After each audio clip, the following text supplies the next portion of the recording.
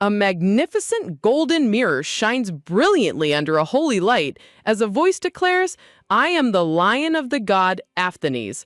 But is this being truly a holy lion of God, or is it an angel? With a sudden boom, a young woman kneeling on the cold floor realizes the truth, whispering to herself that she can see right through all the illusions around her. A floating message announces, "Congratulations, you have a chance to reincarnate." Overlooking her own fallen, bloodied body on the street, the girl can only think in disbelief. Am I really dead? She gazes down in shock at the tragic scene on the pavement where a pale arm lies in a pool of fresh blood, marking a sudden and devastating end. Looking back, she remembers the harsh insults and endless papers thrown her way. Her past life was filled with constant belittlement, with people telling her she should just be thankful to have any work at all. With her eyes closed, she carries the heavy, quiet sorrow of a life spent enduring constant exhaustion and unfair treatment. Her boss's cold words echoed in her mind, "There are many people who can replace you." It was supposed to be just another ordinary, exhausting day like any other. Her phone suddenly dings with a notification, reminding her of the endless cycle. After staying up all night once again, she realizes with a sigh that it is already 6 in the evening. Holding a can of coffee at a convenience store, she tries to prepare herself before Assistant Park goes to work, deeply feeling how endlessly exhausting her everyday life has become. As the convenience store door tinkles behind her, she walks down the quiet street, carrying her plastic bag with only one thought in mind: to go back home as quickly as possible. She scrolls through a web novel on her phone, reading about a protagonist complaining about their golden spoon family and needing to escape the house quickly. Walking down the dark, narrow alleyway, she is completely absorbed in her phone, reading her favorite romance fantasy novels to escape her harsh reality. She smiles warmly, seeing that her comment got the most replies.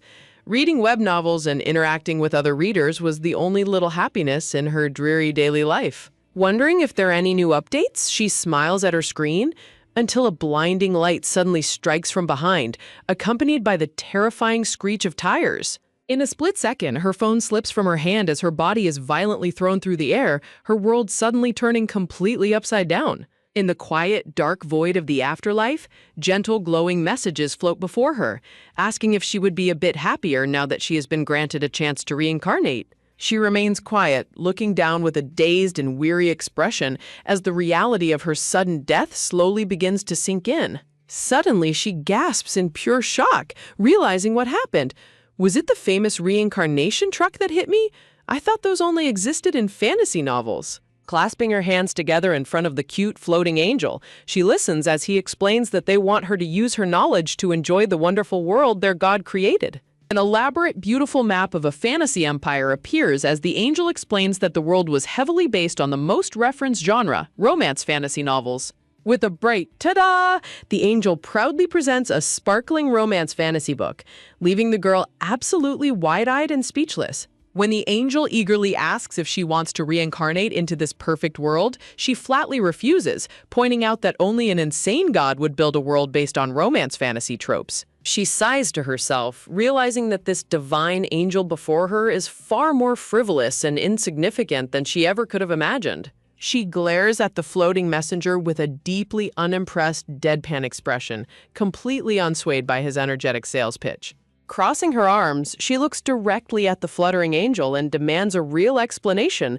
"Why exactly are you giving me a chance to reincarnate?" The angel pauses midair, blinking in surprise and looking utterly confused by her sudden, serious questioning. She reflects on how the main characters in those novels always faced the most warnings, trials, and endless suffering despite their glamorous lives. Giving a cheeky wink and a thumbs up, the angel plays with her, asking, "Wouldn't you adapt perfectly to the world that Aphthanes created?" With a forced, sweet smile, she inwardly curses the god's questionable designs, thinking that she would rate this entire reincarnation offer 0 stars if she could.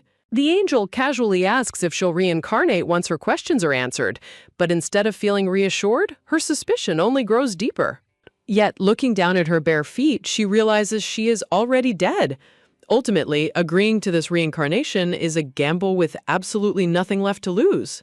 She considers her options, knowing that as a heavy reader who consumes dozens of books a month, she has plenty of knowledge to survive if it's a normal world. She begins to panic, imagining the worst-case scenarios. What if she reincarnates into a tragic angst novel, as a villain slated for execution, or as a side character taken advantage of by everyone? A dramatic red screen reflects her inner turmoil as she screams in her mind, "When I said I would adapt well, I take it back. There's absolutely no way." Addressing the angel, she firmly declares that she doesn't want to just blindly live in a fantasy world, prompting him to ask what else she wants. She aggressively demands to be born with a golden spoon in a house with a handsome father and a caring older brother, stating it's the absolute basics of the genre. With a sharp, glittering glint in her eyes, she cheekily adds her final condition, "And all the members of that family should absolutely dote on me." The angel rubs his chin thoughtfully, pointing out that in most stories, family members start off cold and dislike the female lead at first before warming up to her. Immediately backing down with a nervous sweat, she quickly bows and apologizes, promising she will do her absolute best to survive. As the angel asks if she's finally ready to go, she hesitates once more, noting that most romance fantasy female leads are gifted with some kind of special ability or high intelligence. Grinning warmly, the angel summons a glowing magical crest in his hand, promising that since she is getting a special reincarnation, he will indeed grant her a unique ability. An idyllic, flower-filled vision appears of her new life, surrounded by a handsome father and brother, ready to wield her incredible new magical powers. She smiles softly as she drifts down, thinking that if she gets all of this, it will truly be a wonderful reward for all the hardships she endured in her past life. She happily agrees to the reincarnation, shouting that her day to shine has finally come. Meanwhile, a dark, sinister grin spreads across the angel's face as he whispers that the contract is established. Her joy instantly vanishes as she hears a strange cracking sound, looking around in confusion as dark energy begins to fracture the peaceful sky. The bright sky completely shatters like glass, and as she begins to plunge into a dark abyss, she panics and screams for the angel to wait. A terrifying demonic crest appears above them as the word devil is revealed. She desperately screams to cancel the contract, but a cold voice replies that it is already too late. Clutching her chest as she is pulled down by the shadows, she frantically calls out, demanding to know what special ability she was actually given. The dark entity tells her that this is the ability that suits her best, leaving her to scream in absolute terror as she plunges into the dark vortex, realizing she's been completely tricked. As she falls deeper into the blue flames of the portal, the dark voice echoes one last time, telling her there is no need to worry as her consciousness fades completely. An angel looks up as a dark crack fractures the bright blue sky, indicating that the contract is established.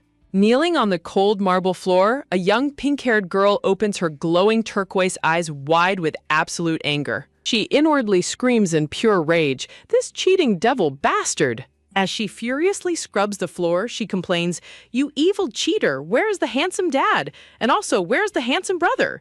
Collapsing on the floor with a heavy pout, she laments, "My golden spoon! This is more like a dirt spoon. No, a dust spoon." Hugging herself on the dark staircase, she sniffles and thinks to herself with deep regret, "Maybe I shouldn't have reincarnated back then." Startled by the Marquise's arrival, she is harshly scolded for being lazy and quickly apologizes. I was wrong." The Marquis kicks her water bucket over, coldly saying, "You can't even clean the hall properly," as she softly mutters, "I'm sorry." She looks up at her uncle, whose cold, glowing green eyes glare down at her with absolute disdain. The Marquis clenches his fist and yells, "You dare to pretend to be my nephew?" as she trembles in fear, muttering, Marquis." The Marquis sneers and walks away, claiming her father abandoned her because she might not even be the Duke's real daughter. She recalls being first reborn as an adorable, sparkling baby with beautiful turquoise eyes. She remembers hoping for a life filled with dreams and love in a good family where survival wasn't the biggest issue. In her dreams, she imagined growing up as a beautiful, smiling young woman surrounded by vibrant flowers. However, her peaceful thoughts were shattered as she witnessed her father turning his attention to another child. A beautiful, blonde-haired girl with bright green eyes peeked through the door like a true protagonist. Watching them together, she realized the tragic truth.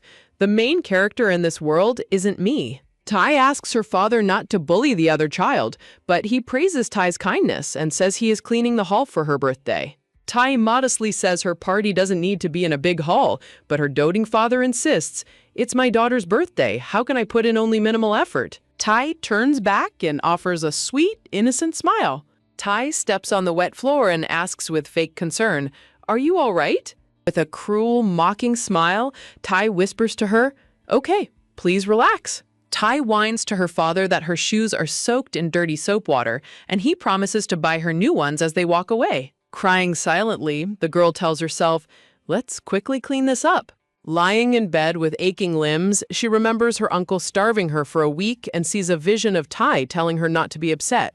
Tai mockingly tells her that free meals would be unfair, repeating her father's rule that those who don't work shouldn't eat. With a cheery but cruel smile, Tai tells her, you should work harder from now on. Must do your job well. Lying in the dark, she hears a dark voice tell her, you should thank me. She remembers her uncle accusing her father of failing to pay child support and demanding to know who pays for her meals. Curling up in bed, she endures her uncle's constant insults about her costs and threats to test her biological parentage. The uncle sneers at her with a glowing eye, mocking, you can't even use dark energy, can you? She weeps silently, completely despairing of the concept of family in this cruel world. Crying in bed, she laments, hey, it's not a big deal. Why did the tears keep? Realizing her neglected body is far too weak. Rejecting thoughts of dying, she determines to stay strong.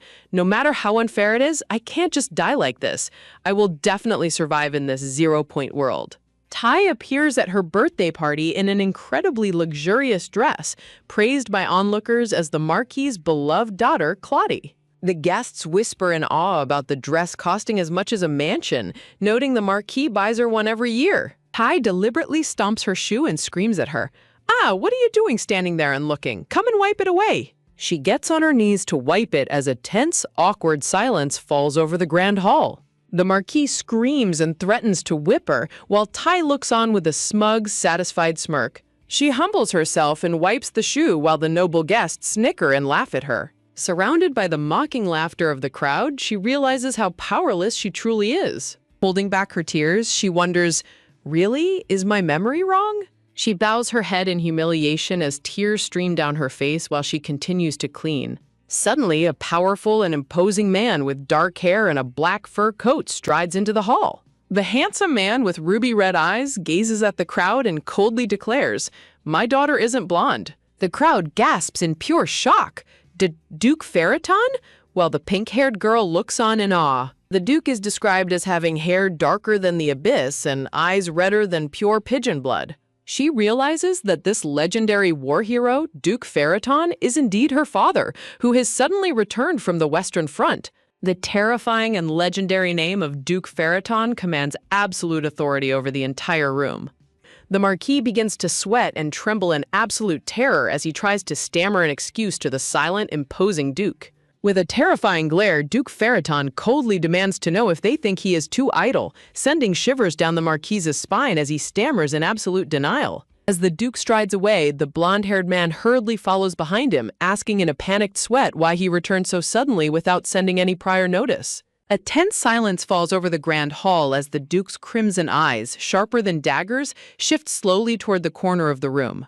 Crouching low on the marble floor, the young pink-haired girl looks up with wide, trembling turquoise eyes, wondering in astonishment what this wild situation is all about. Sweating nervously, the blonde man quickly tries to explain that the dirty child is just a servant working in the mansion, looking down at her unsightly, shabby appearance with deep disdain. Clenching her small hands as she trembles, the girl sadly realizes that the terrifying Duke would never be happy to learn that a ragged child like her is his real daughter, but she desperately begs him to take her away anyway. When the Duke asks her what she means, she looks up with a timid, apologetic smile, explaining that she looks so dirty only because she wasn't allowed to take a bath. Eager to prove her worth, she desperately promises that she is excellent at cooking and cleaning and will gladly work hard to pay for her meals and keep his shoes polished perfectly shiny every single day. Her voice trails off into a soft, hesitant whimper as she looks down, struggling to find any more words to convince the imposing man standing before her.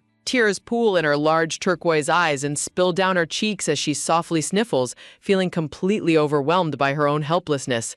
Looking down at her small, trembling figure, the Duke stands silently in the beautifully decorated hall as she inwardly cries, wishing she could just escape this miserable place and go home. Refusing to give up, she summons all her courage and loudly declares that he is indeed her real father, remembering how the Marquis doted on Claudie and wishing for that same familial warmth. With a desperate sob, she reaches out and tightly grips the edge of the Duke's heavy black fur coat, refusing to let go of her only lifeline. Bursting into tears amidst a beautiful flurry of white flowers, she clings to his coat and screams with all her might, begging him to please take her with him. Startled by the sudden touch, the Duke looks down in surprise as a gentle hand unexpectedly reaches out to pat the young girl's head.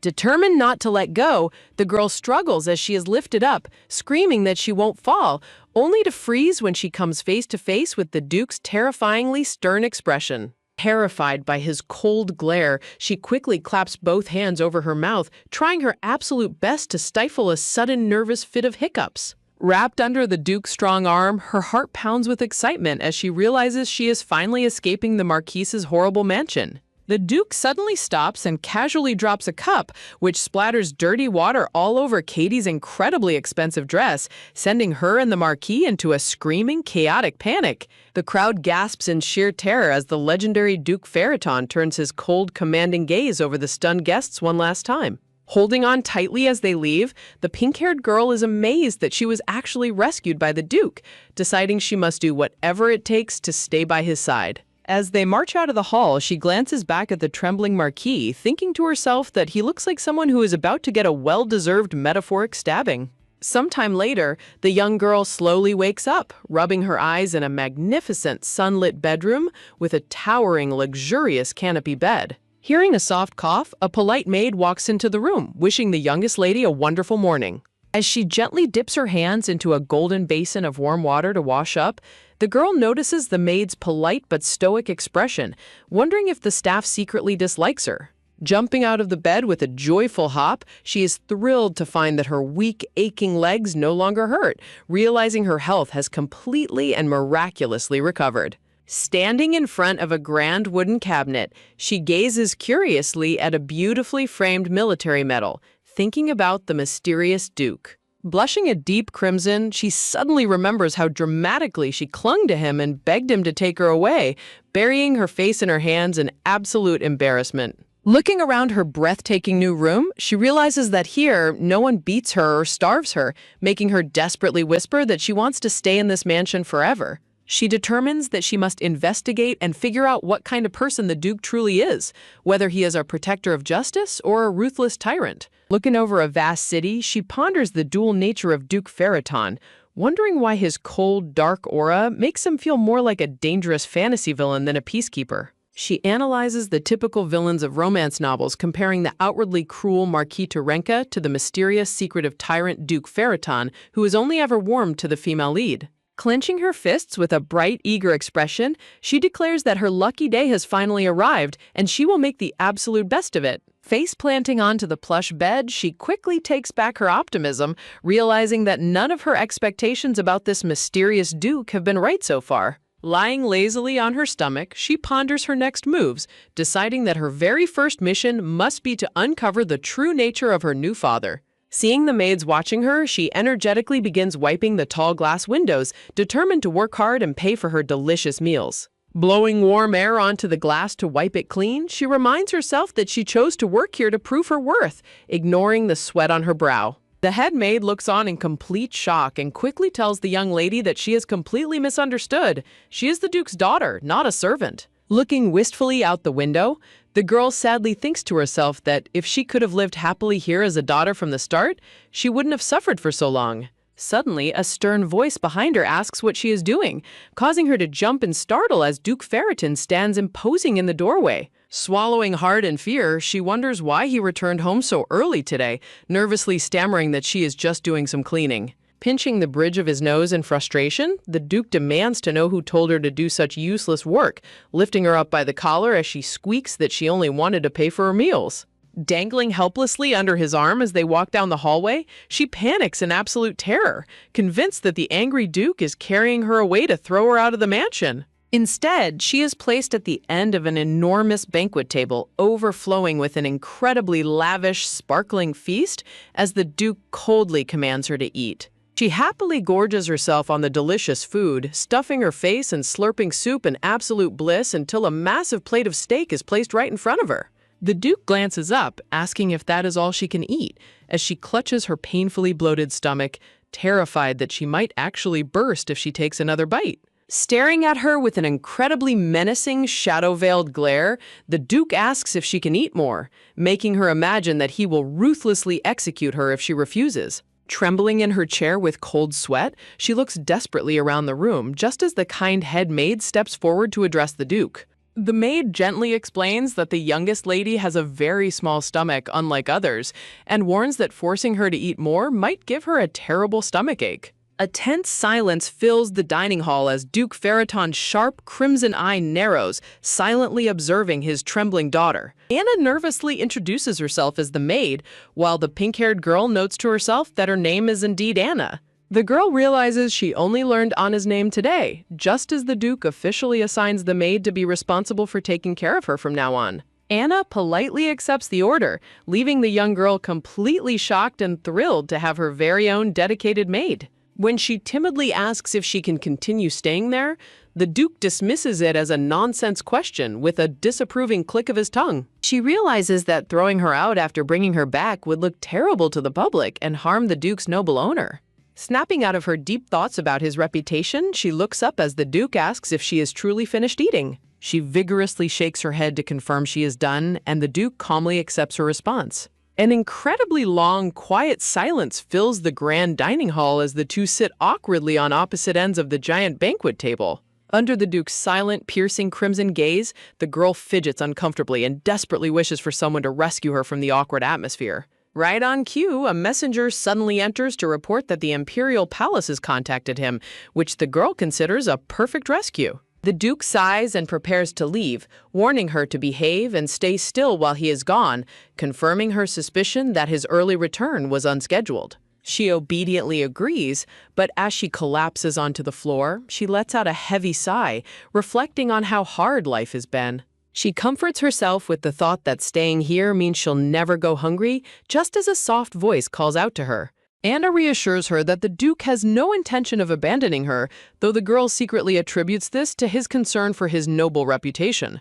Anna gently tells her to be happy and rest easy as the Duke's only daughter, leaving the girl to wonder if her anxiety has been that obvious to others. The other maids suddenly chime in with deep sympathy, begging her not to hide her pain or suffer in silence. The girl asks if they were worried about her, and when Anna stammers in embarrassment, the girl points out how silent and distant everyone had been previously. She admits that she thought the staff disliked her, making the maids look terribly worried as they explain they simply didn't dare to cross boundaries. Anna warmly invites the young lady to chat with them, and she eagerly nods in delight, showing how different she is from the other young masters. Nancy blunders by calling her a normal kid, but the reincarnated girl graciously forgives her, saying she actually prefers plain and normal things. Nancy is deeply moved by the lady's kindness, while the girl warmly feels the genuine living energy of people around her for the very first time. Surrounded by a beautiful flurry of yellow flowers, she smiles tenderly, realizing that she doesn't dislike this warm, comforting feeling at all. As night falls, she gently touches her reflection in the mirror, pondering the meaning of being an only daughter and having a real family. Amidst beautiful blooming roses, she looks back on her past life and wonders if simply sharing a house is enough to make people a family. She breathes onto the mirror and reflects that if she truly is the Duke's biological daughter, she shouldn't have to feel so insecure. She recalls the rumors about being an illegitimate child and notes that the Duke emits no dark energy, making her question her heritage even more. She compares the Duke's dark, menacing features to her own soft pink hair and sparkling blue eyes, highlighting just how different they look. Realizing they look nothing alike, she panics that if she is indeed illegitimate, the villainous tyrant Duke Ferriton might do much worse than just kick her out. Activating her romance fantasy survival skills, she determines that she must act like a loving daughter to win his affection and guarantee her survival. Standing before the towering, grand double doors of the Duke's office, she prepares herself to face the ultimate challenge. Steeling her resolve, she pumps herself up with a bright, determined expression, confident that she can win him over. She reminds herself that fantasy heroines are brave, recalling a memory of someone calling a girl a little rat for approaching them. But as she stands right before the door, her confidence completely crumbles, and her body begins to shake with pure comical nervousness. She tries to calm her racing heart by counting to 10, only for the doors to suddenly swing wide open as Anna announces that the Duke is expecting her.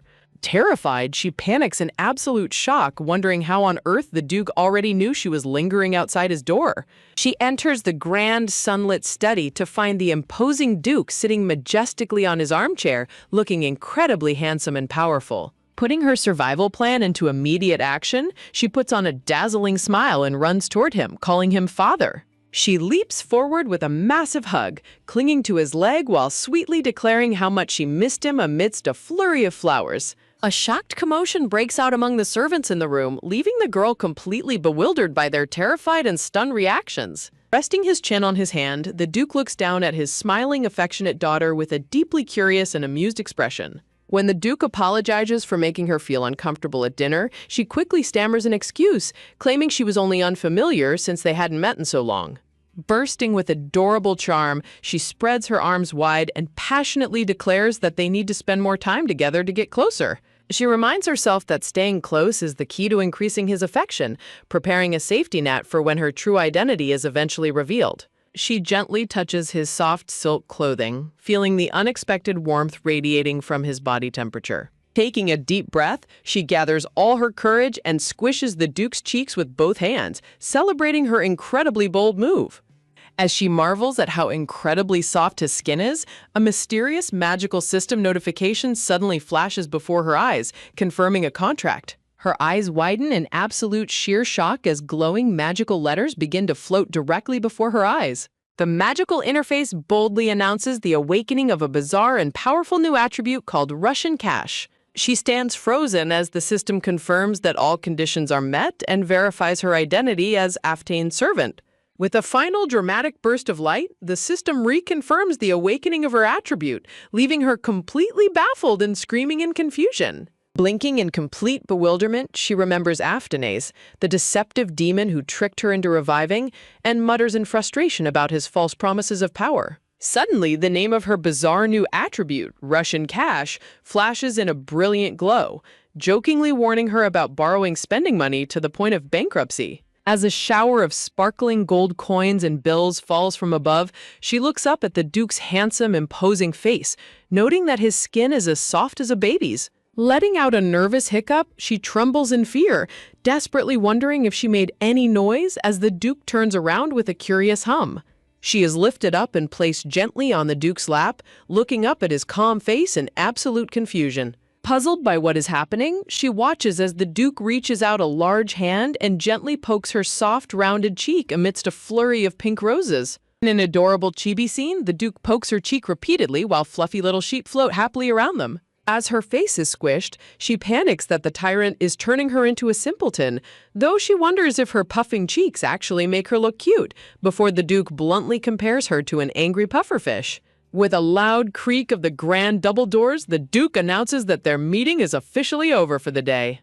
The Duke carries his pink-haired daughter down the long, majestic hallway as the sunset outside transitions into a starry night. Surrounded by beautiful yellow blossoms, she stands before a grandly decorated set of doors, completely stunned when she is told they are going to take a bath. Sniffing herself to make sure she's clean, she wonders why the Duke suddenly wants her to bathe, wondering if it's because she told him they need to stick close. Telling herself not to get her hopes up, she happily agrees to go with the maid and takes a relaxing, warm bubble bath to soothe her thoughts. Covered in roses and dressed in a clean white nightgown, she is relieved to finally be alone, but realizes the magical notification window has disappeared before she could read it. Determined to read the Duke's information, she wishes for the interface to reappear, and right on cue, a system alert asks if she wants to confirm the unconfirmed notification. Answering with a quick yes, she is shocked to see that her level F attribute, Russian cash, is currently locked, as a sassy message from Aftanes defends his promised power. Rolling her eyes at the difficult conditions, she reads a bizarre hint about powdering the Duke's face as the system encourages her to use the power well. A soft chime sounds as the interface reveals the incredible effect of her F-level attribute, the ability to summon romantic fantasy novels she has read using cash. She stares in awe at the screen, realizing she can extract the powerful abilities of female protagonists from those novels to use for herself. Her eyes widen and she stands frozen in pure comical confusion as she tries to process the overwhelming information. Bursting with sparkling excitement, she realizes that if she can master all of these legendary abilities, her survival in this world will be absolutely guaranteed. Imagining herself conquering the entire world with magical circles, she happily celebrates, before wondering what exactly the cache and summoning medium are. Suddenly, the mysterious system window asks her if she truly believes receiving this ability is a cause for celebration. The interface bluntly calls her a simpleton, warning her that the world of romance fantasy novels is incredibly dangerous, and she must always watch her back. Realizing the system is evaluating her, she accepts the new mission to prove her worth by collecting a summon medium to unlock her attribute and earn 500 cash.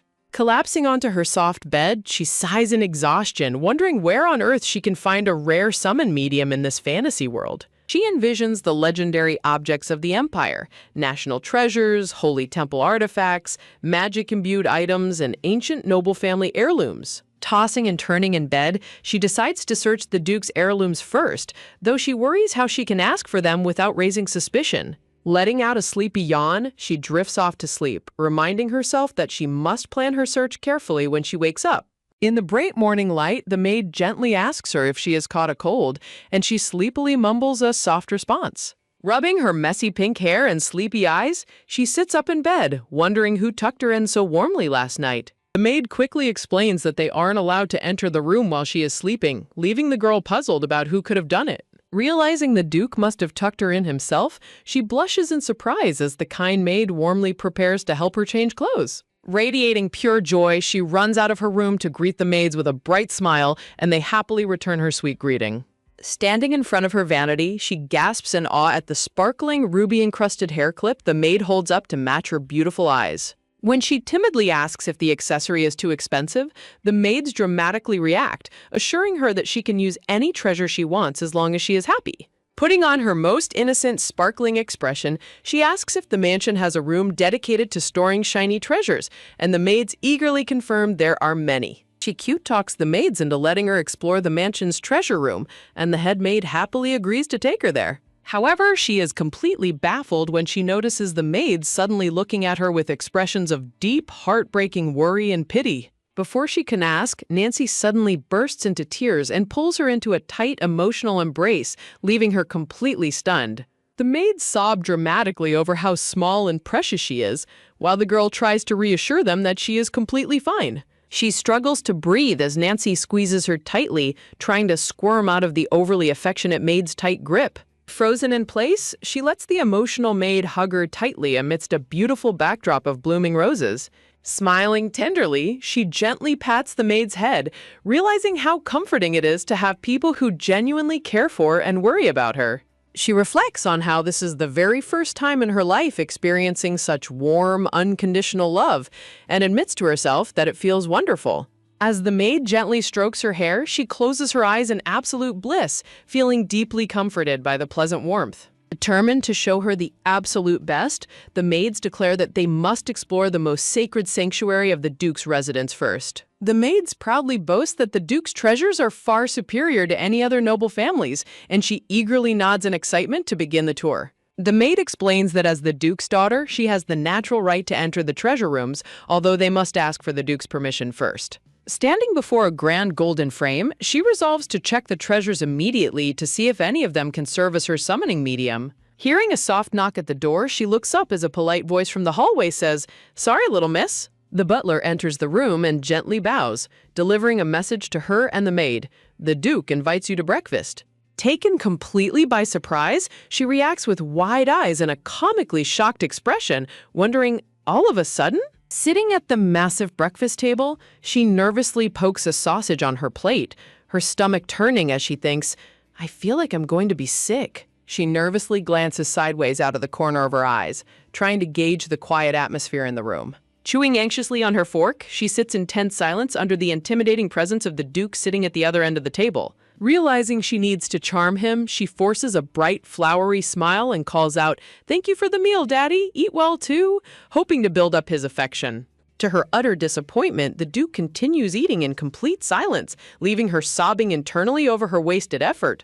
Letting out a tired sigh, she decides to give up on the conversation and just focus on eating her food. As soon as she takes a bite, her face lights up with absolute delight, while the Duke looks up from his plate in surprise at her sudden change in mood. She is overcome with sparkling joy when a delicious caramel pudding is served for dessert, savoring every sweet bite in pure bliss. When her pudding runs out, she looks at her empty plate in deep sadness, but is startled when a hand slides another fresh pudding in front of her as the Duke bluntly says, "Eat it." Stunned, she looks up at the Duke, who has already gone back to reading his newspaper, wondering, I thought it was ignoring me, though. She stares blankly at her spoon in absolute disbelief, completely bewildered by his sudden gesture of kindness. Looking over at his handsome, stern face, she hesitates, wondering if it would be going too far to ask him to try a bite of the pudding. Shaking off her hesitation, she pumps herself up with determination, deciding she must take every opportunity to build up his affection. With a trembling hand, she scoops up a small bite of the sweet pudding, preparing herself to offer it to him. Taking a quiet breath, she whispers a soft thank you and eats her bite, feeling deeply comforted by the warmth of the moment.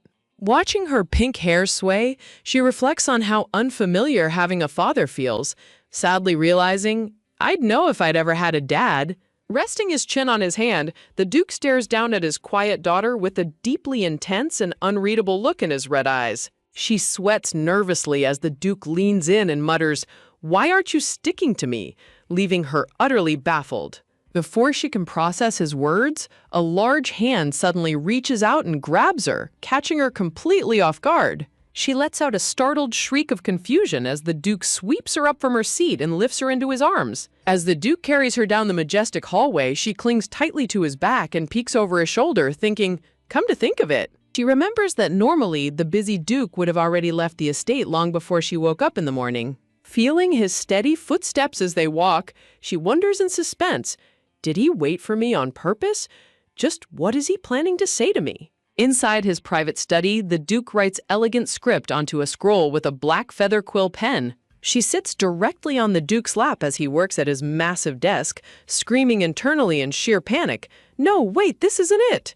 Sitting quietly on his lap, she steals a quick glance at him as he works, thinking, I was suspecting it, but she notes that even though his expression is cold and stern, he is writing peacefully and isn't harassing or bothering her at all. Surrounded by floating yellow blossoms, she squirmed slightly, finding herself feeling strangely ticklish and self-conscious on his lap. She recalls her survival plan to see him and laugh often to make his affection stick, realizing she must keep pushing forward with her strategy.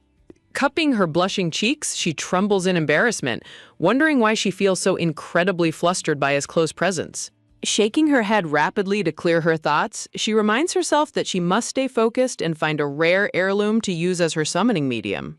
Feeling her squirming around, the Duke looks down at her and calmly asks, "What's the matter?" making her flinch in surprise. Intending to reply carefully, she panic blurts out, "I want to look at some pretty things," before instantly regretting her fast mouth. Right on cue, the butler announces that she is scheduled to tour the shrine room today, causing her to freeze in terror that her secret plan might be exposed. She panics internally, imagining herself bound in heavy chains of suspicion as she worries, what do I do if he asks me why I'm going to see the heirlooms? Realizing the Duke is already walking, she looks at him in shock and thinks, don't tell me we're going to see it right now? She looks back at his massive desk piled high with paperwork, completely amazed that he would leave his work behind just to take her there. The Duke carries his pink-haired daughter briskly down the majestic hallway, passing a startled guard as they head toward the shrine room. Looking at the Duke's handsome, calm face amidst blooming red roses, she wonders, by chance, is the Duke actually a good villain? When the heavy doors open, she gasps in pure awe, staring at a massive, glittering gallery filled with hundreds of sparkling treasures. Clinging to the Duke, she looks around the dazzling hall, realizing these aren't just ordinary treasures, but rather dangerous spoils of war. Her green eyes sparkle with immense wonder and curiosity as the brilliant light from the artifacts reflects off her face. The Duke carries her slowly through the grand exhibit hall, surrounded by glowing cabinets and historic displays. Peeking over his shoulder at some ancient texts on a pedestal, she sighs, thinking that although old books are precious, they aren't what she's searching for. Pointing toward a mysterious book on a stand, she asks, "Daddy, what's that book?" And he calmly replies, "A sealed book." Hearing the word sealed, she tenses up and clutches him tightly in fear, but the kind guard steps up and reassures her, "It's all right, my lady. Although it is a sealed book, nothing is currently sealed inside." The guard gently smiles and tells her she doesn't need to be afraid, leaving her feeling a bit embarrassed as she wonders if her scared face was really that obvious. Looking up at his handsome, calm face, she wonders if the Duke also thought she was scared. When she questions why a sealed book with nothing inside is kept in the treasure room, the guard explains that it is the founding Duke's most valuable treasure. Fascinated by its ancient history, her eyes sparkle as she asks if she can touch the book just once. Putting on her most pitiful, teary-eyed expression, she looks up at him, hoping to melt his cold heart. The Duke stares down in silence, his intense red eyes revealing absolutely no emotion. To her frustration, her cute act has absolutely no effect on him, leading her to believe the book's poor preservation is why he refused. Deciding to make a strategic retreat for the day, she is suddenly startled when a system screen unexpectedly pops up in front of her. She panics in utter shock as the system alerts her of an unexpected quest. The system congratulates her for discovering the mediator summon, but mocks her for trying to retreat instead of facing the challenge. The quest demands that she persuade Duke Parathon to let her have the mediator summon, offering a massive reward of 5,000 cash trout tokens. She screams internally, terrified of losing her life over a dangerous shortcut, while the Duke and guard look at her in confusion. Her panic intensifies when the system reveals that refusing or failing the quest carries the ultimate penalty of death. She forces a nervous smile, sweating profusely as she tries to convince herself that forfeiting her life cannot possibly be literal. Crying dramatically in her mind, she curses the demonic system for the unfair penalties while trying to hide her sheer terror in front of the Duke. The system activates hints as a quest acceptance benefit, leaving her annoyed by its sudden helpfulness. She accepts the quest and realizes she must use the hints to secure the book immediately. She mentally demands a helpful hint, hoping for one with clear choices to guide her. Her green eyes widen in absolute bewilderment as she notices something strange suddenly appearing before her. She gasps in shock as a bright pink heart suddenly appears on the Duke's cheek amidst a beautiful backdrop of roses. She wonders in disbelief why there is a glowing pink heart drawn on his stern face. While the guard sweatily calls out to the Duke in confusion, she admits to herself that the heart actually looks quite good on him. She stares intently as her eyes sparkle, trying to understand what the glowing heart is supposed to mean. A chibi visual hint displays her planting a sweet kiss right on the Duke's cheek. She blushes furiously, screaming in denial over the embarrassing condition and cursing the system for such an outrageous hint. Sensing her distress, the Duke bluntly remarks that her face looks like a strangled frog, making her sweat in embarrassment. She takes a deep breath and resolves to calm down, hoping she can simply persuade him verbally without having to kiss him. She gently tugs on his dark shirt and calls out to him in her most adorable voice, saying, "Daddy!" She begs him to let her touch the book just once, expressing pity that it has remained unread and lonely for hundreds of years. The Duke remains completely unmoved, staring down at her with a stern expression and the glowing heart still on his cheek. Surrounded by lilies, she puts on her absolute best teary-eyed look and begs him once more. She flinches in surprise as his red eyes narrow, wondering why his expression has become even more cold and hardened. She trembles in fear as his large hand grips her tightly, panicking that he might crush her to death for disobeying him. To her horror, the system suddenly flashes with even more hits. Floating hearts saying "kiss him" fill her vision, causing her to scream internally in sheer panic. Terrified by the escalating pressure, she throws her hands up and decides to abandon her verbal persuasion attempt entirely. She wraps her tiny arms around his neck, catching him off guard as he asks her what is wrong, completely unaware of what is coming. She flashes a bright, determined smile as she prepares herself to take the plunge. Encouraged by the floating heart prompts, she mentally prepares to finally get it over with. She clings tightly to his neck, steeling her resolve for the final act. Leaning in, she plants a firm, adorable kiss directly on the Duke's cheek amidst a beautiful shower of roses. The Duke freezes in absolute shock, his eyes wide with bewilderment as she hugs him tightly. The butler and guard look on in sheer horror and disbelief, their jaws dropping as they watch her kiss the intimidating Duke. She smiles cutely, thinking to herself that even the Duke's completely frozen, expressionless face is incredibly handsome. Suddenly, a sharp cracking sound echoes through the silent room as she looks back in surprise. She screams in shock as a brilliant, powerful light suddenly bursts from the glass display case, enveloping them. The display case shatters completely, leaving her staring in awe at the unfolding magic. The guard panics and calls out to the Duke, who has safely retrieved the smoking, dark magic-infused sealed book in his hands. Her eyes light up with pure joy as she points at the retrieved artifact, cheering for her book. In a comical chibi moment, the Duke repeatedly waves his arms to block her as she eagerly tries to snatch the mysterious book. Holding the dark, smoking book calmly, the Duke reassures her that there is nothing wrong with it. The Duke gazes down with a serious expression and warns, even if nothing is currently sealed inside, it's still a sealed book. I don't know just what sort of residue is left inside. Looking at the Duke, she wonders in surprise. No way. Is he worried about me right now? Don't tell me that he didn't take out the book, not because the book would be damaged, but because I might be in danger? Meanwhile, the butler continues, Your Grace, even still, this is the heirloom that has followed along with the history of the Parathon Duchy, as well as the founding Duke's most valuable treasure. The butler raises a warning hand, saying, if by accident the youngest mistouches it and rips, but he is instantly silenced when the Duke glares at him with cold, glowing red eyes and asks, This book? Is it yours? Terrified by the Duke's intense and intimidating glare, the butler instantly shrinks back and sweat drops in silence. In an adorable chibi scene, the Duke carefully holds the mysterious sealed book in one hand while his pink-haired daughter clings tightly to him, peeking at the artifact in wonder. Surrounded by blooming yellow flowers, she flashes a bright, dazzling smile and cheers, Wow, you're the best, Daddy! The Duke looks down at her and asks, The best? To which she replies, Yes, the best, while internally screaming, Oh, seriously, just give me the book. She is then startled as a flurry of floating pink hearts appears again, prompting her to panic. Heart? Again? Taking a deep breath, she wraps her arms around his neck and plants a sweet, affectionate kiss directly on the Duke's stern cheek.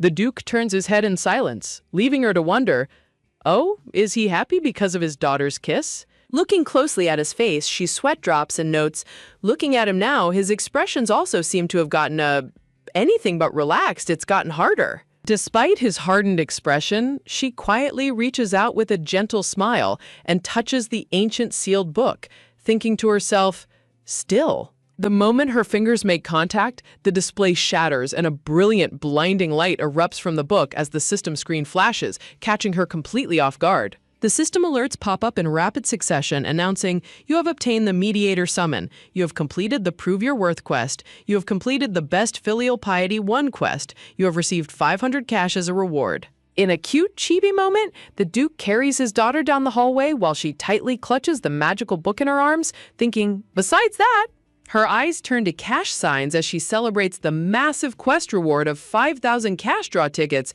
smiling happily as she thinks, Cash is the best.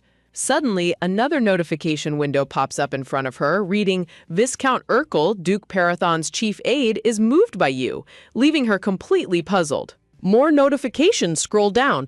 Heinz, the Parathon Duchy's chief butler, respects you. A group of senior maids in the Parathon Duchy respect you. Your influence in the Parathon Duchy has risen slightly. You have received 500 cash. She peeks over the Duke's shoulder and notices the butler, the chief aide, and the maids watching them from a distance with teary, deeply moved expressions on their faces. Surrounded by falling blue roses, she wonders in disbelief, but why is it that they're moved and feel respect towards me?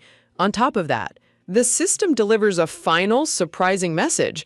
The satisfaction of Duke Parathon, the subject of your persuasion, is at its highest, and so additional rewards have been given, making her ask in cartoonish shock, What did you say, you demon, sir? She stares at the Duke's stern, completely unreadable face and thinks, the Duke's satisfaction is at its highest? With this expression? Before he calmly asks her, Then are you done with looking around?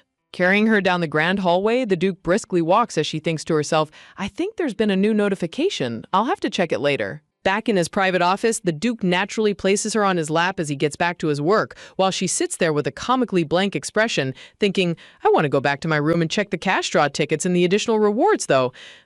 Clutching the sealed book, she sighs softly and thinks, I want to look at the book and use my ability to see if it's real. Investors are flocking to the Mana Stone mining project launched by Marquess Telenka, but there's something strange about it. In the office, the Duke's chief aides review documents as she listens to the narration. There's even a rumor that the Parathon Duchy has also invested in it. Of course, it's something that's been talked about so much that it can't really be called a rumor anymore. Sitting quietly on his lap, she steals a glance at the Duke's handsome profile as she recalls, because that's something the drunken Marquis Cheridel had said with his own mouth just once.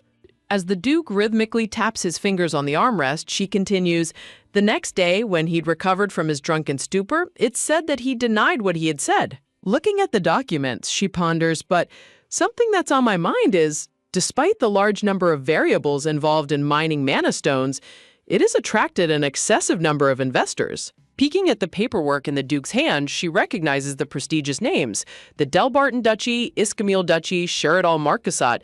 Even I can tell that there are big names attached. The Duke holds the document up in silence as she thinks, isn't it strange? If the mana stones they've mined are completely empty of any mana, then they'll just have blown all that money. From her cozy spot on his lap, she observes the aides analyzing the situation.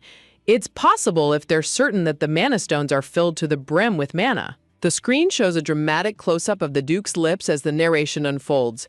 And the thing that can give them that certainty is information on the Parathon Duchy's investment status in the mana stone mining business. It doesn't appear that Marquess Cheridel has told a lie under the influence of alcohol. A dark, heavy aura envelops the Duke as his red eyes narrow and he demands, just where did he hear that nonsense? The aide quickly responds, the source of it is unclear because it said that Marquis Cheridel was drunk and said it in a slip. However, after checking their track records, the three of them all invested around the same time. Silhouettes of nobles enjoying a lavish party are displayed as the aide explains, though Marquis Cheridel was actively going to parties and clubs, Duke Delbarton and Duke Yiskamil have both been quiet. Deep in the shadows, mysterious figures loom as she analyzes, the three haven't made any personal contact with one another. Oh? Then it's one of the two, isn't it? Then it'll be one of the two. When she looks up at the Duke resting his chin on his hand in deep thought, her green eyes widen as she wonders, did we have the same thought? The panel splits to show a dramatic close-up of their faces as the thoughts align. Either the two of them just invested in it, regardless of the nonsense said around the Parathons investing, or Marquis Telenka directly said that to them. Suddenly, a heavy, dead silence falls over the entire room as all of the aides freeze and stare at the couch. Trembling in sheer terror, she slaps a hand over her mouth as a shocking realization hits her. Did I just say that out loud? She panics in absolute shock as the Duke turns his gaze toward her, prompting her to quickly stutter, "That's what Uncle said." The Duke looks down at her and asks, "Are you referring to Marquis Telenka?" Sweating profusely, she puts on a cute smile and waves her hand, stammering, "Yes, I saw Uncle telling a man in really, really nice clothes that Daddy invested in it," while praying internally, "They won't think it was weird for a kid to have come up with this just now, right?" She fabricates a convincing story based on her knowledge. Uncle showed him something, saying that it was evidence. The aide asks, "Evidence?" To which she replies, "A very, very pretty card. It was really black with a beautiful black card adorned with elaborate golden patterns, and the crest of the duchy is shown as she exclaims, "Oh, it was a card that looked like that." Hearing her description, the chief aide's eyes widen in surprise as he reaches into his pocket and pulls out a matching card, saying, "This is..." Holding the black card up to her, the aide asks with a grim expression, "Are you saying that Marquis Telenka really said as such while showing this?" And she quickly nods, "Yes, it is the..."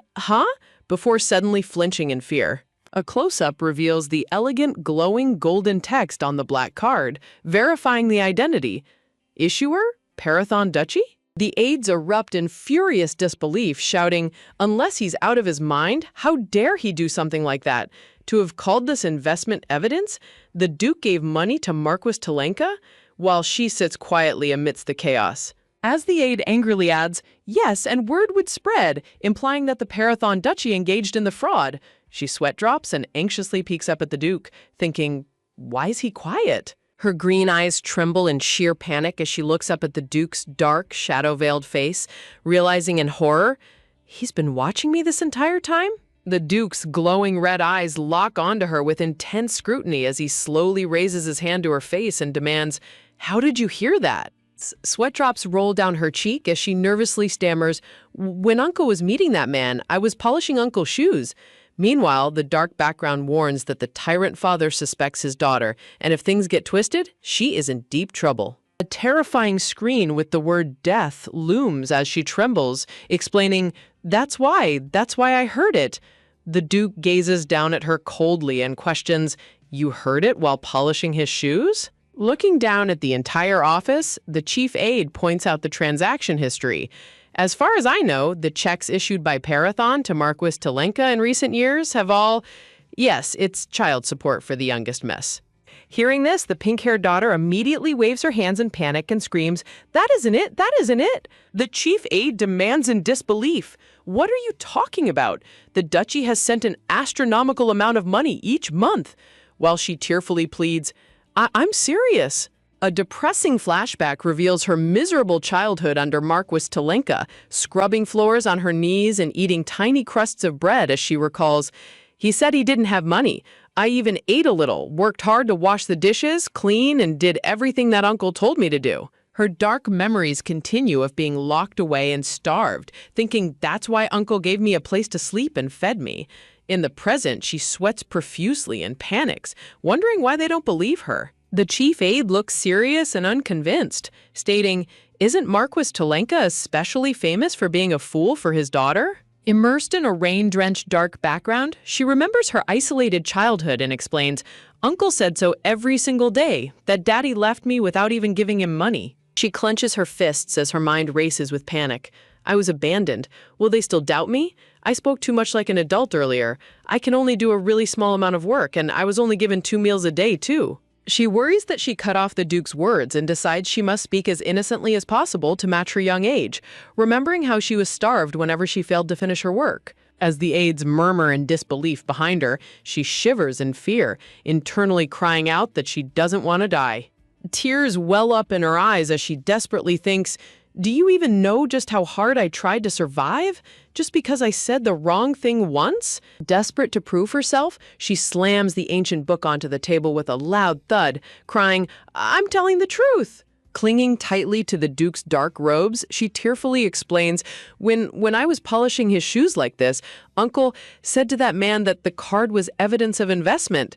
Large teardrops stream down her face as she sobs about a red-haired man and insists she is telling the truth, before a terrifying voice demands, "Enough." A heavy shadow and dark aura envelop the Duke as his glowing red eyes narrow. He angrily demands, "Who are you to dare to question who?" leaving her completely bewildered about who he is actually talking to. Surrounded by a suffocating dark pressure, the chief aide raises his hands defensively and stammers, "Pardon? We weren't questioning, it's just..." Choking sounds echo through the office as the girl watches in shock, noticing the dark aura strangling the aides. Under the Duke's terrifying, suffocating power, the chief aides choke and beg for their lives as the Duke coldly declares, "There's no need to say more." Stunned by the sudden display of overwhelming power, she falls backward onto the floor, staring wide-eyed at the scene. The Duke slowly extends his hand toward her, dark mana swirling around his forearm as he calmly says, "You've brought up a useless memory." She panics as his hand gets closer, realizing that he wasn't actually questioning her, but rather targeting his aides. His massive hand suddenly stops right in front of her face, prompting her to look up and wonder in disbelief, was he worried about me? As his hand begins to pull away, she is gripped by a sudden fear of abandonment and thinks, he's getting farther away. No! She lunges forward and tightly grabs his large hand with both of her small hands to keep him close. The Duke stops and stares down at her with a silent, completely blank expression. In a cute chibi scene, the Duke carries her dangling by her armpits as she hangs limply like a plush doll. Noticing her ragged state, the Duke orders, "We'll need to call for a tailor," to which the chief butler respectfully bows and replies, "Understood, Your Grace." Back in his lap, she sits quietly as the aides continue reading the paperwork, saying, "The next item is..." Surrounded by bright, blooming flowers, the Duke gently pats her pink head, making her close her eyes in comfort. Sometime later, she wakes up in her bedroom, rubbing her eyes under a soft blanket and thinking, "Did I fall asleep? I'm sure I was in the Duke's office, though. I guess Anna must have brought me here." She looks around her massive, empty canopy bed and notes that the maids who usually hover around like ghosts are nowhere to be seen. Realizing she is completely alone, she kicks off her blanket in excitement, thinking it's an opportunity. Sitting at her vanity desk, she takes a deep breath and swallows, eager to check her rewards. She pulls out the legendary book of the Parathon Duchy, only to sweat drop in disappointment at its extremely battered cover. It's so worn out, it just looks like garbage. Brushing aside her worries, she decides she must examine it quickly and begins to open the cover. The moment the book opens, a colorful, radiant magic circle erupts from the pages, bathing the room in light as her eyes widen in absolute amazement. Mesmerized by the sparkling magic, she stretches her hand toward the floating particles of light. A brilliant, blinding flash of light erupts from the book, completely illuminating her bedroom. When the light fades, she holds a pristine, sparkling red book in her hands, gasping, "Wow, it seems like a completely different book. It's sparkling." Giggling happily, she looks at the clean book and reasons it should be fine when it's not like it's been broken down, but just cleaned, right? As she remembers the Duke calling it his most valuable treasure.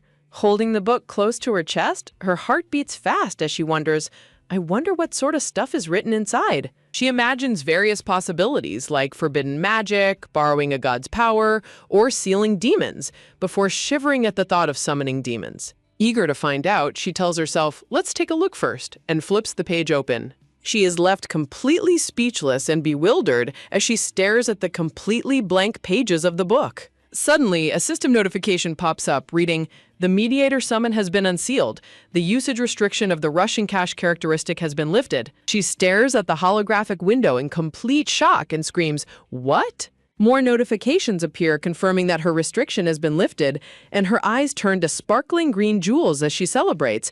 "So I can use it now. My ability." A new mission alert displays. Ways to become a good reader. 1. Congratulations, you finally got summoning item, the book.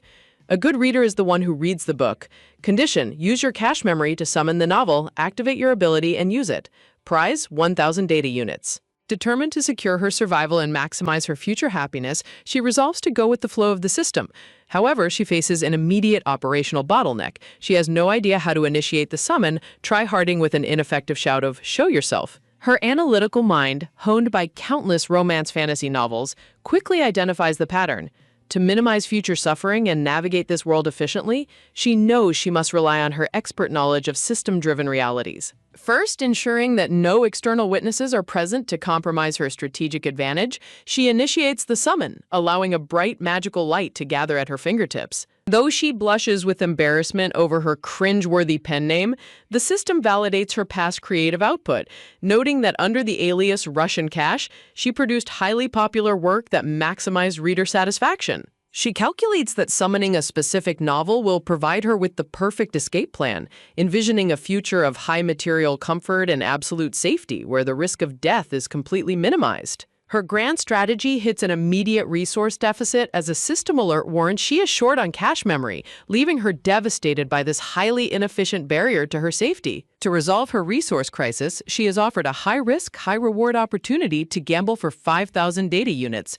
Her eyes light up as she calculates the immense utility of winning such a massive payload. Eager to optimize her current circumstances and secure the necessary currency for her survival, she enthusiastically decides to risk the draw. The prize wheel appears, but her utility calculation is disrupted when she spots a chibi version of the silver-haired male lead standing directly on the wheel, introducing an unwelcome variable. Suspecting the draw might be an unfair, low-yield scam designed to drain her resources, she grumpily watches as chibi versions of the male lead mock her with annoying laughter. She clutches her hands in desperate hope, silently praying for a high-value spin that will secure her immediate well-being. To her utter dismay, the wheel stops on a meager 100 data units. She screams in frustration at this incredibly low utility outcome, while the chibi male lead cheers in triumph. She throws a tantrum on the bed, laments her historically terrible luck in both lifetimes, and gets even angrier when the system helpfully highlights her suboptimal balance of 1,100 data units. She reasons that 1,100 data units are mathematically insufficient to unlock any major survival advantages, prompting her to search for any overlooked sources of bonus utility in her inbox. Her optimization efforts are rewarded when the system calculates a bonus based on Duke Paraton's high satisfaction level, granting her a highly valuable rent-a-novel reward. She blinks in wide-eyed confusion, trying to assess how this novel rental feature can be best utilized to aid her survival. The system explains that she can keep a summoned book for 3 days, leading her to realize she can access an entire volume of critical information instead of wasting resources on individual chapters. Thrilled by this highly efficient outcome, she sits up in excitement, realizing that having an entire book of future knowledge is far more valuable than a mere 5,000 data units. Bowing deeply toward the Duke's office, she expresses her gratitude for his inadvertent contribution to her safety, while far away, the Duke feels a sudden chill. Looking at her newly summoned red book, she prudently reminds herself that gathering data units is a difficult process, making careful resource preservation essential. She decides to hoard her cache memory for future crises, but her peace is interrupted by a sudden knock at the door as Anna the maid enters to apologize for her absence. To maintain a harmonious environment and avoid any negative social friction, she quickly waves her hands and assures the maid that she isn't upset. The maid explains that she prioritizes the young lady's physical well-being and let her sleep, asking if she is now ready for a meal. The girl happily agrees, admitting she slept incredibly well, but the maid cryptically mentions that her restful sleep caused quite a stir among the castle staff. The maid reveals that the young lady fell asleep directly on the Duke's lap, causing the girl to freeze in absolute terror over the potential threat to her safety. She panics internally, realizing she crossed a dangerous boundary with her tyrant father, especially when the maid claims she seemed to thoroughly enjoy the experience. The maid describes how comfortably she slept on the Duke while the staff struggled to hold back their laughter. Screaming in her heart, the girl desperately begs Anna to say she was the one who carried her back. Her worst-case scenario is confirmed when the maid reveals that the Duke himself carried her back. She collapses in despair, worrying about how this action might affect her standing with him. Worried about being a burden, she fears the Duke will find her annoying, but the maid reassures her by describing how anxiously the Duke prepared a tailor to measure her for clothes. The maid assures her of the Duke's affection, helping the girl realize that her father simply lacks the skills to express his positive intentions efficiently.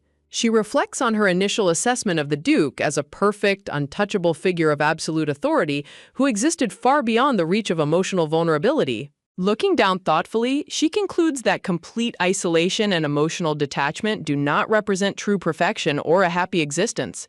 The maid points out that the Duke's clumsy, unique behavior toward her is a special exception, proving his underlying care. The girl tilts her head in confusion, unable to spot the difference herself as the maid gets flustered behind a giant gown. The maids discuss how the Duke's elite heritage and immense power make him an extraordinary figure, far superior to ordinary nobility. Prioritizing her immediate physical health to keep her energy levels high, she happily holds her hands out to the maid and asks for food. Meanwhile, Marquis Talenka faces a massive financial crisis in his study as prominent investors suddenly withdraw their funds, ruining his plans. The desperate Marquess curses his luck as his final transaction requests are rejected, threatening his high-status lifestyle. He realizes that Duke Periton has discovered his lies and ruined his investments, wondering how his fraud was uncovered despite his careful deception. Terrified of losing everything, he panics over what will happen if his formidable father discovers he squandered the family's entire fortune. He frantically orders his aide to keep the truth hidden from his father at all costs, demanding they bring Tai to help salvage the situation. His young daughter peeks into the room to call for him, and the Marquis instantly puts on a warm face to greet his favorite child. Hoping to use her to gather information and restore his standing, he suggests she visit her cousin at Duke Periton's estate, which she reacts to with annoyance. She proudly rejects the idea of being friends with her unfavored cousin, declaring that her cousin should be the one visiting her instead. The Marquis manipulates her competitive nature, explaining that the overprotective Duke likely won't let her cousin leave the estate. Believing she is acting out of noble benevolence, the blonde girl self-indulgently decides to take the initiative and visit her cousin, praising her own kindness. Highly pleased by her cooperation, the Marquess instructs her to evaluate her cousin's condition and the Duke's attitude, while the girl smugly plans to shock her cousin. As her cousin smirks about making a dramatic entrance, the pink-haired girl peacefully eats a sandwich, sensing that someone far away is talking about her. Happily humming as she draws with crayons, she proudly explains to her maid that her abstract, colorful creation is a pineapple. As the maid sweat drops in response, the cute girl continues scribbling diligently, focused entirely on her colorful masterpiece. The young lady proudly declares that she is holding hands with Anna, while her maid Anna trembles with nervousness, clutching a mysterious piece of paper in her hands.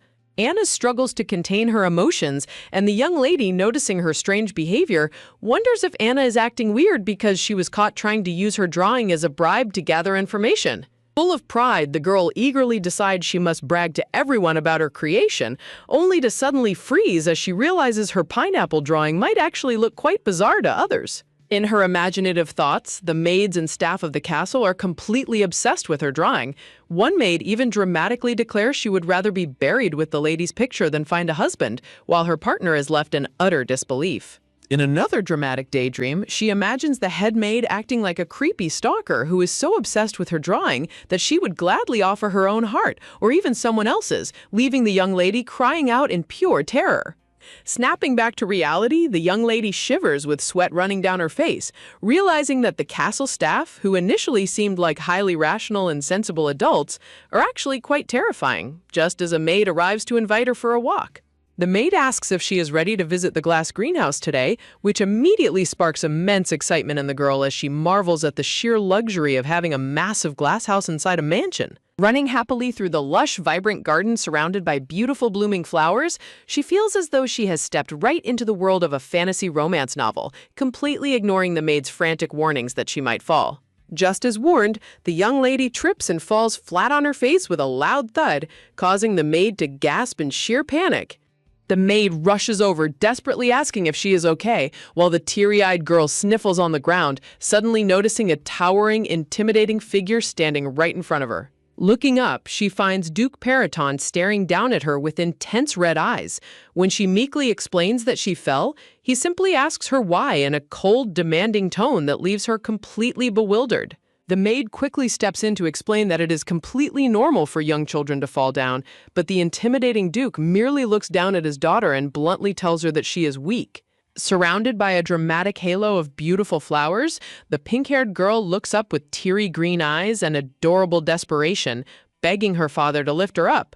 Taken aback, the Duke reaches down and scoops her up in his massive arms, while the girl happily giggles to herself, pleased that her cute act worked perfectly. The Duke holds her securely, but his expression remains incredibly cold and stern as a tense, chilling silence falls over them. The maid watches in astonishment as the Duke suddenly turns and walks away with the young lady in his arms, leaving the girl to worry about what is going to happen to her planned walk in the glass greenhouse. Back inside the castle, the Duke holds his daughter on his lap and asks why the scratch on her leg is turning darker, while the doctor reassures him that she will be completely fine in a few days once the medicine is applied. Hearing her father comment on how unbelievably weak she is, the girl's mind spirals into dark, anxious thoughts, wondering if her physical weakness and lack of magic are the reasons why her father initially abandoned her.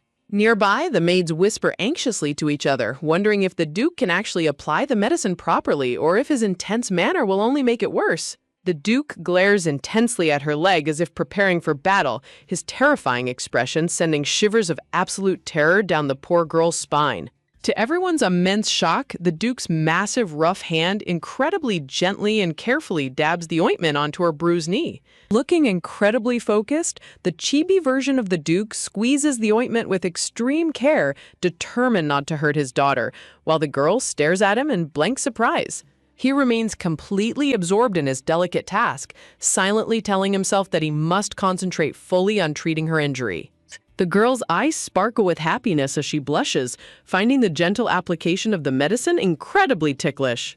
Their quiet moment is interrupted when a maid enters to announce that a designer has arrived in the dressing room, reminding the Duke that he must let go of his daughter to attend his scheduled meeting, which immediately summons a dark, protective aura around him. Rather than putting the young lady down, the Duke silently stands up and walks out of the study, holding his daughter tightly. The staff in the hallway are left completely speechless as the Duke strides past them, with a flustered maid asking where he is going and if he plans to attend the meeting while carrying the young lady. The castle officials stand in the hallway, sweating profusely and walking on eggshells as they try to read the Duke's unpredictable mood. Stoically marching down the hallway with his daughter, the Duke is followed closely by his nervous retainers, while the young lady wonders in frustration why they are all trailing behind them.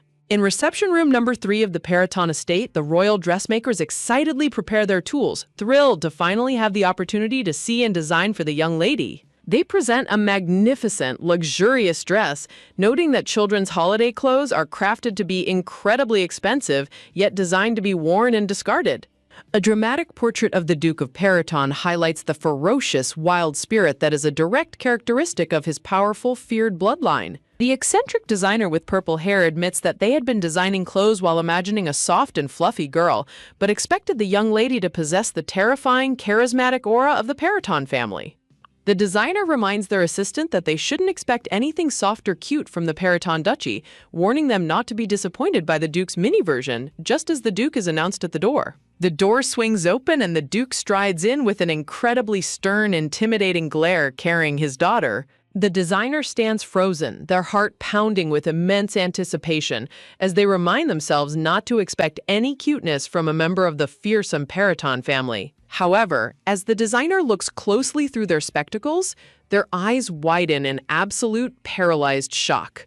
They're greeted by the sight of the young lady, who looks unbelievably adorable with her sparkling green eyes, soft pink hair, and a background of blooming roses. Overwhelmed by her supreme cuteness, the designer suffers a dramatic nosebleed, screaming in absolute ecstasy that she is absolutely perfect while clapping frantically. The designer beams with pure joy, completely captivated by the young lady's unmatched loveliness. The Duke, completely unbothered by the dramatic reaction, releases a chilling, dark aura and coldly orders the designer to begin taking measurements. The designer politely suggests that the Duke must first put the young lady down to take accurate measurements, but the Duke responds with a terrifying glare, flatly refusing and stating he will figure it out himself.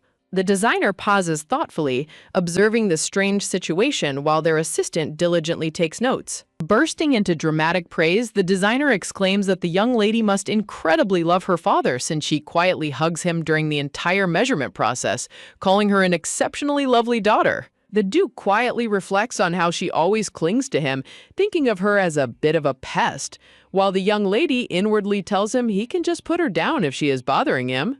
The Duke coldly tells his retainers that he is only holding her out of sheer pity because she constantly falls down like a clumsy newborn deer, while the men sweat and nod in agreement. The retainers warmly comment on how much the young lady adores him, mentioning how comfortable she looked sleeping on his lap, which causes the girl to blush in embarrassment, wondering if they've lost their minds. One of the retainers tearfully laughs, sharing that his own daughter cried and called him a scary monster when he returned from war, prompting the young lady to look closely at her father's face. The Duke suddenly looks down at her with a dark, terrifying glare, causing her to instantly recoil in fear from his frightening expression. Despite the Duke's cold, grumpy claim that his daughter is just annoying, the retainers cry tears of envy over their close bond, while the Duke stands spotlighted with his daughter, clearing his throat in quiet embarrassment. Blushing slightly as she is held in his arms, the young lady answers her father with a soft, affectionate expression and asks him exactly how much he loves her. In a comical chibi daydream, the pink-haired young lady imagines herself asking her father to declare that she is the best, while the servants around her shake with nervous hiccups at her boldness. One of the retainers raises a clenched fist with a passionate, determined look, while the other staff members watch in wide-eyed, stunned silence. In the middle of the magnificent study, the Duke continues to hold his daughter protectively while a retainer sweat drops, asking her to confirm her deep affection for her father. Comically, one servant imagines digging his own grave in despair, while another nervously indicates with a tiny gesture that the young lady only likes her father a very tiny bit. Surrounded by a vibrant aura of blooming flowers and floating hearts, the young lady dramatically spreads her arms and joyfully declares her infinite love for her father. With an incredibly radiant, blushing smile and eyes closed in pure happiness, she proudly reiterates her absolute adoration for her daddy. Completely overwhelmed by her supreme cuteness, the retainers react dramatically, clutching their hearts and screaming in absolute ecstasy as if they have just seen a holy angel. Staring down at her with an intense, unreadable gaze, the Duke claims he didn't hear her clearly, leaving her to sweat nervously and wonder if her cute act went too far. The pink-haired young lady looks up with wide, shocked green eyes as her father calmly asks her to repeat her adorable confession. Sweat running down her face, the young lady panics over having to repeat her embarrassing words, while her father holds her with a stoic, expectant expression. The Duke's glowing red eyes flare with an intense, powerful glare as he eagerly waits to hear his daughter repeat her sweet words. The retainers aggressively ring imaginary bells of enthusiastic bootlicking, shouting in comical praise over how deeply the young lady adores his grace. The designer watches them with sparkling starry eyes, desperate to know the Duke's secret to winning his daughter's deep affection, while the young lady inwardly sighs at their silly thoughts. Suddenly launching a surprising question attack, the Duke demands to know why she subtracted a little bit from her love, catching her completely off guard. Clutching his clothes nervously as sweat drips, she quickly fabricates a clever excuse, explaining that she saved a little bit because she will love him even more in the future. Hugging his neck tightly, she sweetly reassures him that spending more time together will only cause her love for him to grow deeper. The Duke stands in a daze as he processes her heartwarming explanation, comically framing her smiling face with his massive hand as he marvels at her emotional depth. Stunned by her mature response, the Duke looks at her with newfound admiration, while the clever young lady celebrates her perfect answer in her thoughts. The young lady is left completely bewildered when her father suddenly turns his head away with a stoic, unreadable expression. Snuggling against his shoulder, she wonders in disappointment why he didn't seem more surprised or emotional after her elaborate confession. Looking closely at her measurements, the purple-haired designer tilts her head in confusion, noting that the young lady's size seems strangely smaller than before. The designer holds up a magnificent white dress adorned with a massive lavender bow, realizing it is slightly too big for the young lady's current size. Despite the size mismatch, the designer politely suggests that the young lady should still try the beautiful dress on first. Experiencing a strong sense of déjà vu, the designer asks the Duke to put his daughter down to try on the garment, but the Duke coldly questions why that is necessary. But to everyone's absolute shock, the Duke aggressively declares that he will simply buy every single dress brought today and have them tailored to her size, leaving the designer speechless. The designer joyfully daydreams about swimming in a massive, glittering ocean of gold coins, thrilled by the Duke's lavish and extravagant purchase. Bowing deeply in immense gratitude, the designer accepts the massive sale, while the Duke coldly announces that his purchase comes with a specific condition. The young lady looks on in surprise as her father firmly demands that the sleeves of all her dresses must be cut short or made exactly to size. The Duke remembers how his daughter previously cried because long sleeves covered her hands, prompting him to protectively declare that he won't tolerate her wearing dresses that hide her hands. Looking closely at his stern face, the pink-haired girl starts to realize that despite his terrifying reputation, her father is actually incredibly considerate. A warm, tender silence fills the room as the young lady happily snuggles close to her father's chest, feeling completely safe in his arms.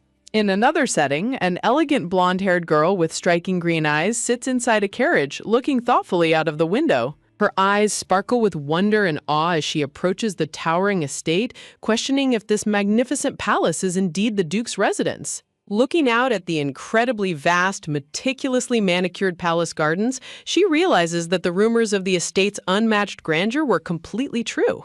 As the carriage rolls up to a breathtaking white palace, the young blonde lady looks out with curiosity. She looks out the window in confusion, eagerly questioning the driver on why they haven't stopped directly in front of the main building. Her eyes widen in absolute disbelief as she is informed that the massive structure they passed earlier was merely a small guest pavilion, not the main palace. The carriage finally pulls up to the steps of the truly colossal main palace, where the estate staff stands ready to greet them. As she steps out of the carriage, the steward politely notes that they received no prior notice of her arrival from the Marquis Terenka's family. Offended that only a simple steward came to greet her, the arrogant blonde girl unleashes a cold, smug smile, questioning if she truly needs permission to visit her uncle. She haughtily struts past the bowing servants, completely ignoring their warnings about entering the Duke's palace without an invitation. Opening the grand double doors of the palace, she stands frozen in absolute awe as she is greeted by a brilliant, glowing light from the luxurious interior. She gasps in sheer amazement at the mind-blowing luxury of the lobby, featuring soaring arches and the breathtaking golden chandelier. Running through the halls, she marvels at the majestic grand staircases and indoor fountains, completely captivated by the mansion's luxury. Giggling with excitement, the young lady runs down the elegant carpeted corridor, eager to explore every corner of her uncle's home. She suddenly freezes in her tracks, staring up in absolute awe at a magnificent, towering portrait of the fearsome Duke of Periton. Looking closely at his striking features, she is deeply mesmerized by his unmatched handsomeness and perfect charismatic aura. She smugly imagines herself being carried affectionately by the Duke, confident that her immense cuteness would easily make him adore her if she were his daughter. A dramatic and terrifying portrait illustrates the cruel and bloodthirsty nature of the Piraton bloodline, warning that the Duke is a merciless monster who makes others shed blood instead of tears.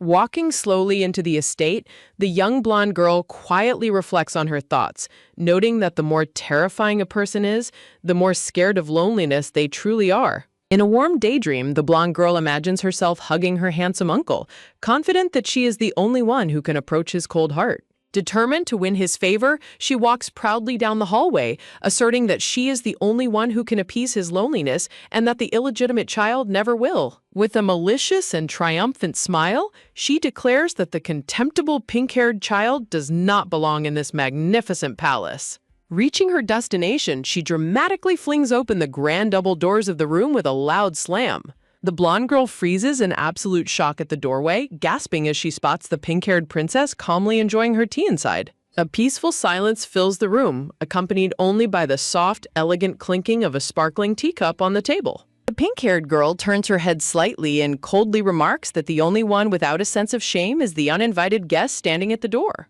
Smiling smugly, the princess explains she only came because someone was eager to see her, prompting the blonde girl to stretch lazily and dismiss her as an impudent rascal. The blonde girl's eyes darken as she smugly delivers a devastating blow, claiming her father confirmed that the pink-haired girl is not the Duke's true daughter.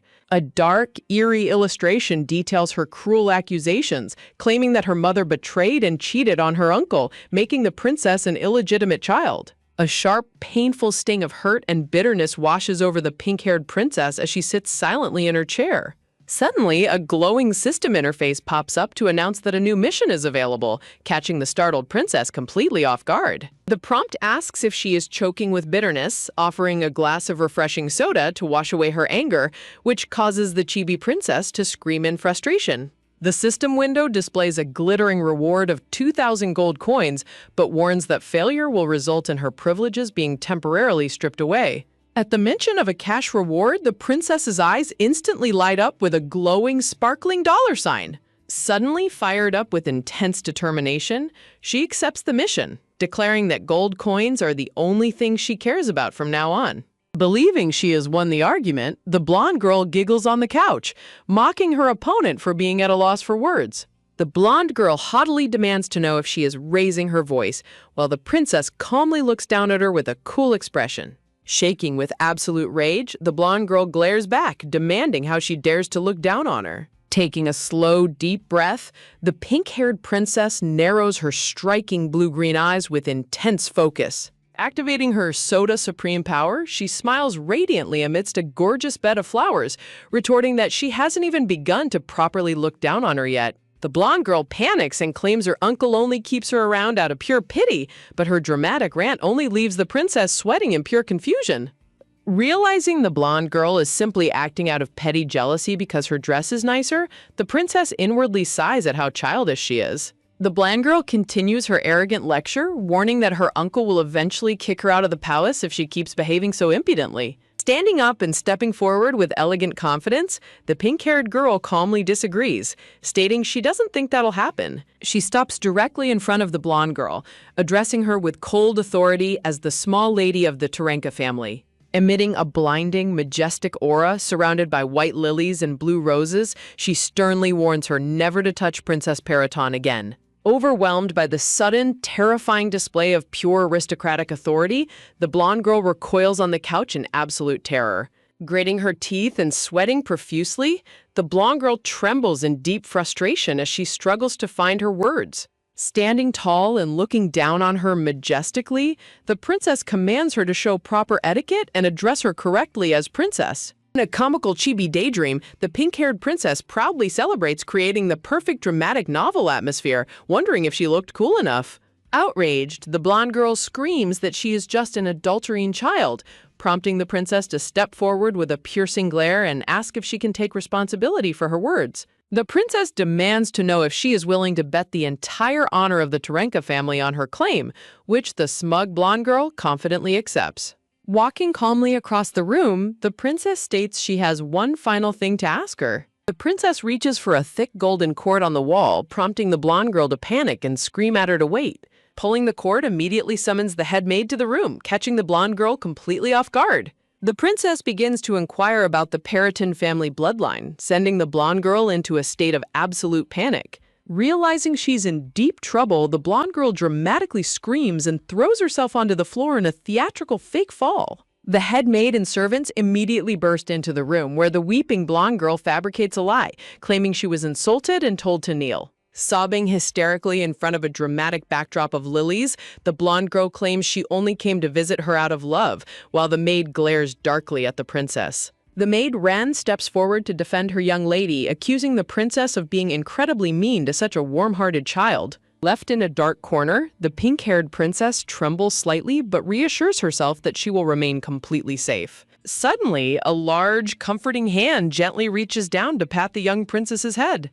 A group of loyal palace maids steps up behind her with serious, menacing expressions, demanding why the intruders are being so arrogant to their princess. The loyal maids stand firmly in front of the princess, questioning what she could have possibly done wrong and accusing the visitors of bothering her. The blonde girl's maid claims they even prepared a beautiful dress as a present, leaving the young princess extremely skeptical since her cousin has never even shared leftover cookies. The servant proudly unfurls a bright green, poorly tailored dress, while the blonde girl smiles sweetly, claiming she spent hours choosing it. Grabbing her hand aggressively, the blonde girl falsely claims she even caught her trying to steal the dress in secret, dramatically suggesting they become friends again. Shoving the ugly green dress into the princess's arms, the blonde girl magnanimously offers to forgive her, leaving the young princess sweating in sheer disbelief. With glowing green eyes and a deeply sinister smile, the blonde girl gloats, thrilled at having backed the princess into a corner. In a dramatic flashback, her father's booming voice echoes, accusing the princess of stealing his daughter's dress, while the blonde girl smirks maliciously. Meanwhile, in a grand palace meeting room, the handsome Duke of Periton runs a hand through his dark hair, looking deeply exhausted and bored. Sitting at the head of the massive table, a terrifyingly heavy and dark aura radiates from the Duke, completely paralyzing the entire room with fear. The nobles sweat profusely, frantically flipping through their notes and whispering that they must recheck the reports about war victory rewards to present to him later. Relieved that the intense meeting has finally paused, one noble sighs that it is getting late and worries he hasn't bought the famous choux pastries he promised his daughter, while his colleague chuckles and suggests hiring a delivery man. The noble proudly explains that a father's love makes the pastries taste entirely different, prompting the Duke to suddenly freeze in deep thought as he imagines his own pink-haired daughter running to kiss him on the cheek if he brings home treats. The Duke's eyes snap wide open as he realizes with absolute horror that if he doesn't bring her treats, his adorable princess might tell him goodbye and take away her precious cheek kisses. Seeing the sudden change in his expression, the nobles tremble in fear, wondering if they said something to upset the fearsome workaholic Duke. The Duke suddenly stares directly at them with his glowing red eyes, sending a shiver of terror through the entire room as they wonder if he's about to unleash his wrath. With an icy glare, the Duke calls out to Viscount Techu and demands to know exactly where that famous choux pastry bakery is located. Shocked to his core, the trembling Viscount desperately hopes the Duke isn't reprimanding him for discussing junk food during a serious parliament meeting. The other nobles look on in absolute horror, imagining the Duke as a colossal, terrifying beast ready to crush them under his massive paw. One bold noble tries to clear the air, nervously laughing as he asks if the Duke is also curious about the bakery, though he admits the Duke doesn't seem like the type to be interested in sweets. Instantly, his colleague grabs him by the collar in a panic, screaming at him to watch his tongue and think before speaking to the merciless Duke. Desperate to save the situation, the Duke's loyal aide steps up and politely suggests they return to the meeting agenda, mentioning the next request from the imperial court. Suddenly, the Duke slams his hand on the table with a loud crash, abruptly standing up and announcing that he must leave immediately. The nobles panic and call out to him, protesting that there are still many urgent requests left to discuss, but the Duke coldly ignores them as he walks away. Walking out with an elegant stride, the Duke dismisses their protests, leaving the desperate nobles crying out that he hasn't worked in ages. Casting a cold, terrifying glance backward, the Duke sharply demands to know since when he was ever under any obligation to attend these tedious parliament meetings. The grand double doors slam shut with a loud bang, leaving the stunned nobles staring in silence and whispering in utter confusion about what just happened. Walking down the hallway, the Duke's aide sighs in resignation, muttering to himself that nothing he says will ever make the stubborn Duke listen anyway. Recalling past events, the aide remembers how the Duke previously abandoned a critical meeting the moment he heard his precious little princess was cleaning windows. He reflects on how the Duke has repeatedly skipped important affairs just to spend quality time with his daughter so she wouldn't feel lonely. And today is no exception, as the Duke's eyes darken with intense protective rage upon receiving the news that the troublesome blonde girl from the Taranka family has cornered his daughter. Following close behind, the aide watches the Duke with a gentle smile, noting how fiercely protective the cold ruler has become of his little girl. The aide wonders why the Duke always gets so incredibly furious whenever his daughter is in trouble, far more than when swindlers use his own legendary name for financial fraud. Recalling the princess's dark and painful past where she was locked away in cold chains, the aide quietly thinks of her current happy life as a beautiful miracle. He reflects on the unique nature of the Parenton family, who are taught to socialize with others merely for formal appearances because they are so powerful they don't actually need anyone else. This absolute independence also applies to the three young masters and the precious little lady, who happily smiles amidst a beautiful bed of white lilies. Looking at his master's back, the aide smiles softly as he realizes how deeply the Duke's cold heart has melted for his daughter. Staring down at his hand, the Duke quietly reflects on his daughter's adorable face, noting that she is indeed extremely pretty. Walking briskly, the Duke claims that since she is the sole offspring of the Parenton family, it is simply his solemn duty to protect her until she comes of age. With a deadly serious expression, the Duke turns to his aide, who sweat drops and inwardly remarks that his master certainly doesn't look like an ordinary doting father. The aide nervously clarifies that he didn't mean any offense, trying to pacify the intimidating ruler. In a warm daydream, the Duke envisions his daughter laughing happily in a sunny meadow of white lilies, which instantly contrasts with his cold, unreadable expression as he walks. Stopping in his tracks, the Duke coldly turns his head and tells his aide to stop saying such silly things. Bowing respectfully, the aide agrees, but the Duke quietly admits to himself that there are still many mysterious, puzzling things about his little daughter that he has yet to uncover. The aide curiously asks if there's anything he can do, while the Duke inwardly worries that his fragile daughter looks like she might fall over at any moment and burst into tears. The Duke runs a hand through his dark hair in deep frustration, recalling how his daughter claimed she missed him but forgot to kiss him on the cheeks, and even fell asleep on his lap last time. The aide stares back in pure comical confusion, represented by a row of puzzled raccoons spinning above his head. The Duke suddenly stops and confesses that the weirdest thing of all happens whenever he sees his little daughter. He explains that while he feels completely normal when she is away, his body exhibits strange, uncontrollable physical reactions the moment she is by his side. Horrified, the aide instantly wonders if this is some dark, insidious curse or a malicious scheme orchestrated by the Marquis Taranka's family to take advantage of their bloodline. Clenching his fist tightly against his chest, the Duke grimly confirms that the strange physical sensation is concentrated right in his chest.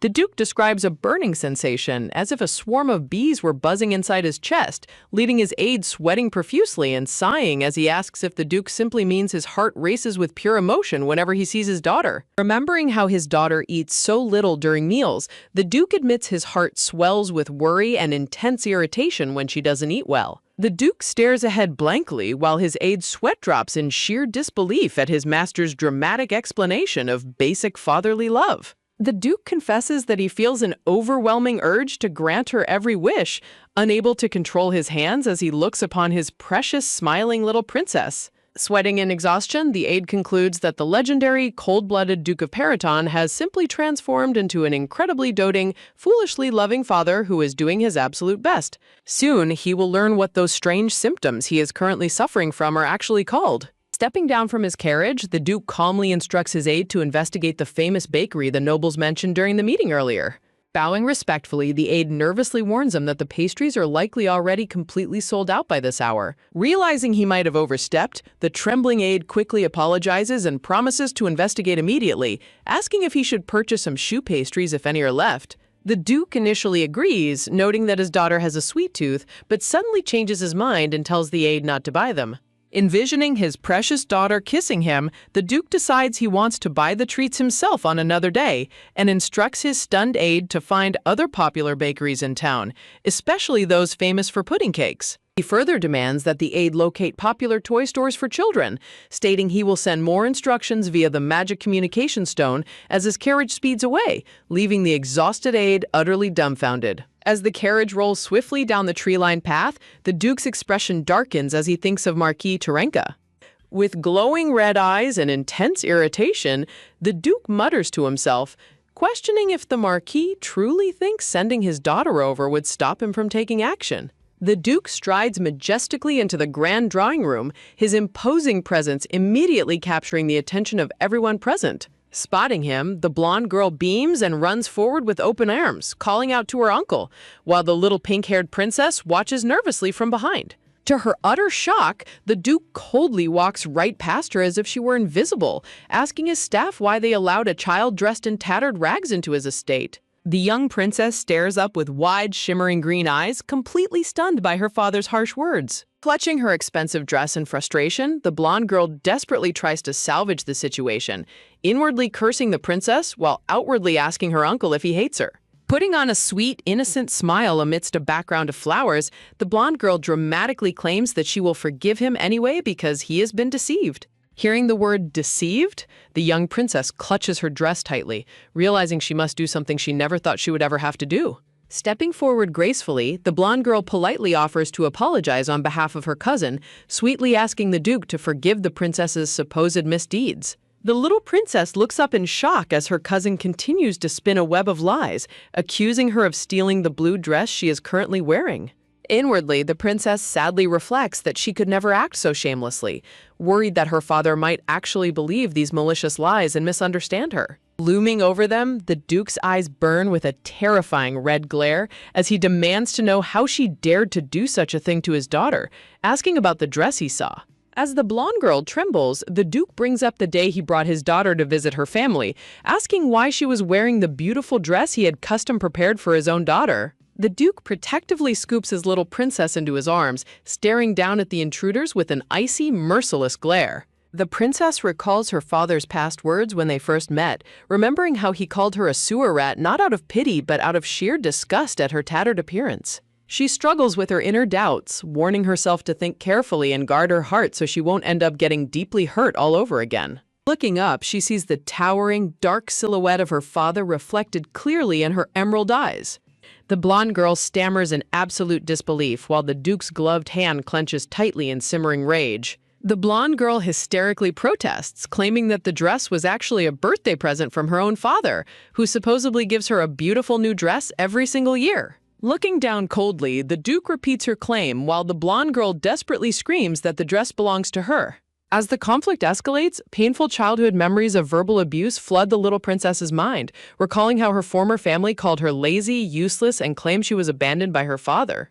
Clutching her father's collar, the princess shivers in fear as the heavy, dark aura of her past trauma begins to overwhelm her. Sensing his daughter's distress, the Duke's eyes flash with a murderous crimson glow as he demands to know exactly who said those terrible things to her. Terrified by his overwhelming bloodlust, the blonde girl collapses to the floor, stammering that everyone, including her own father and Rian, called the princess an idiot. As the Duke looms over her like a harbinger of death, the blonde girl desperately weeps, realizing she is face to face with the legendary, cold-blooded cruelty of the Periton family.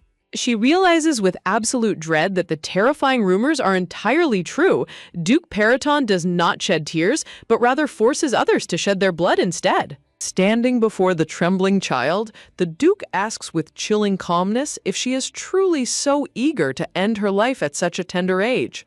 The blonde girl weeps in sheer terror under his suffocating pressure, desperately wishing he would show some mercy due to her young age. She looks around in despair, wondering how her proud visit could have possibly ended in such a humiliating and terrifying disaster. Dropping to her knees, the blonde girl completely abandons her arrogance and begs for mercy, sobbing for her uncle to forgive her. Looking down at her with pure disgust, the Duke coldly decides that it would be far better to let her live so she can suffer the consequences of her actions. Later, a warm, soothing cup of sweet milk and honey is prepared for the exhausted young princess. Sitting safely on her father's lap, the princess quietly holds the warm cup under his watchful, surprisingly gentle gaze. Taking a slow sip of the sweet milk, the little princess quietly wonders how things escalated so quickly today. Her emerald eyes shimmer with deep curiosity as she peeks over the rim of her ornate teacup. She feels a peaceful drowsiness wash over her, noting that, unlike her painful past, this darkness feels soft, safe, and incredibly comforting.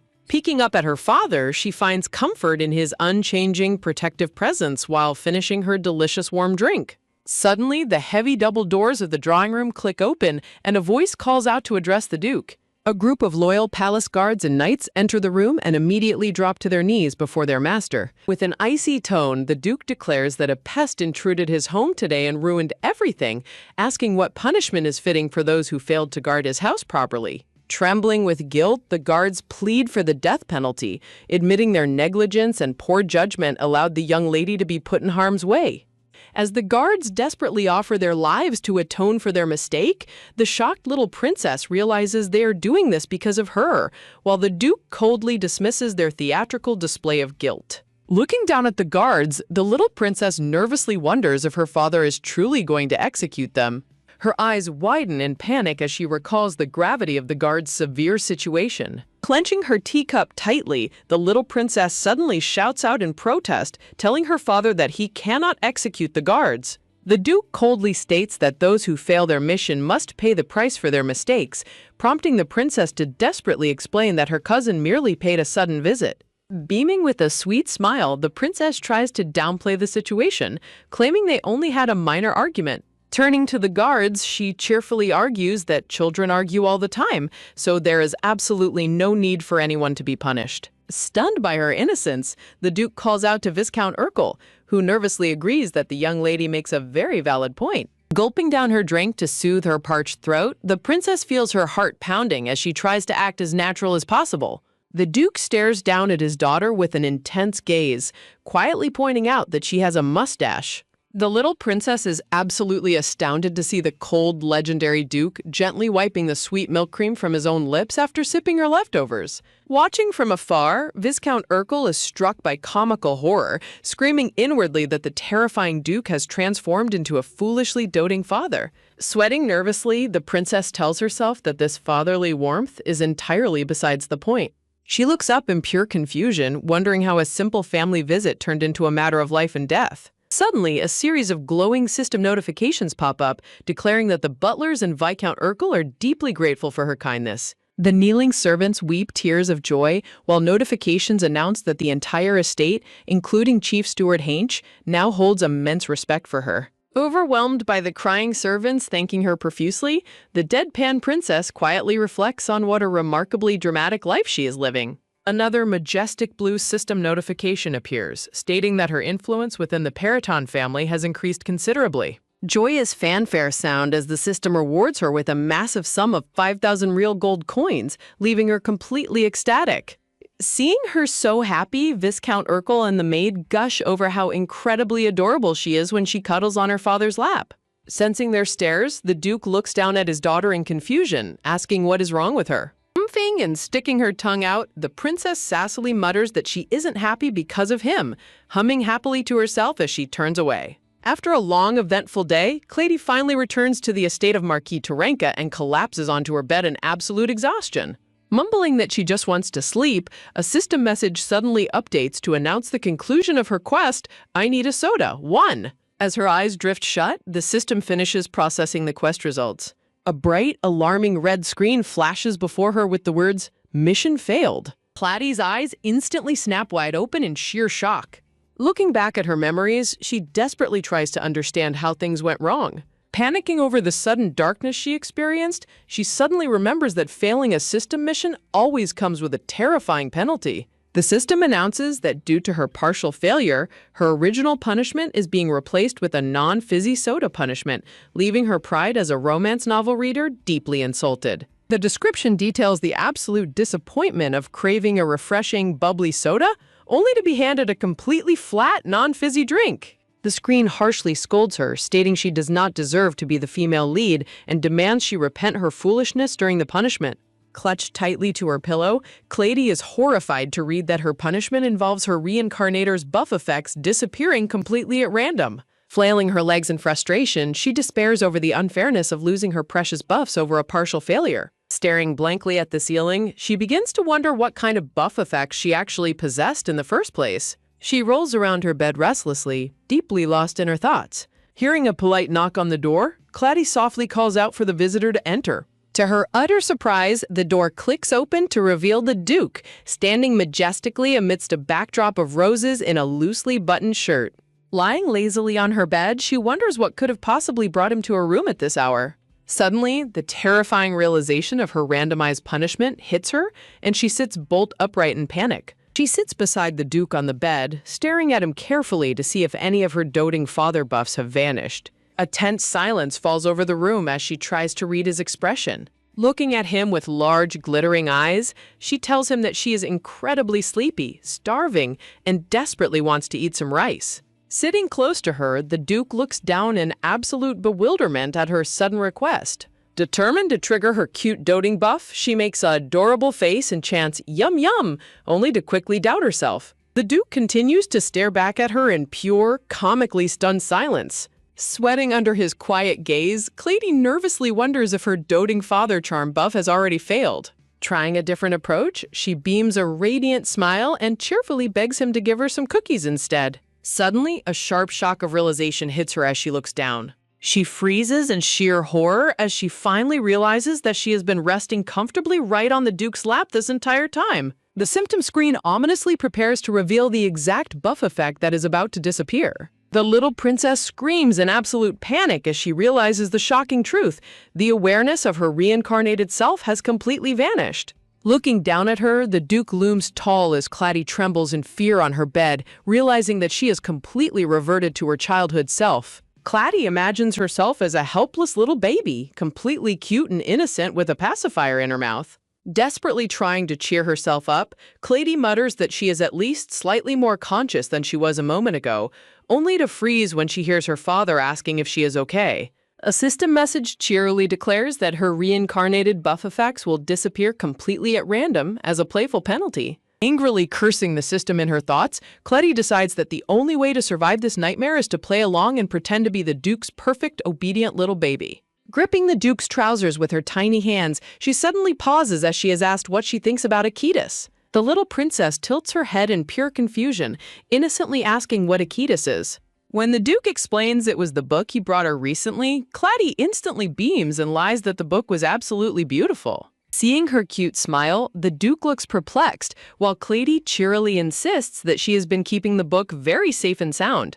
The Duke narrows his fierce red eyes suspiciously, prompting Clady to sweat nervously and plead that she isn't lying to him. She squiggles nervously on the bed, desperately trying to find the right words as she admits she only lied just a little bit. Clady imagines her handsome, doting father shining majestically amidst a backdrop of glittering blue roses. Looking up at him, her huge green eyes sparkle with pure adoration and childlike innocence. She gently reaches out her tiny hands and pats her father's dark hair with absolute affection. She bursts into a joyful, flower-framed smile, absolutely beaming with happiness. Clady cheerfully hugs her father's cloak and declares that if it's beautiful, he must say thanks, leaving the Duke completely stunned. Bowing politely, the little princess asserts that they should learn proper greeting etiquette together, while her father stares at her in stunned silence. Looking back over her shoulder, the little princess innocently asks the Duke if he is happy too. Surrounded by beautiful yellow and white spring flowers, the adorable princess giggles happily. Smiling softly, the Duke gazes down at her and admits that he is now very curious to see this beautiful book she keeps so carefully. Clady's soul practically leaves her body as she panics, nervously stammering about where the book actually is. Sweating profusely, Clady tries to maintain her composure, reminding herself that lies are bad, but surely her father will forgive her because she is such a good kid. A sudden bolt of lightning strikes her mind as the Duke chillingly reveals that the book is actually incredibly valuable. The butler and maid look incredibly anxious and tense as the Duke slowly turns and begins to walk away. Standing in a dark, ominous atmosphere, the Duke looks back with a fierce, cold gaze that terrifies everyone in the room. Standing alone in the center of her massive bed, the tiny princess looks incredibly small, vulnerable, and frightened. Desperately trying to comfort herself, she clenches her fists and mutters that everything is going to be just fine. Her bright emerald eyes fill with nervous determination as she places a tiny hand over her racing heart. A heavy, suffocating shadow falls over the room as the Duke looms over her, his imposing presence filling her with pure dread. Under the weight of his murderous red gaze and icy glare, the atmosphere grows incredibly tense and terrifying. Bursting into tears, the terrified little princess cries out at the top of her lungs that she didn't break the book, screaming about how scared she is. Walking down the hallway, the worried chief steward Hainch wonders if the Duke is actually taking good care of the fragile young princess, fearing the ferocious Duke might have upset her. Spotting the Duke standing in the corridor, the butler stops in his tracks, completely surprised that the Duke has already left the princess's room. Framed by gorgeous roses and golden light, the Duke stands quietly by the window, lost deep in his thoughts. Approaching him cautiously, Chief Steward Hainchy asks if he was able to meet with the young lady. Noticing the Duke's deeply conflicted face and clenched fist, Hainch's heart sinks. The Duke slowly turns and tells Hainch to be completely honest with him. Covering his face in utter shame, the Duke quietly mutters to a sweating, trembling Hainch, asking him to repeat what the young princess said. A heavy, awkward silence falls over the corridor as the Duke stands frozen in pure disbelief and embarrassment. The memory of the princess screaming at him that he is not her real father echoes painfully in his mind. The Duke vividly recalls the crying princess sobbing loudly, complaining that such a terrifying, scary father belongs to someone else. As Claddy throws a massive tantrum and rolls around dramatically on the floor, the Duke can only watch in absolute, jaw-dropped bewilderment. Sticking her chest out defensively, Clady angrily argues that her father is supposed to be incredibly handsome, not someone who constantly glares and scares her. The legendary, terrifying Duke Periton stands completely paralyzed in a comically bright world of glittering flowers, his mind entirely blown by his daughter's words. Wiping a tear and sweat from her forehead, the exhausted princess huffs in deep frustration. Claddy continues her dramatic boasting, loudly declaring that her real father owns a massive diamond mine. She proudly boasts about how incredibly wealthy her father is, claiming he possesses not just diamonds, but gold mines as well. Squeezing her fists and crying tears of pure, exaggerated drama, she shouts that her real father loves her and would do absolutely anything in the world for her. The Duke guiltily reflects on how his cold demeanor, stern words about broken books, and strict expectations made the poor child feel so disappointed and terrified of being punished. The Duke's massive hand reaches down to gently scoop up the tiny, crying princess, lifting her effortlessly off the ground like a fragile little doll.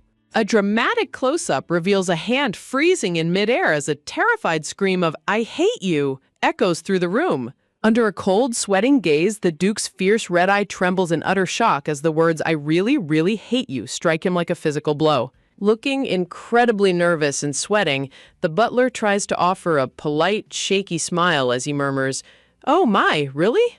As the butler trembles in pure terror in the background, the Duke slowly turns with an icy, silent glare that sends shivers down everyone's spine. Standing in the middle of the grand hallway, the Duke is spotted by three maids who instantly begin whispering and gossiping in excitement.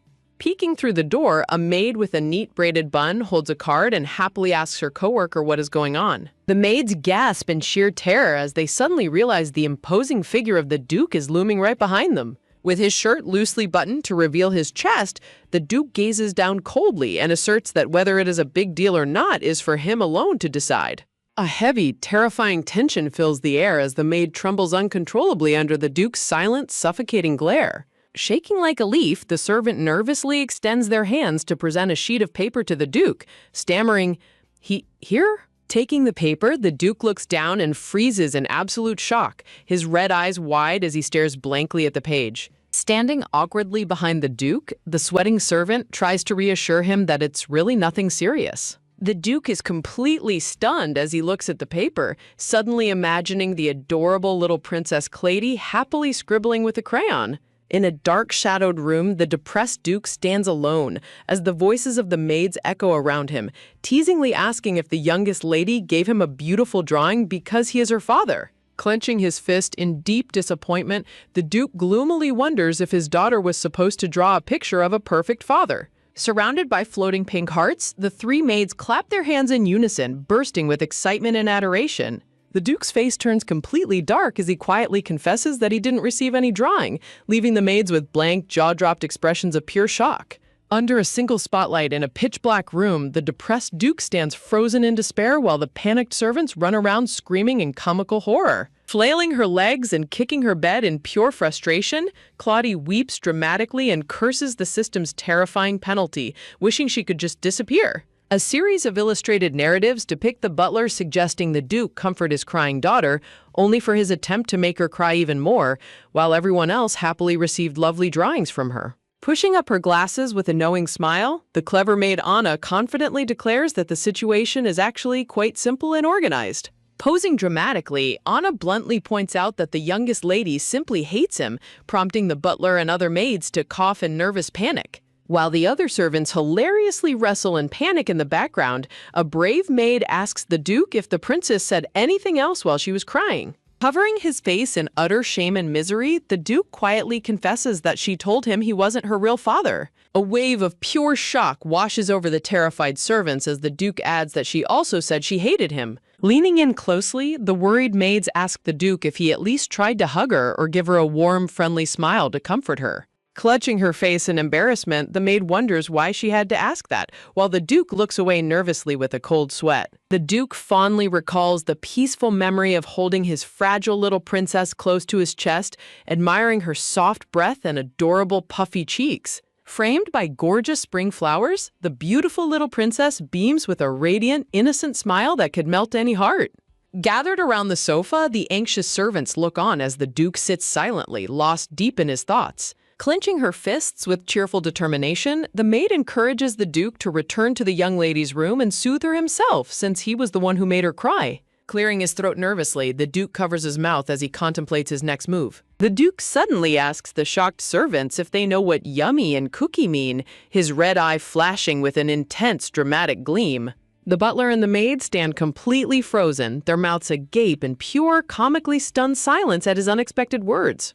A massive shockwave rattles the entire palace as a flurry of question marks erupts into the sky. Lying flat on her massive bed, the exhausted little princess sighs miserably, wondering what she should do next, and if she is even his real daughter. Staring blankly at her pillow, Claudie feels like she is aging rapidly from stress, flatly refusing the maid's kind offer of some delicious snacks. When the maid coaxes her by mentioning she usually loves the food her father prepares, Claudie sits bolt upright in panic, stammering in shock. The doors click open to reveal the Duke standing at the threshold, holding a beautifully prepared tray of food. Looking up with her massive, glittering green eyes, the princess softly calls out to her father, who stands there looking nervous. A quiet, tense silence falls over the beautifully lit room as the father and daughter stare at each other in absolute silence. Taking a deep breath and squeezing his fists with intense determination, the Duke boldly presents the tray and declares, "Let's yummy." Claudie stares back at him with her large, glittering emerald eyes wide open in complete, pure bewilderment.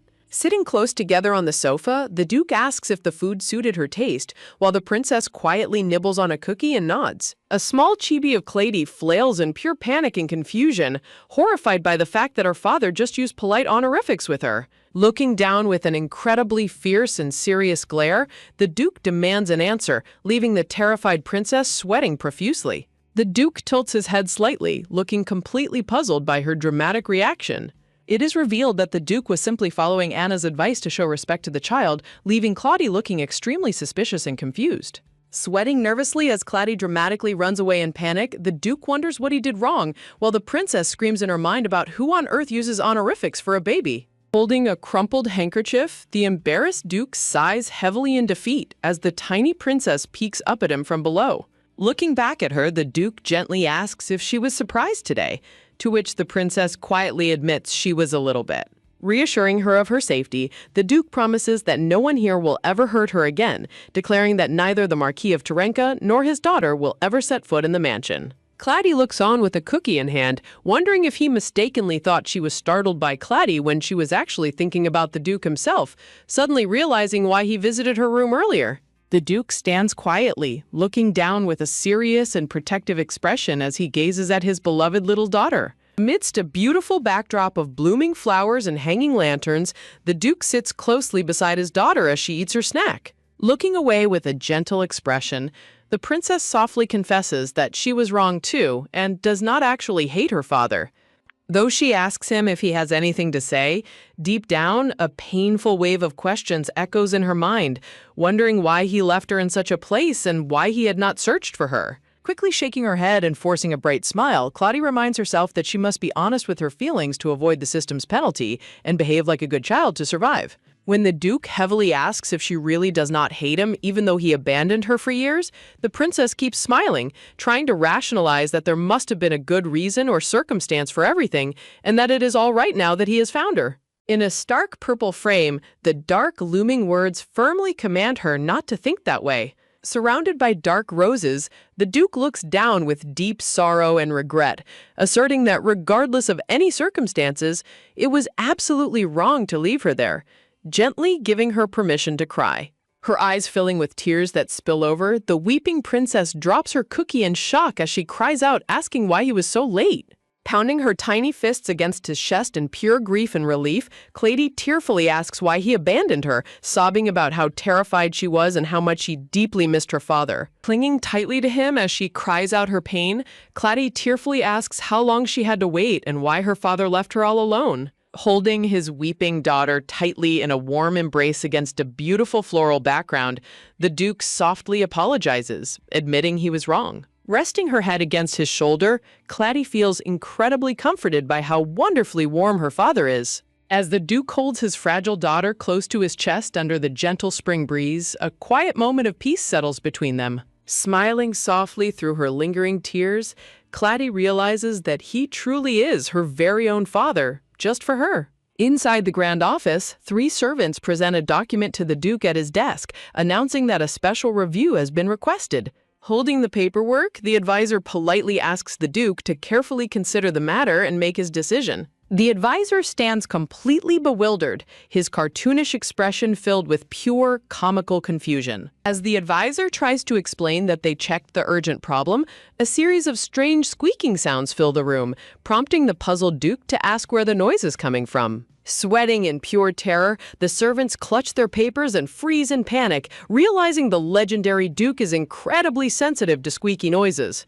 A feather pen suddenly flies through the air, sending the startled servants ducking and screaming in comical horror. Slipping out of the window and leaping from the balcony, the Duke makes a sudden exit, leaving his panicked servants to wonder if he left because of the squeaking noise. Walking through the lush estate garden, Claudia's tiny shoes make cute squeaking sounds with every step as her father leaps down to join her. Peeking through the window, the servants are completely overwhelmed by cuteness as they realize the source of the squeaking noise is the adorable princess walking in the garden. A hand reaches out in a dramatic gesture as the servants panic, warning that it will be a disaster if the youngest lady continues to run around like that. Scooping up the tiny princess high into the air in a beautiful field of white flowers, the Duke gently warns her that she will fall if she keeps running.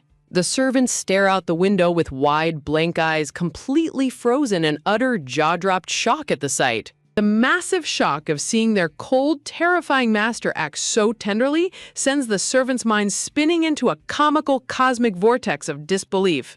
Surrounded by gorgeous white roses, the Duke smiles with unprecedented warmth and gentleness as he cradles his happy daughter in his arms. Sitting at the grand meeting table with Claudia resting comfortably on his lap, the Duke commandingly announces that he has crucial information to share before they begin. With his striking red eyes glowing seriously, the Duke coldly demands that everyone pay absolute attention. The tense advisors swallow hard, sweating profusely under his incredibly intimidating gaze. A wave of utter confusion washes over the silent servants as they stare at each other with blank, questioning faces. Squeezing Claudia's shoe to make a squeaking sound, the Duke issues a chilling threat, warning them that whenever they hear this sound, they must be ready to fight to protect his daughter, leaving no doubt about what directly will happen to them if she gets hurt.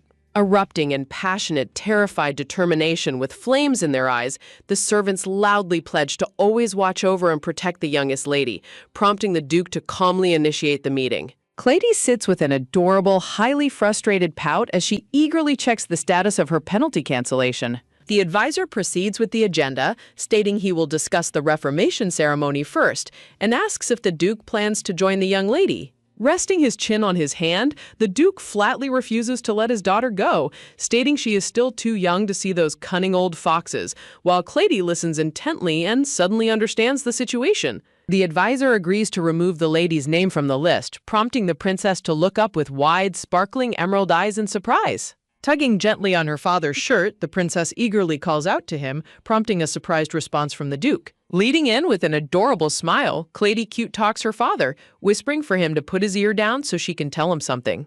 The Duke's eyes widen in absolute shock, his red gaze trembling as her unexpected question about his name strikes him like lightning. The Duke sits frozen in silent disbelief, staring blankly as he processes his daughter's sudden, heartfelt question.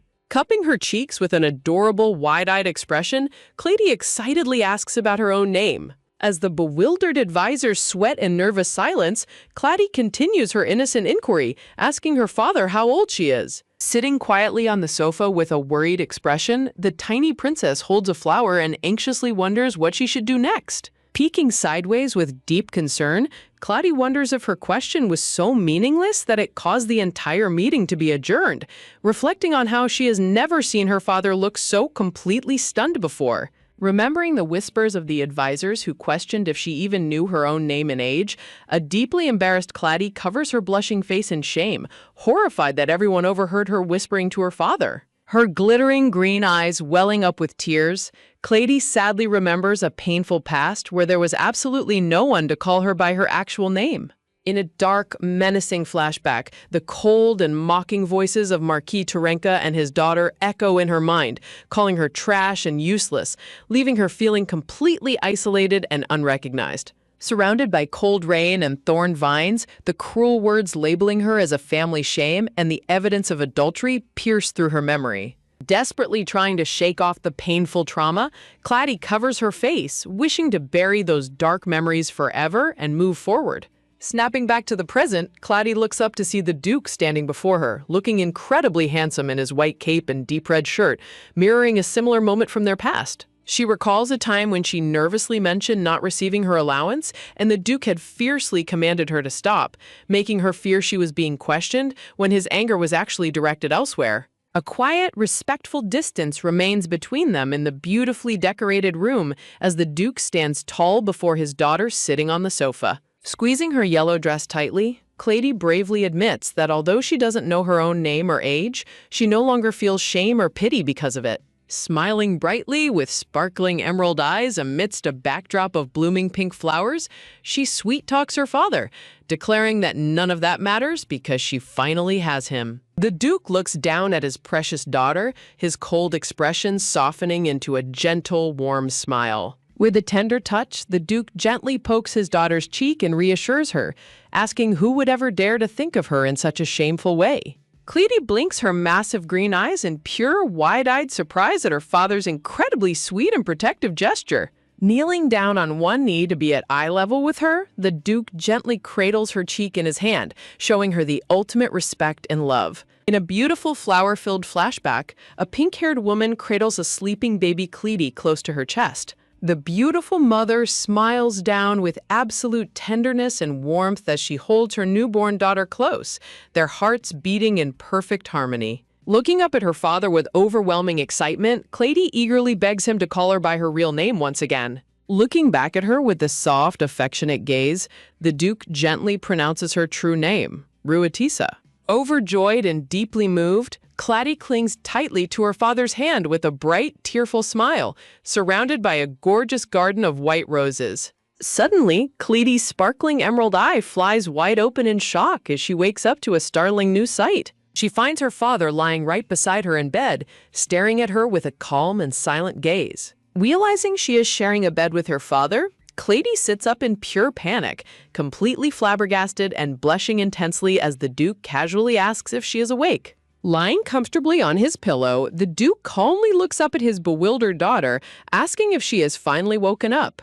Flustered beyond belief, Clady comically dives back under the covers and rolls away, stammering a quick goodnight to her father. Under the safety of the blanket, Clady's heart beats wildly as she sweats in sheer embarrassment, wondering why her father is sleeping next to her and remembering how intensely she cried the day before.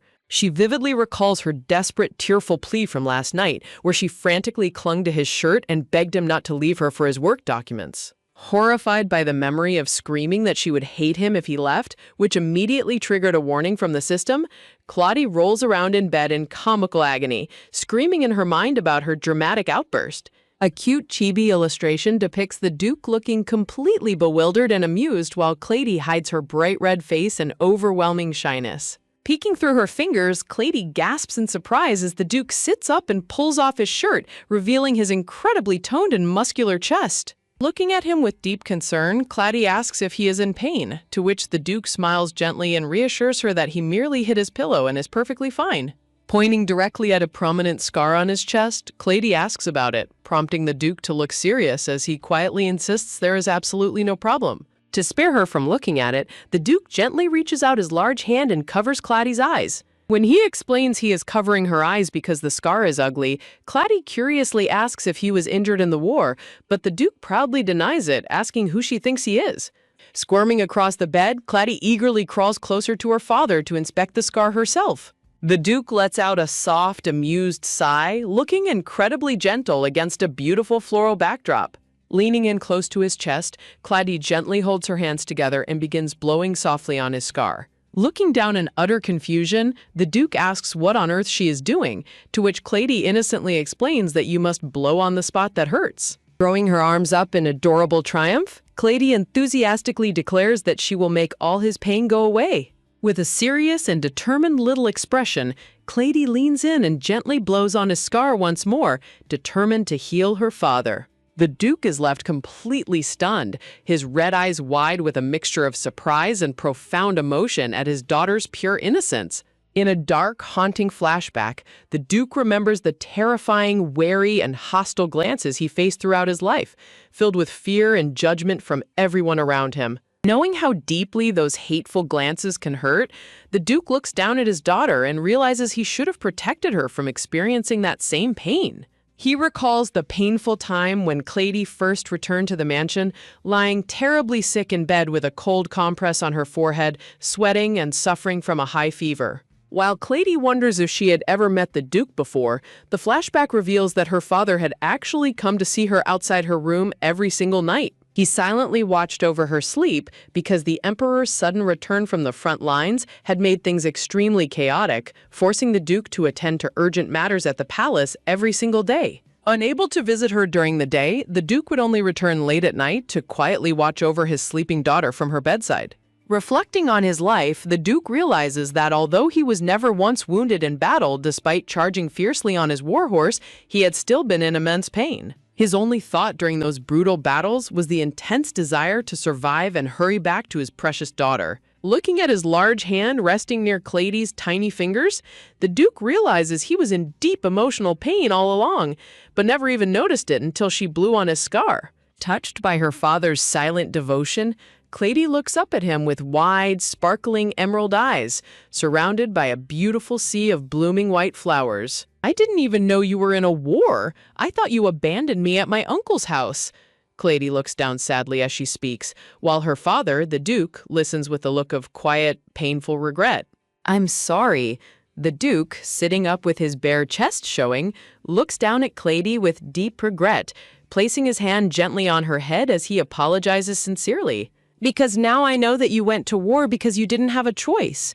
Claudia smiles warmly with her eyes closed, holding onto her father's large hand lovingly as she speaks comforting words to him. "Even so, the house would be more comfortable without Dad, though. You were a special child."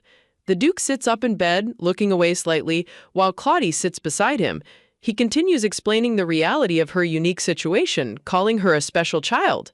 A close-up of the Duke looking thoughtful and gentle, framed by beautiful light purple and blue flowers as he explains her special nature. "Magic isn't innate." The Duke looks seriously at Claudia, explaining that magic is not something a person is simply born with. "Could it be?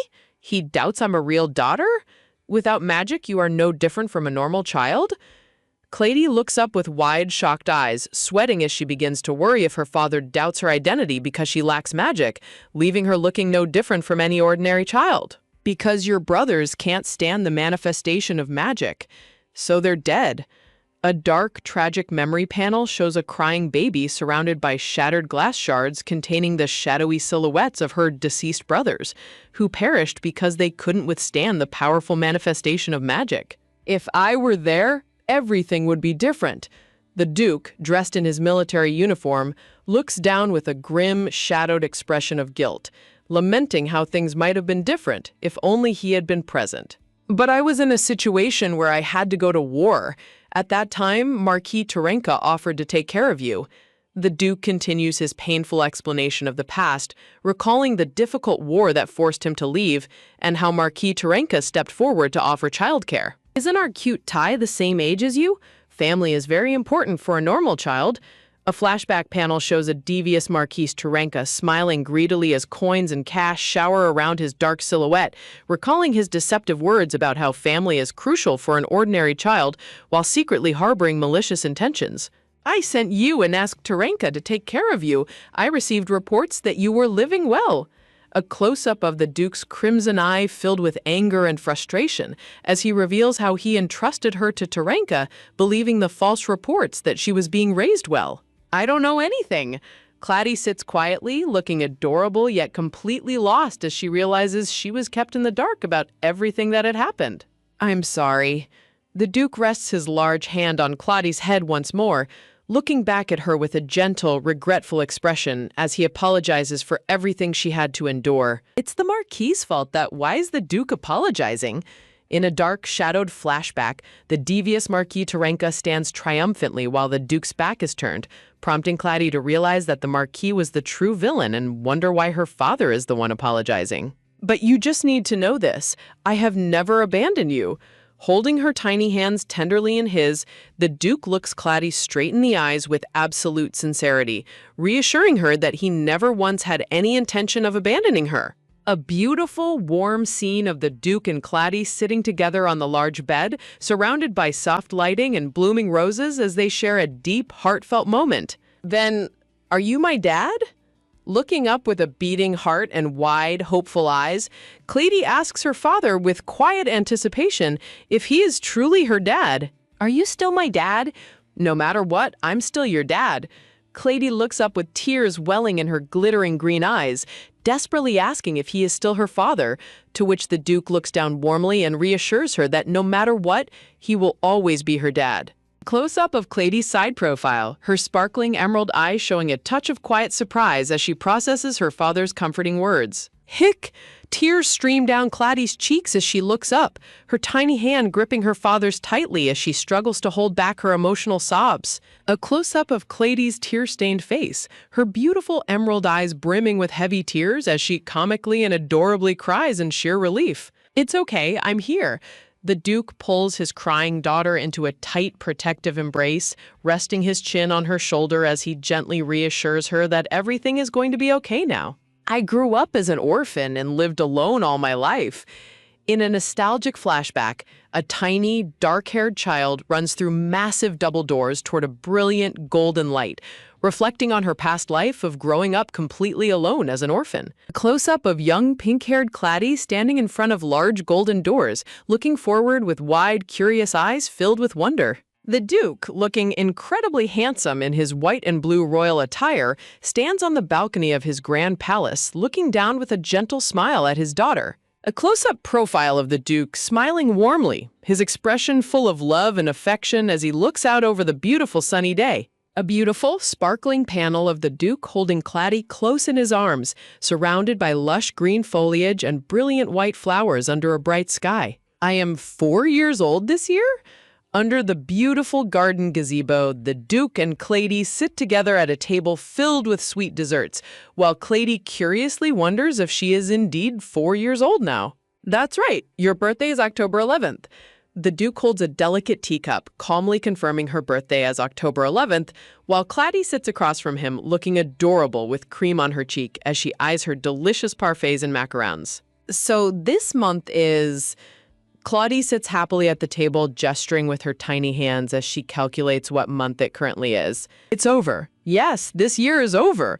Nodding comically, the Duke casually breaks the news to his daughter that the current year is already over, leaving Clady looking completely flabbergasted. So that's it.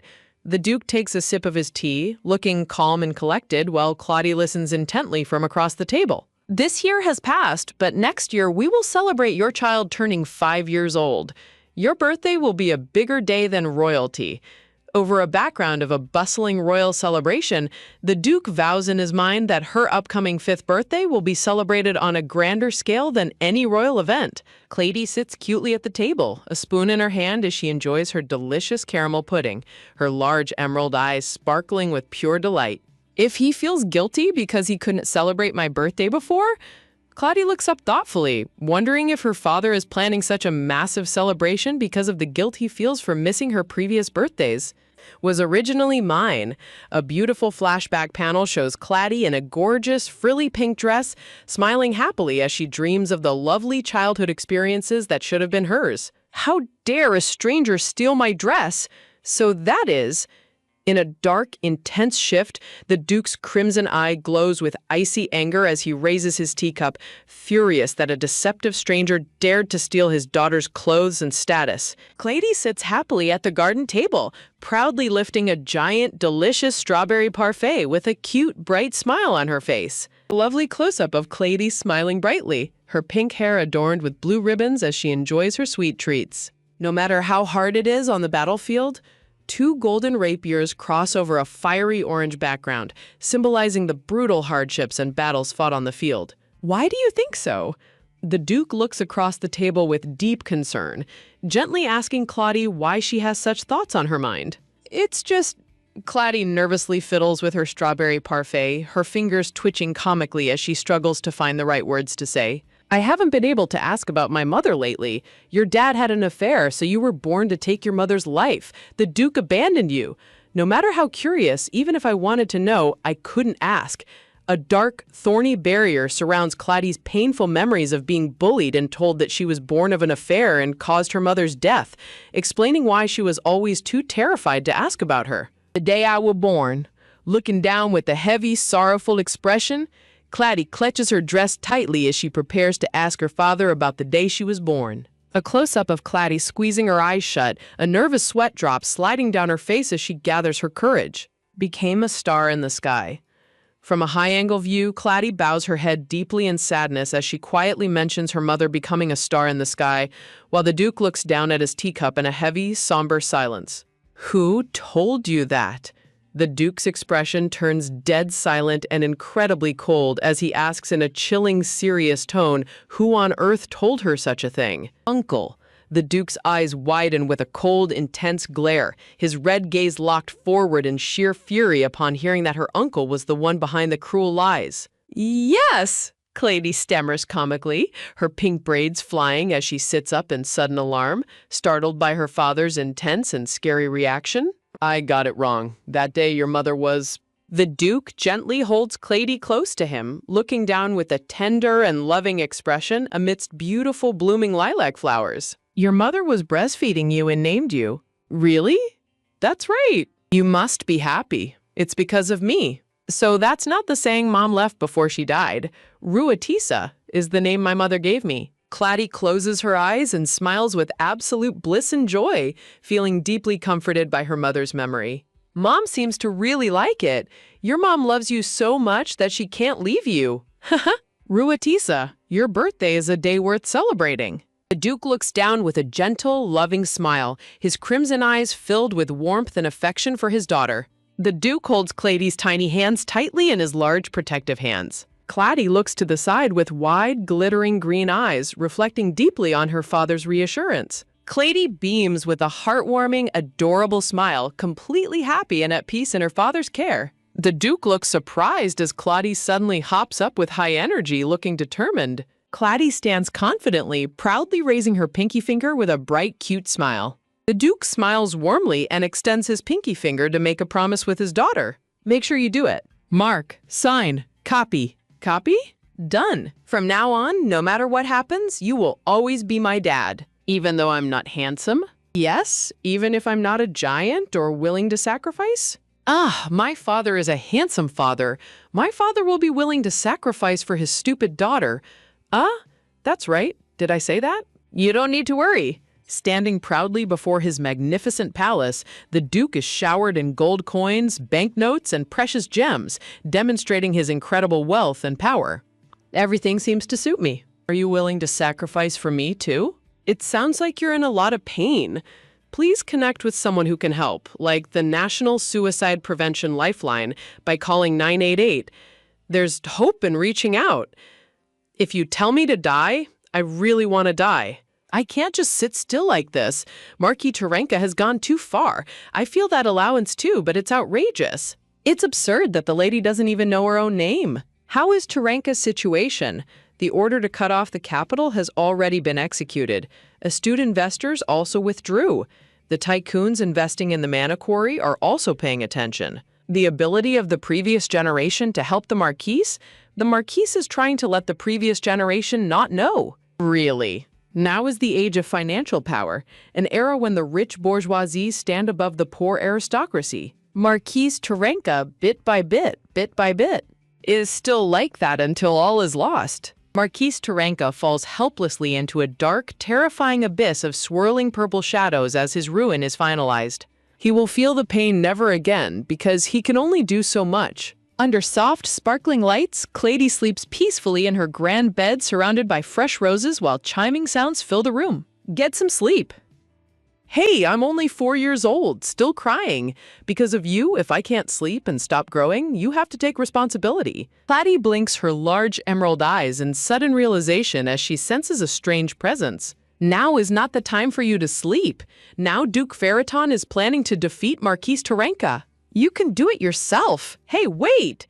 But according to common sense, a 4-year-old child takes revenge for what?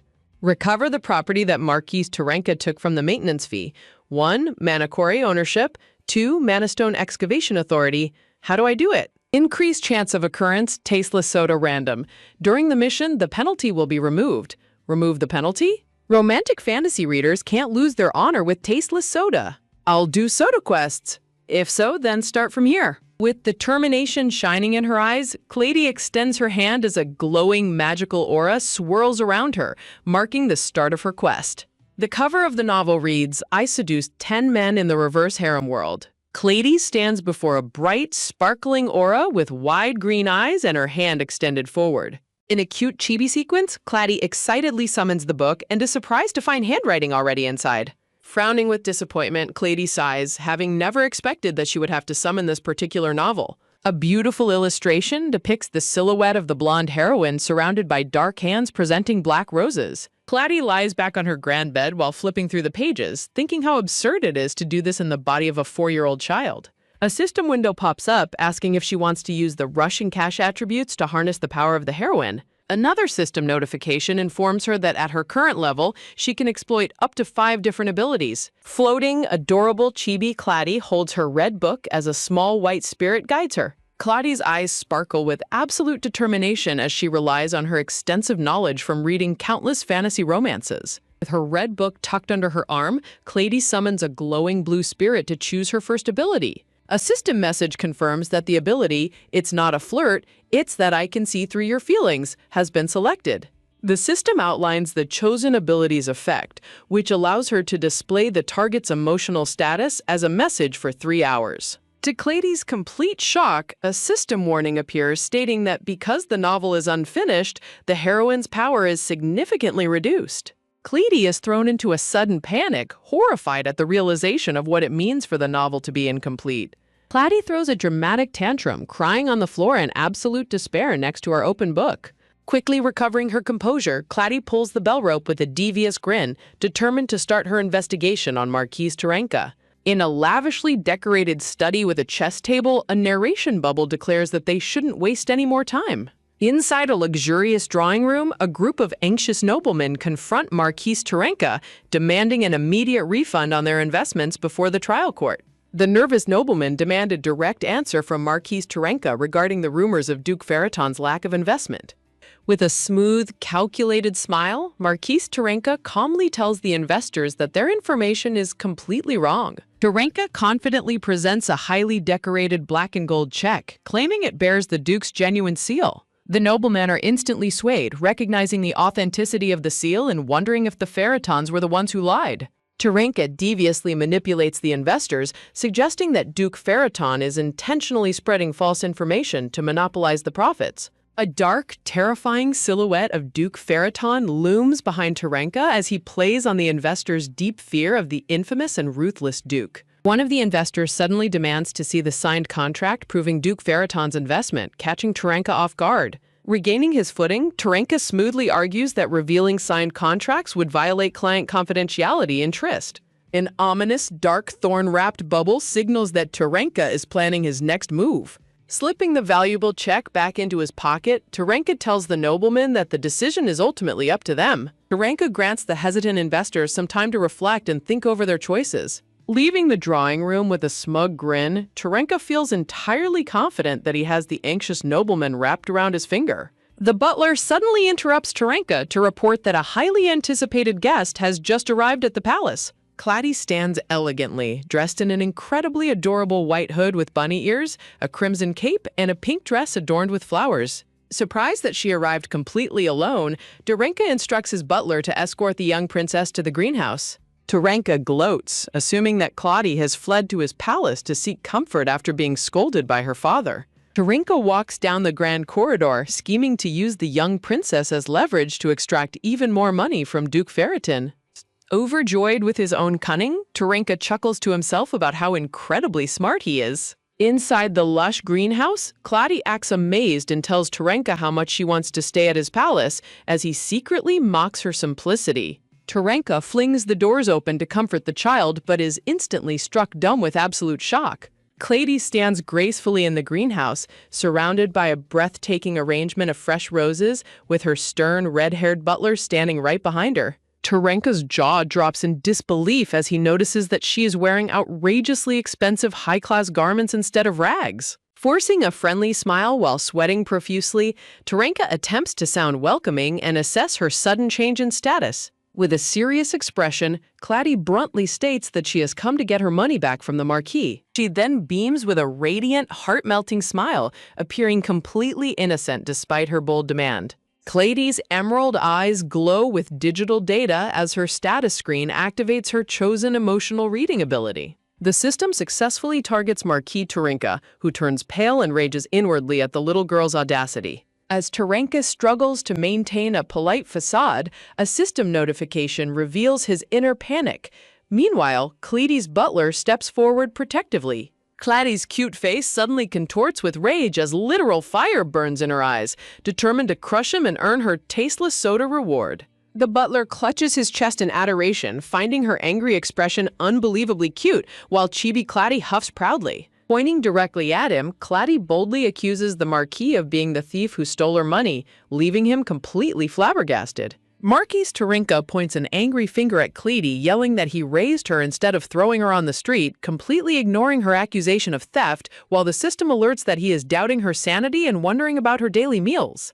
Clady sighs tiredly, thinking how wonderful it would be if she could read minds just like the heroine in her favorite reverse harem novel. Looking incredibly serious, Clady declares that the mana quarry and the mining rights were actually purchased with her own money. Outraged by her claim, Terenka yells that those things were invented by Duke Feraton for him, but Clady quickly corners him, asking if that means he bought them using the Duke's money. Turning his back in silent defeat, Marquis Terenka feels deeply ashamed of being so easily caught in a child's clever trap. Clady points out that the funds he received from the Duke were meant entirely for her support, but Terenka smugly fires back that the money was an investment and not nurturing fees, feeling both angry and relieved. Seeing that Terenka's emotional state has suddenly relaxed, Clady is puzzled and wonders why he is suddenly so calm. As she looks closely at him, a sudden realization strikes Clady, and she gasps in surprise. When Clady brings up the mana query, Terenka dismisses her with a smug sigh, asking what a child could possibly know about adult business. Smiling knowingly, Clady tells him she finds it strange that he encouraged the nobles to invest in the quarry business while selling it under the Feraton name, making the Marquis feel uneasy again. Sweat dropped and defensive, Terenka snaps back, arguing that investments naturally require large sums of money and that children shouldn't worry about such complex matters. With a mischievous smile, Clady playfully asks why he is getting so angry, leaving Terenka startled and highly uneasy. Claddy's words hit close to home, and Terenka's face pales in shock as she suggests that he is hiding something from everyone. Claddy beams with a bright, angelic smile, looking completely innocent while surrounded by beautiful, blooming flowers. A system box appears, indicating that Marquise Terenka is desperately trying to think of excuses to save himself. Terenka shivers with rage, deeply frustrated that he has to tolerate the feelings of a mere child whom he can't even understand. The butler suddenly knocks and enters to whisper an urgent message into Terenka's ear, catching the Marquis completely off guard. Frustrated and out of patience, Terenka yells that he doesn't have time for this nonsense and commands his staff to get Cleety out of his sight. As she is carried away by her butler, Cleety panics, realizing that if she fails this crucial mission, she will lose her reason and completely turn back into a normal baby. Determined not to let the mining rights fall into the wrong hands, Cleety contemplates stealing the documents while calling out to Terenka, reminding him that the nobles are still waiting nearby. Cleety's green eyes sparkle with determination as she points out that the investors are still waiting for the Marquis to make his final decision. Jumping down to the floor, Cleety eagerly dashes off toward the living room, certain that she will find the Manicory investors there. Cleety knows that in this high-stakes situation, concrete evidence will clearly speak much louder than any mere words. Terenka smiles smugly in the parlor as one of the noblemen confirms he won't withdraw his investment, making the Marquis believe that the young princess's interference is finally over. Just as the investors are finalizing their decision, Cleety's voice rings out from behind them, suggesting they think it over once more. Cleety makes a grand and adorable entrance, introducing herself to the room as Luetitia, the daughter of the Feraton family. While the noblemen marvel at how adorable the youngest princess of Feraton is, Terenka jumps up in a fury, scolding her for interrupting an adult conversation. The noblemen quickly defend her, stating it's not rude at all to be curious about the princess, and gently ask her what she meant by saying they should rethink. Cleety flatters the gathered noblemen, noting she has heard that Duke Delvatrin, Duke Icamil, and Marquis Sheridol are exceptionally talented and wise. The noblemen instantly melt from her cute praise, wearing proud and satisfied GB smiles while Terenka sits next to them looking completely miserable. Smiling brightly, Cleety tells them she knows they are wonderful listeners who will pay attention to what she has to say, even if it might sound childish. The nobles burst into hearty laughter, thoroughly charmed by her boldness, and warmly invite her to share whatever is on her mind. Cleety explains that Terenka claimed her father invested in the mana quarry to ensure there is mana inside the stones, while a brilliant blue mana stone glows magically before them. A helpful fantasy romance tutorial scroll appears, explaining that while standard mana stones are often found depleted, any quarry the Feratons invest in is somehow always filled with rich mana. Gold coins rain down as the narration explains that because of the family's flawless success rate, people widely assume they used a secret magic weapon. Cleety points her finger up and asks the nobles if her father ever explicitly stated that he made such an investment, and they confirm he did not. Desperate to regain control, Terenka slams his hand on the desk, loudly asserting that he has concrete proof of the investment. Cleety tilts her head in cute confusion, placing a finger on her chin as she curiously awaits his so-called proof. Cleety drops a logic bomb, asking why Terenka needs other people's investments if mining the quarry is supposed to bring down endless wealth from the sky, leaving the nobles in complete shock. Terenka scoffs, dismissing her logic as childish ignorance, while one of the nobles agrees with him, explaining that mining operations are incredibly expensive and require outside investments when funds are short. Cleety tilts her head with an innocent frown, wondering aloud why there would be a lack of money when the Duke's family is famously wealthy. Cleety points out the massive contradiction of claiming to lack money while simultaneously asking her extremely wealthy father for more funds, leaving Terenka utterly flabbergasted. With a mischievous wink and a playful point, Cleety gives a charming, triumphant grin, knowing she has successfully cornered the Marquis. As the nobles suppress their laughter over her sharp accusation of embezzlement, one of them points out that mining requires massive funds for various official approvals and preparations. Standing tall and proud, Cleety proudly asks if her father is capable of providing that entire sum easily, and the nobles readily agree that he certainly can. Cleety delivers another brilliant counterargument, asking why her father would ever need Terenka's investment money instead of just investing alone to keep all the profits for himself. The sheer weight of Cleety's flawless logic strikes Terenka like a physical blow, leaving him completely shattered and speechless. Surrounded by beautiful flowers, Cleety innocently twists the knife, asking why they would split the earnings with other people when they could just take the investment solely from her wealthy father. The system warns that Terenka is mockingly worried about Claddy's education level, but she confidently fires back before presenting another crucial piece of evidence. Holding up a formal ledger, Claddy triumphantly reveals the checkbooks, leaving Terenka sweating profusely and gasping in absolute terror. Pointing aggressively with a furious, sweating expression, Marquise Terenka rages in frustration and yells, "Bring that one!" Duke Delvatrin holds the ledger and peers closely at its contents, saying, "Let me have a look," while Clady eagerly beams and responds, "Yes." As the Duke sits down to carefully examine the documents, Clady wonders to herself why her father is missing money like this, noting that the funds sent from Feraton over the past year should have been more than enough. The Duke gasps in absolute shock at the ledger's contents. Meanwhile, a system screen reveals that Marquis Terenka is worried about her parents, but Chibi Clady confidently replies that her father is completely healthy. Clady brightly declares that her father absolutely did not give the missing money to the Marquis. When the system reveals Terenka wants to surgically operate on her, Clady mockingly asks if he wants to sew her mouth shut. Clady tilts her head with an innocent smile, questioning why her family would ever need to receive investments from those of lower ground. Surrounded by beautiful, blooming flowers, Clady claps her hands and mockingly praises Terenka as a charitable businessman who wants to mine the stones just to share his wealth, while Terenka inwardly rages in silent fury. While a system notification warns that Marquise Terenka is harboring murderous thoughts toward her, Clady cheekily whistles and pretends to be utterly terrified. The noblemen look down in grim realization as they piece together the truth. Claiming Feraton invested was a complete lie, and they were deceived into investing under false pretenses. Chibi Clady points a finger up as she points out that Terenka's house was unusually crowded with guests during the spring and summer of this year. A dark shadow looms over Terenka as the truth is revealed. He had already mined all the mana stones, leaving them completely depleted of mana before seeking outside investments. Clady looks down with a serious expression, explaining that the Marquis originally planned to sell the mana stones to cover his maintenance fees, but when that failed, he devised a scheme to cover his massive losses. A system banner declares that the entire burden and responsibility of the failed investments would have ultimately fallen on the shoulders of the three noblemen. A dark silhouette of Terenka is framed by a coiled snake, suggesting that he likely planned to drag the Feraton family down as an accomplice in his elaborate scam.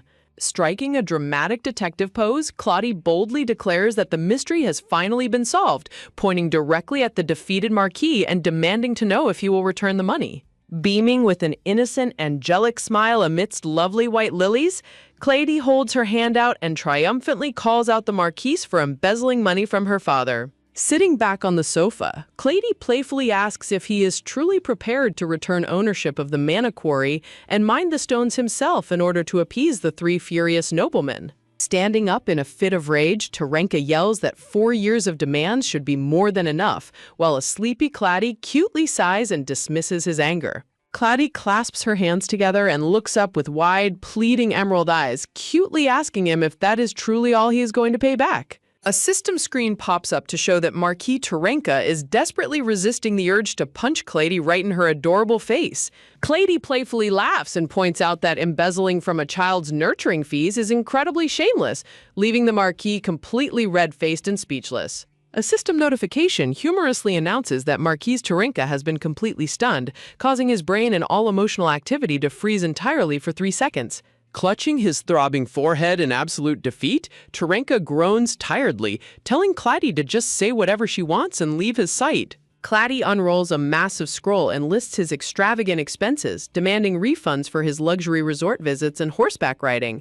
She then innocently asks if she can keep going, while Terenka sits slumped in his chair, completely drained of life. Wearing a cute bunny hood, Chibi Clady happily hugs her scrolls and celebrates becoming a wealthy tycoon, just as the noblemen walk up and gently call out to her. A close-up of Clady shows her turning her head slightly in curiosity as the noblemen approach. The noblemen look down at Clady with warm, affectionate smiles, completely charmed by how incredibly adorable she is as she proudly introduces herself. Pointing to herself with a proud grin, Clady happily states that she is only 4 years old, leaving the adults completely amazed by her brilliant wit. The noblemen marvel at how exceptionally clever and shrewd Clady is for a 4-year-old, though one of them notes there is still the lingering question of why Duke Feraton gave money to Terenka in the first place. Clady raises her hand high and enthusiastically declares that she has the answer, but then hesitates cutely, murmuring about that thing as the Duke listens with curiosity. Leaning in close to whisper in the Duke's ear, Clady sweetly declares that it is simply because her father loves her very much. The noblemen clutch their chests in absolute adoration at her cute whisper, completely won over, while Clady giggles happily.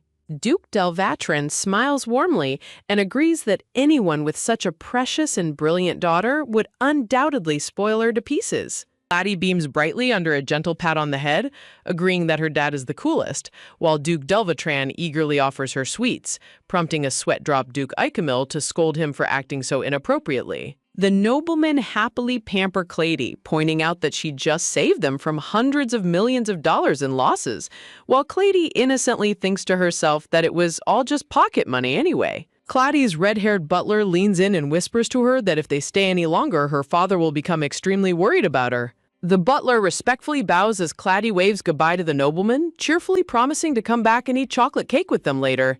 The three noblemen stand together with satisfied chibi smiles, completely charmed and whispering about how unbelievably adorable the young princess is. As they watch her leave, one of the noblemen asks Marquis Swellrodell how he is doing, and he thoughtfully replies that he feels as though he has seen that child somewhere before. The noblemen try to recall where they might have seen her, wondering if the young princess of Feraton used to wear a veil, as a brief flashback of a purple-haired girl appears. Shaking off his doubts, Marquis Swellrodell concludes that he must be mistaken, marveling instead at Clady's incredible spirit and amazing resilience. Looking out at the bright, sunlit garden, the Marquis compares Clady to a seed of endless potential that grows beautifully depending on the environment around her. A proud and elegant portrait of Clady in her white rabbit hood appears as the Marquis warmly notes how much he looks forward to seeing her grow up in the future. Clady's little shoes tap lightly as she walks away, and the butler warmly praises her, telling her how incredibly cool she was back at the Marquis's mansion. The butler emotionally recalls when he had to catch a monster thrown by her brother, which was far more terrifying than this, while a horrified Clady wonders what kind of 2-year-old throws monsters. The red-haired butler weeps tears of absolute joy and pride, praising her Feraton blood, while a sweat-dropped Clady desperately begs him to stop crying as he starts vibrating with emotion. The butler continues to sniffle dramatically, claiming it is his greatest honor to serve her, while Clady walks ahead, silently complaining that his crying face is quite unsightly. A dark, handsome young man with glowing red eyes watches them from a distance, smiling with a chilling expression as he remarks on how warm, affectionate, and family-like they look. The butler suddenly panics and screams in terror as he notices the imposing figure, while a happy Clady gasps in excitement and calls out, "Dad!" The butler is completely frozen in absolute horror and speaks in unintelligible gibberish, while Clady looks back at him in quiet confusion. Clady innocently rubs her face against her father's massive hand, asking why he looks so worried and if he simply wishes to pinch her adorable cheeks. To maximize their mutual comfort and emotional well-being, she offers her soft face to him without hesitation. This display of pure innocence leaves the red-haired butler completely frozen in absolute shock, as Clady happily encourages her father to rub her cheeks, finding the most efficient way to spread joy to everyone around her. Clady proudly declares that she is a good child who always keeps her promises, while the butler's soul practically leaves his body in agonizing stress, and Duke Feraton stands in the background surrounded by a blazing, menacing aura of pure curiosity. Duke Feraton displays a chillingly handsome smile with glowing red eyes, surrounded by rising flames as he darkly remarks on how curious he is to learn the exact details of this mysterious promise. In order to preserve order and extract information efficiently, the Duke drags the flailing butler away by the collar, leaving a sweat-dropped Clady wondering if her father's sheer curiosity has finally reached its absolute limits. Clady tilts her head slightly, her large emerald eyes glistening with curiosity as she watches the dramatic scene unfold with calm, calculated interest. Upon her triumphant return to the Feraton estate, the head butler and the maids welcome Clady back with incredibly warm, affectionate smiles, maximizing the household's collective happiness. Clady stands gracefully, holding her hands together against her chest as beautiful pink flowers sparkle around her, creating an atmosphere of pure serenity. Basking in the warmth of her welcoming home, Clady reflects on how pleasant it is to return to a place where her presence alone maximizes the utility and happiness of everyone around her. Wearing her adorable rabbit hood, Cleety beams with a joyful, close-eye smile, radiating a sweet energy that instantly lifts the spirits of the entire household. A dark, heavy realization looms over the mansion, warning that this exceptionally clever and manipulative child might actually pose a highly dangerous existence to anyone who opposes her. As Duke Farrakhan sits at a table loaded with exquisite pastries, his serious demeanor contrasts sharply with the system screen, revealing Claddy's internal delight over a delicious strawberry tart, proving her ability to manipulate others' bodies and emotions against their will. Chibi Clady happily munches on her sweet treats, blissfully unaware that her father is deeply analyzing her terrifying psychological influence, which seems capable of controlling people's physical reactions regardless of their own conscious desires. Claddy continues to chew her dessert with absolute focus, her giant green eyes sparkling as she optimizes her sugar intake for maximum personal satisfaction. Duke Farrakhan broods silently over his teacup, noting how his daughter's cute actions weirdly arouse a sense of protective violence within him, while his aide sweat drops and asks if the Duke is feeling all right. The aide frantically wonders if there might be something suspicious slipped into the tea to explain the Duke's bizarre state of mind, while the Duke flatly dismisses the idea, not even having touched the delicious cake yet. Resting his chin on his hand with a deadpan expression, the Duke groans that he feels completely full just by watching his daughter eat, before turning his serious attention back to his youngest child. Cleety cheerfully lifts a giant blue macaron, fully convinced that being able to control other people's bodily reactions is an essential survival skill, while the system reminds her that she supposedly possesses no magic gas whatsoever. Clutching his forehead in a state of emotional overload, the Duke notes that as the first Farrakhan born without magical gas, Claddy's unprecedented abilities remain a mystery, though his aide privately smiles and attributes this behavior to a severe case of being crazy with a daughter. The aide intensely rings a handbell, determined to match the dramatic atmosphere of the room and support his master's dramatic emotional outburst as efficiently as possible. Resting his chin on his hands, Duke Farrakhan gazes seriously at his daughter and softly calls out her name, Lulu. Chibi Claddy looks up mid-bite, her cheeks stuffed with cake as she blinks innocently at her father, completely focusing on the high-utility activity of enjoying her food.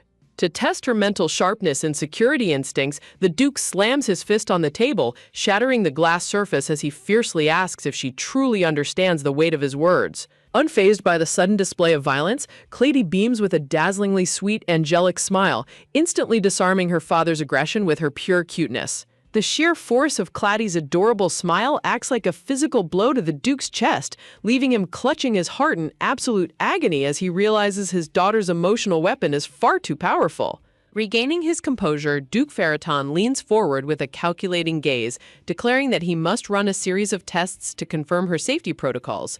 With a menacing, red-eyed glare, the Duke gravely announces that they are facing an incredibly serious problem regarding her defense against potential kidnappers. Cleety puffs out her cheeks in a cute, defiant pout, crossing her arms as she prepares to face her father's intense questioning with maximum confidence. Surrounded by a dark, intimidating aura, the Duke asks what she would do if a stranger tried to pat her head, testing her immediate threat response efficiency. Claddy happily gestures and sings a sweet tune, completely untroubled by the hypothetical danger as she radiates pure joy. The Duke presses further, asking what her response would be if a stranger attempted to pinch her cheeks, his red eyes glowing with intense scrutiny. Claddy playfully winks and wags her finger, cheerfully declaring that such physical contact is absolutely not allowed, ensuring her personal boundaries remain perfectly secure. When her father asks if she would accept candy from a stranger, Claddy instantly fires back with a confident shout, declaring it absolutely impossible. The aide stands in the background, sweating profusely in sheer bewilderment, clutching his face in shock as the Duke moves to the next extreme scenario, asking what she would do if someone tried to kiss her cheeks. Claddy instantly sprouts tiny devil horns and raises a furious clenched fist, screaming that anyone attempting such an act is clearly a kidnapper who must be eliminated immediately. Duke Farrakhan smiles with smug, fatherly pride, completely satisfied that her high-utility survival instincts are just as sharp as his own, while his aide watches in complete exhaustion. Despite her perfect answers, the Duke thoughtfully rests his hand on his chin, worrying that a simple verbal test is far too easy and might not guarantee her safety in a real-world scenario. The Duke suggests a much more violent, permanent warning for anyone who touches her, prompting his maid to frantically wave her hands and shake her head in absolute disapproval of his brutal parenting methods. Protesting his violent suggestions, the maid boldly holds up signs demanding that only nice, kind, and true words be spoken to their precious young lady, while the chibi staff members cheer her on from the side. The Duke raises a hand defensively, arguing that his warning to cut off a thief's wrists is actually a very kind and practical piece of advice designed to prevent future offenses. When the Duke reaches out to gently pat Clady's head himself, Clady dramatically reacts with intense disgust, screaming that she hates it and refusing his touch. Chibi Clady points a furious, accusing finger directly at her own father, loudly branding him a kidnapper for trying to touch her without her explicit permission. The devastating accusation leaves Duke Ferriton completely frozen, trembling in absolute shock and heartbreak as his emotional stability crumbles instantly. Claudia stubbornly turns her head away with a pout, while her father's hand shakes pathetically in midair, completely rejected and traumatized by her sudden hostility. Claudia aggressively commands him to let go of her, leaving the Duke utterly shattered and weeping tears of despair as he realizes his attempts at affection have backfired spectacularly. The Duke sits slumped on his throne, surrounded by an aura of deep depression, while his aide stands by, sweat dropped and dryly noting that the Duke is supposed to be unwavering under all circumstances. Clutching his chest as if struck by a physical nail, the Duke groans in agony over his daughter's harsh words, while his aide sweat drops and confirms that he is indeed bleeding a massive amount of metaphorical blood from the emotional wound.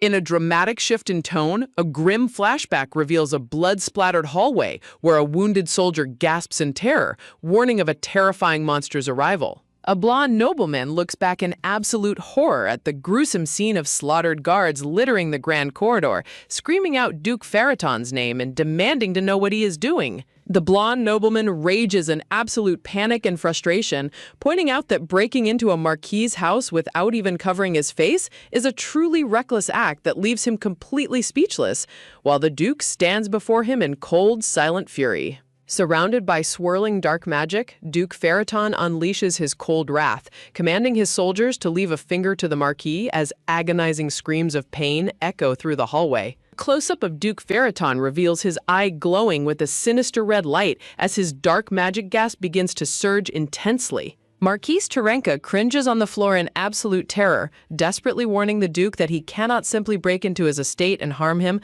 without the Emperor and other nobles finding out. Duke Ferriton looks down at him with a chilling, deadpan expression, coldly questioning how he is even supposed to care about such consequences. The Marquis frantically argues that if the previous family had knew about this, they would never let it slide, but the Duke dismisses him flatly, declaring that it is none of his concern. Looming over his victim with a terrifying presence, the Duke darkly mutters that any consequences will only happen long after the Marquis is already dead. Terrified out of his mind, the Marquis screams for him to wait as a sudden blast of dark magic strikes him down. Clutching at his chest in sheer panic, the Marquis desperately shrieks, calling out to his brother-in-law in a last-ditch effort to beg for mercy. Bloodied and trembling in fear, the Marquis tearfully confesses that the persecution of Lady Ferriton was indeed his own fault. In a desperate attempt to save himself, the Marquis shrieks that the child isn't even the Duke's biological daughter and accuses her of being born from an affair, right before a massive explosion cuts him off. Dust and debris fill the air as Duke Ferriton calmly walks away, leaving the bloodied Marquis groaning in pain on the floor. Gasping for breath and bleeding from his mouth, the Marquis looks up in sheer horror as the Duke's icy voice demands to know what he just said about his daughter. Duke Ferriton stands tall and menacing, looking down with absolute contempt at the pathetic man groveling at his feet. Radiating an aura of absolute death, the Duke fiercely demands to know how his daughter is, while the Marquis weeps in utter despair, completely convinced that he is going to die. A sudden, violent spray of blood erupts through the dark room as the Marquis screams in agonizing pain. Gasping heavily and trembling, the Marquis realizes he is miraculously still alive as the Duke's shadow looms over him, delivering a chilling message from the previous Marquis of Terenka. Coughing violently and clutching his bloodied neck, the Marquis struggles to speak, utterly traumatized and thinking his head was about to be blown off. Trying to salvage his life, the Marquis desperately smiles and pleads that he is family, but the Duke coldly remarks that he is not even worthy of the Terenka name, let alone the title of Marquis. The Duke holds up a gold chain carrying a magnificent signet ring with a glowing red gem, leaving the Marquis completely frozen in absolute shock. A close-up of the Marquis's wide green eye reveals his absolute horror as he panics, wondering why his most precious possession is in the Duke's hand.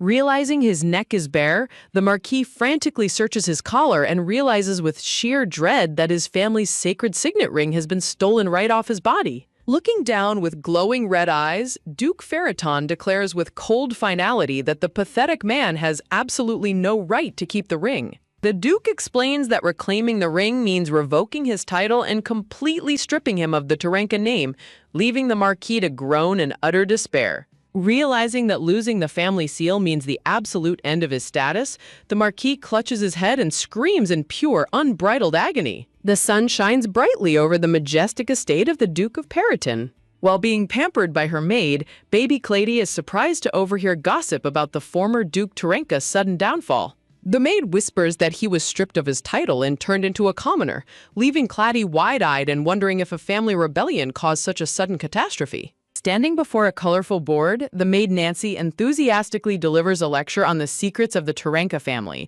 explaining that the temporary governance authority has been returned, but many secrets remain inaccessible. Nancy explains that the former Duke tried to expand his business for recognition but got scammed, and now his wife is filing for divorce. Clady sweat drops as she clutches her plushie, finding it terrifying how incredibly fast the story's dramatic events are unfolding. Taking off her glasses with a sigh, the maid wonders what will happen to the other Clady if her parents get divorced. A dramatic flashback shows the spoiled blonde Clady throwing a massive tantrum and running away from her mother, screaming that she refuses to become a mere viscount and would rather live with the count.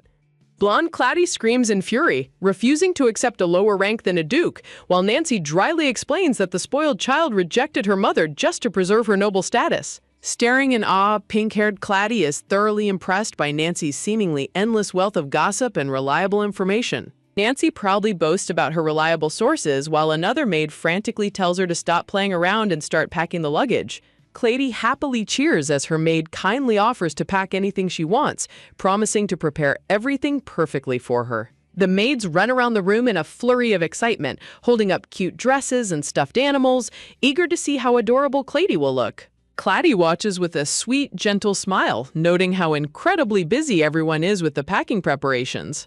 However, as she watches the maids pile up a mountain of items, Clady sweat drops and wonders if they are planning to pack the entire mansion with them. Surrounded by a dark, brooding aura at his desk, Duke Ferriton prepares to head back to his territory, while his aides nervously ask how a war hero could possibly skip the Imperial victory celebration.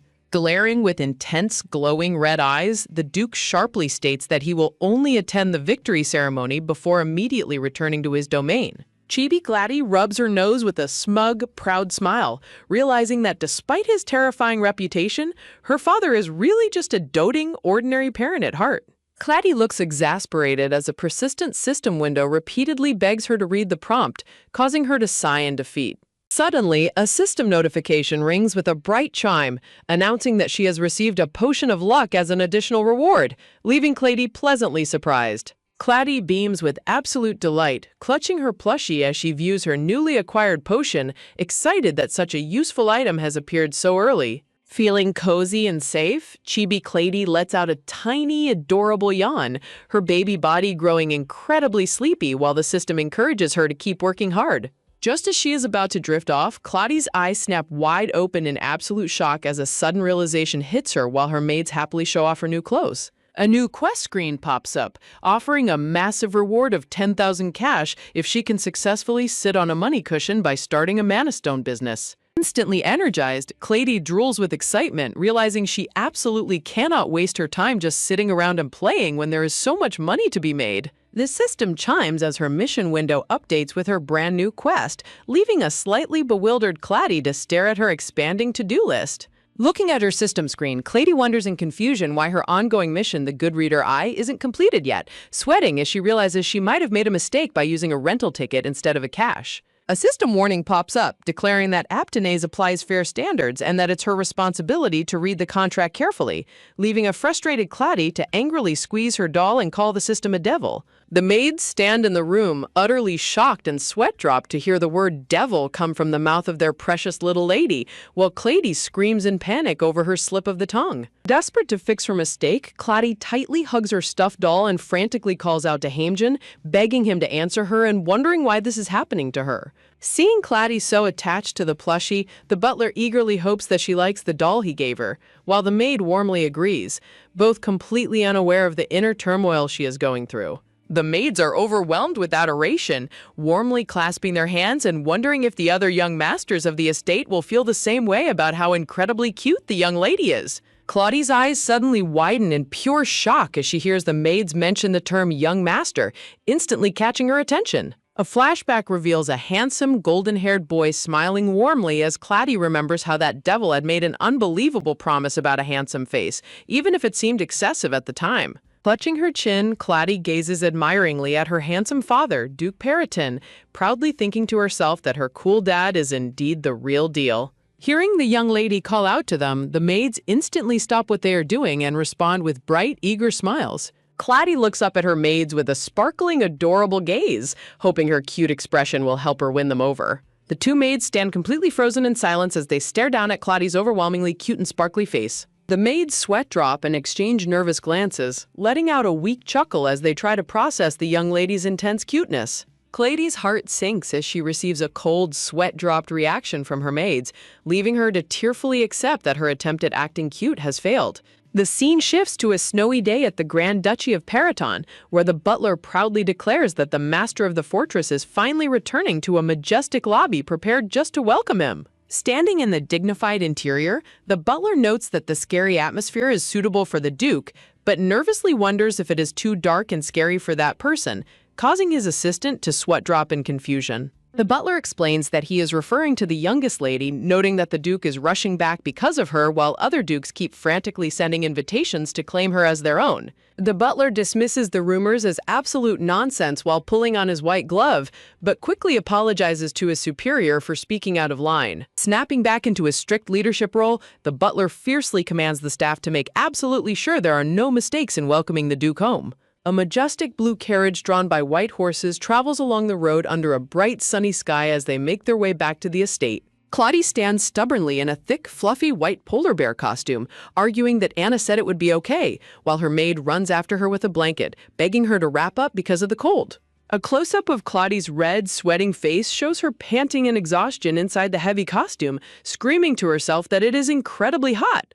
Duke Periton looks at her with a deadpan expression, asking what on earth that cotton ball outfit is supposed to be, while Clady complains that she was only told to dress like this because of the cold. Looking out the carriage window at the lush green trees, Clady sweat drops and grumbles that they are still in the warm central area, making her look and feel like a ridiculously hot teddy bear. Duke Periton looks at her with a tilted head and a puzzled expression, completely unable to understand her choice of clothing due to his long stay in the freezing north. Looking incredibly adorable and bashful, Clady sheepishly explains in her bear costume that she only wore it because the maids were so worried about her. Duke Periton pauses to think, resting his hand on his chin as he coldly notes that he can understand why they would worry. A dramatic flashback shows a shirtless Duke Periton covered in battle scars, coldly stating that the scars are annoying and useless and that he just wants to leave them alone. Clady feels a strange emotion as she remembers his words, thinking that his scars are indeed a sign of his battles,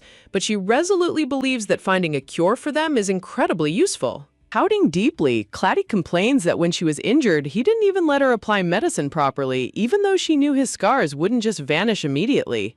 Duke Periton's massive hand gently reaches out and pinches Clady's soft, squishy cheek, catching her completely off guard. Surrounded by beautiful blooming flowers, the Duke looks down with a surprisingly gentle smile, softly calling out her nickname, Lulu. Clady looks up at him with wide, twinkling green eyes, her heart melting as he softly thanks her for her concern.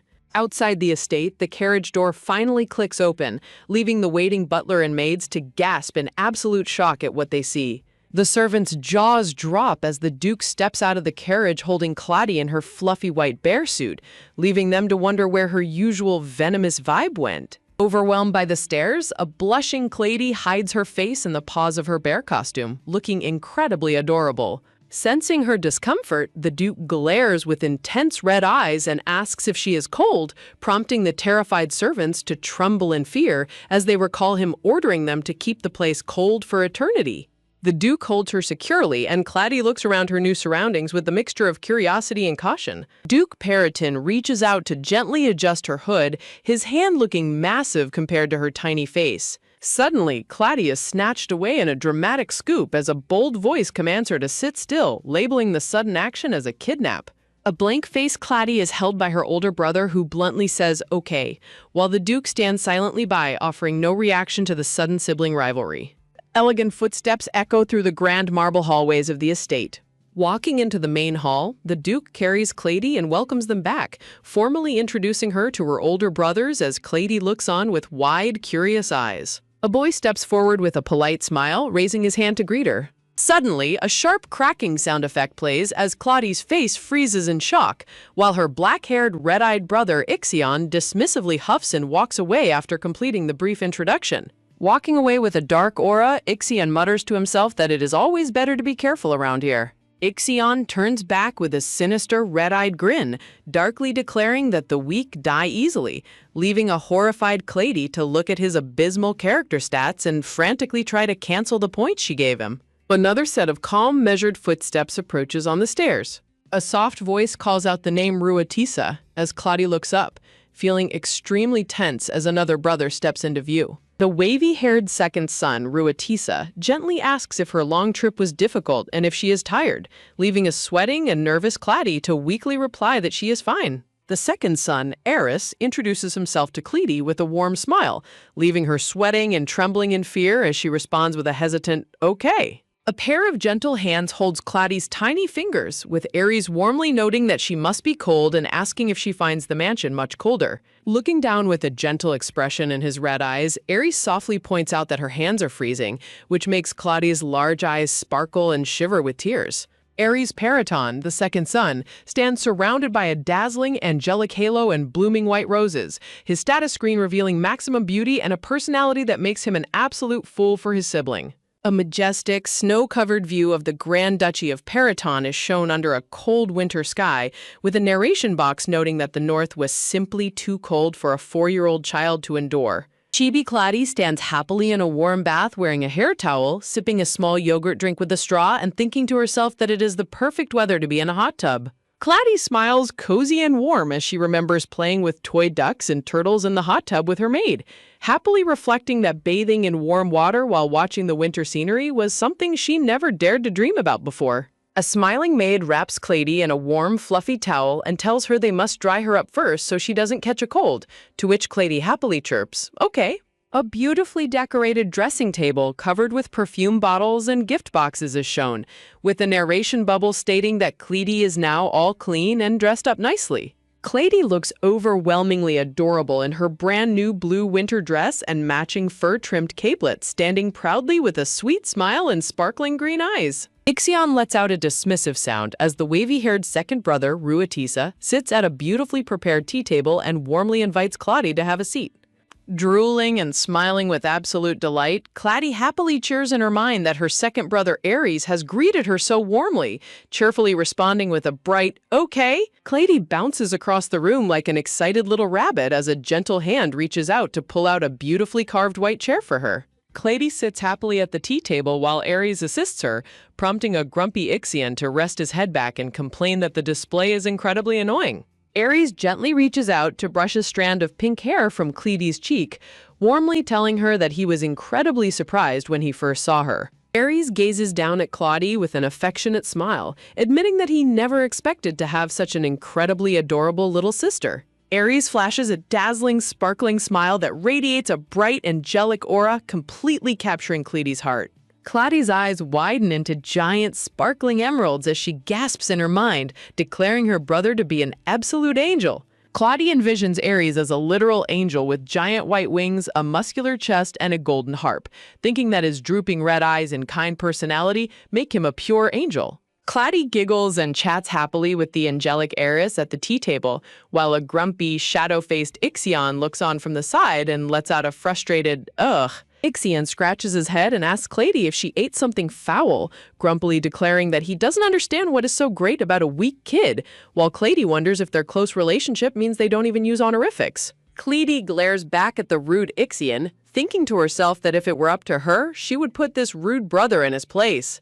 Ixion rests his chin on his hand and coldly asks Clady what she is looking at, while Clady stares back with a dazed, drooling, and completely love-struck expression, unable to resist his handsome face. Ixion jumps up from his seat in absolute shock and anger, pointing at Clady and demanding to know what is with her eerie expression, while Clady clutches her chest, internally screaming that she almost forgot about how handsome his face is. Clady looks away with a pouty, haughty expression, thinking to herself that she can't help but stare because he is simply too handsome, chalking it up to basic human instincts. Ixion points at Clady in utter bewildered shock as she proudly turns her head away, while Clady internally panics, realizing she accidentally blurted her thoughts out loud. Ruitisa calls out Clady's name, leaving her to turn her head in surprise with a confused, "Huh?" With a disappointed, tearful background, Aries looks incredibly hurt and asks Clady if she really thinks Ixion is handsome, sadly wondering if that is her preferred type. Panicking at her angelic brother's deep sadness, Clady flails her arms and screams a loud no, desperately telling Aries that he is even more handsome, the absolute best, and that she will play with him. Clady proudly points at Aries and tells Ixion that she likes Aries way more, leaving the grumpy Ixion looking thoroughly defeated with a caption labeling it a pathetic loss. Fuming with rage, Ixion grits his teeth and slams his fist onto the tea table, furiously shouting that she can go ahead and like him more. Ixion glares darkly, declaring both of them to be completely blind, while Aries and Clady sit at the table looking utterly oblivious to his anger. Clady's eyes widen as a bright blue system notification chime rings out, reflecting a new quest screen in her pupil. The system screen appears with an ominous dark aura, declaring to Clady that someone has dared to mock the contractors of Aphathanes, which is absolutely unacceptable.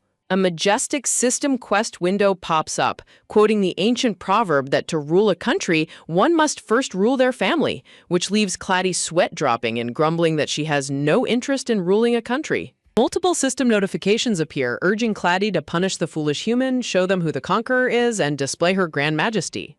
Clady slumps in her seat in absolute despair, clutching her face as she groans about receiving another quest, wishing she could just easily get along with Ixion. Clady gazes at Ixion from a distance, wondering if she really has to force a connection with someone who clearly hates her, though she realizes she has no choice but to find a way to live with him. A red system warning screen flashes brightly, declaring that the penalty for refusing the quest is none other than death. Clady face plants onto the table in complete despair, while Aries panics and asks what is wrong, prompting Clady to weakly lie that she just caught sweat in her eyes. Aries angrily orders Ixion to apologize because Lulu is crying, but Ixion dismisses it with a smug grin, mocking her for crying over something so trivial. Ixion dismissively closes his eyes and mutters how incredibly weak she is, prompting an angry no to echo through the room as Clady prepares to fight back. With a determined and heroic posture, Clady stands up tall, placing her hand over her chest as she prepares to face her grumpy brother.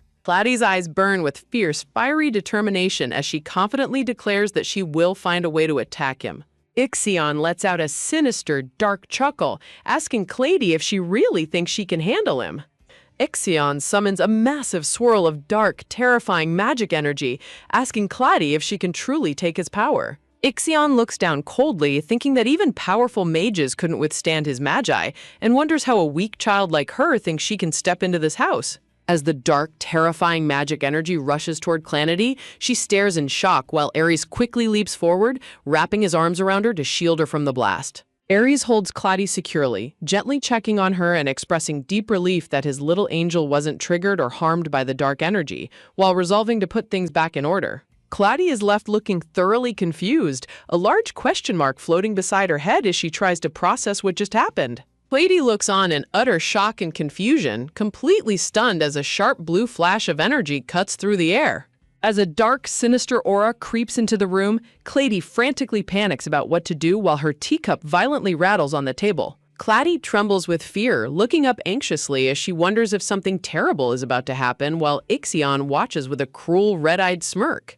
Clady imagines herself as a tiny, helpless shrimp caught between two giant killer whales, desperately crying out that if blood sheds here, her plans for a happy romance novel will be completely ruined. Letting out a tearful hiccup, Clady decides she has no choice but to use her last resort, opening her mouth to loudly shout an apology. Clady turns on her ultimate charm, surrounding herself with beautiful purple and white flowers as she prepares to make a dramatic plea. A dramatic, heart-filled title card appears, dramatically pleading for them not to fight because of her. Both of her brothers freeze in absolute silence, completely dumbfounded by her sudden, dramatic display. As her brothers stand completely bewildered, Clady points a sparkling finger upward and declares that she likes them both. Showered in a dramatic spotlight and blooming roses, Clady winks and cutely declares that she will only be a little bit cute from now on, leaving a heavy silence to fall over the room. The dark magic wind instantly dissipates as a completely deflated Ixion mutters that her strange display completely killed his mood. Back in her bedroom, an exhausted Clady sighs with relief after barely surviving the dangerous encounter, but realizes she can't just let things stand. A terrifying system warning screen reminds her that completing the quest is literally a matter of life and death, with the penalty for rejection being death. Clady reassures herself that as a hardcore romance novel fan, she knows exactly how to navigate and resolve these typical cliché conflicts. However, she quickly deflates, tearfully remembering that she currently has no money and cannot summon any typical female lead cheat abilities. She realizes that her only useful weapons right now are her mind-reading ability and her extensive knowledge of romance novels. Clady clasps her hands together and prays to the legendary female leads of romance novels for guidance and strength. Ixion stomps down the hallway while Clady stealthily follows close behind him, her squeaky shoes giving her away with every step. Ixion grows increasingly irritated, dark shadows crossing his face as the persistent squeaking sound continues to echo. Finally losing his temper, Ixion whirls around and shouts at Clady, demanding to know why she is following him and why her shoes are making so much noise. Clady cutely displays her red outfit and explains that their father ordered her to wear it, which instantly strikes the father-fearing third son with pure terror. Forcing a tense, nervous smile, Ixion calls out to her in a desperate attempt to maintain his composure. Dark shadows pool around Ixion's feet as he menacingly asks Clady if she wants to play, warning her that her body is incredibly weak. With a sinister red glow in his eyes, Ixion thrusts his hand forward, asking her if she can truly withstand his terrifying magic energy. Clady stands completely unfazed in the middle of the dark, swirling magical aura, blinking in mild confusion. Ixion's eyes widen in absolute shock as he realizes his powerful magic energy has absolutely no effect on the little girl. Feeling increasingly impatient and bewildered, Ixion looks back at Clady as she stands trembling down the long hallway. Completely ignoring the threat, Clady sparkles with absolute joy and eagerly asks if they are finally going to play a game together. Completely speechless Ixion sweat drops in utter bewilderment, staring at his oblivious little sister in disbelief.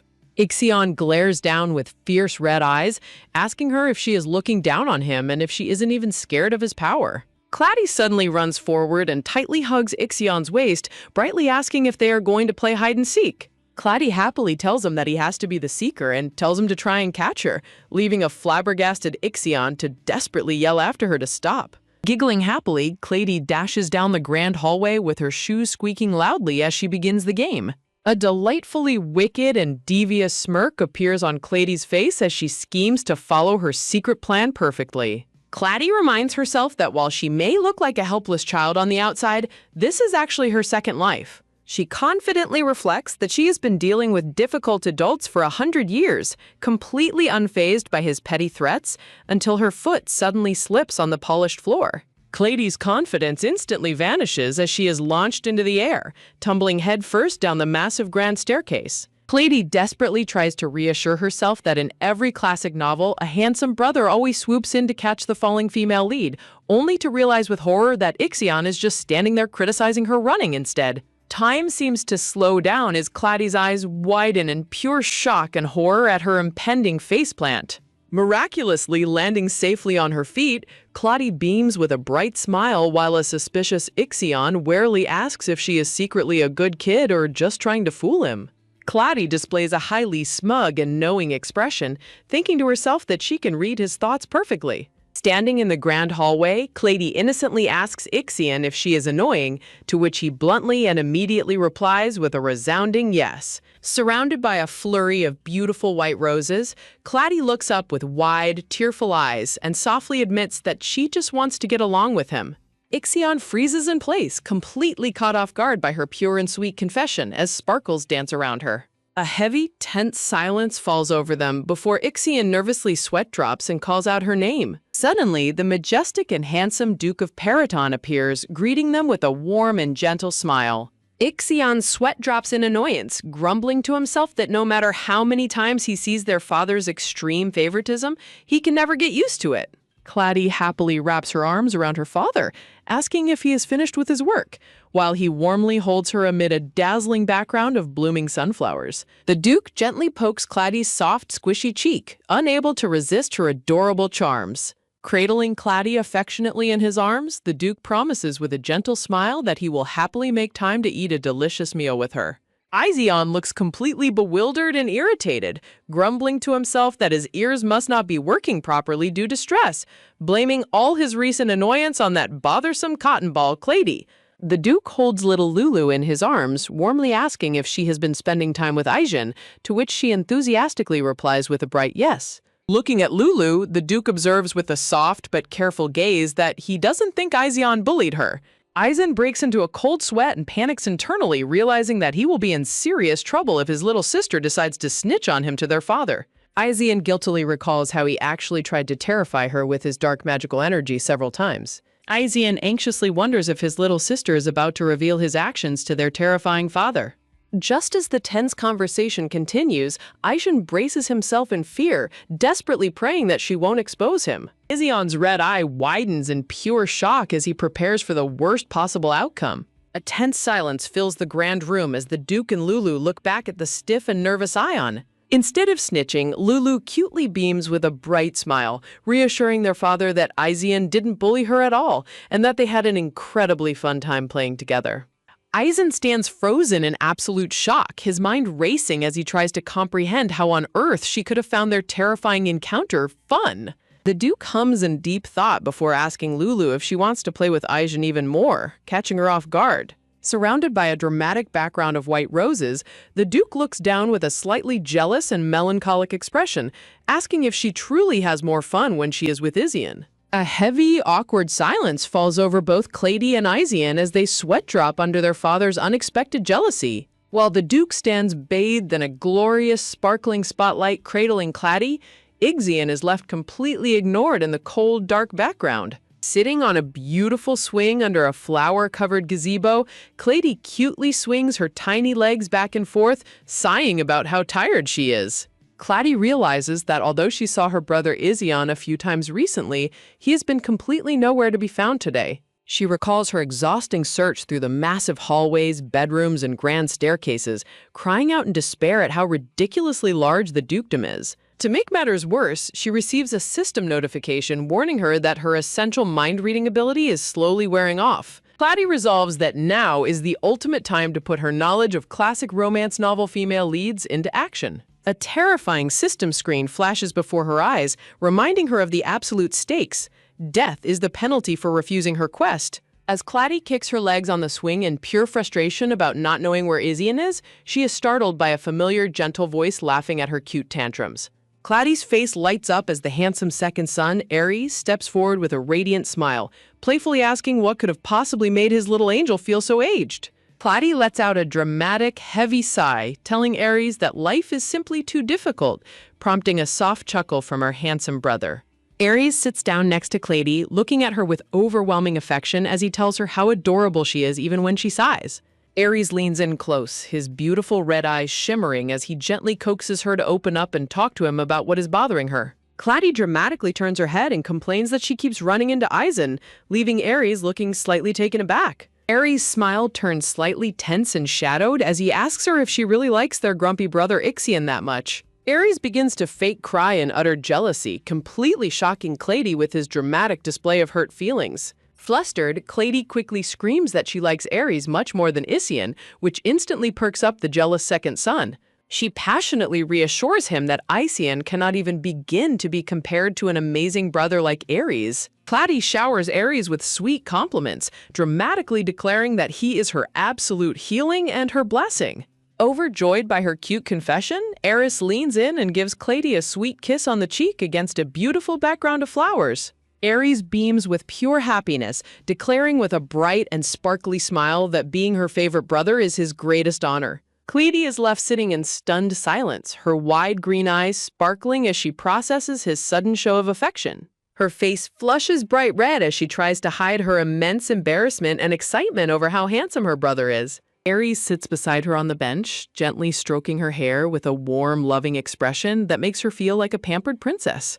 Internally, Clady turns into a full-on fangirl, waving light sticks and cheering that her exceptionally beautiful brother deserves a perfect score of 100 points. Suddenly losing her composure, Clady loudly squeals that he is an absolute angel, which leaves a startled Aries blinking in surprise.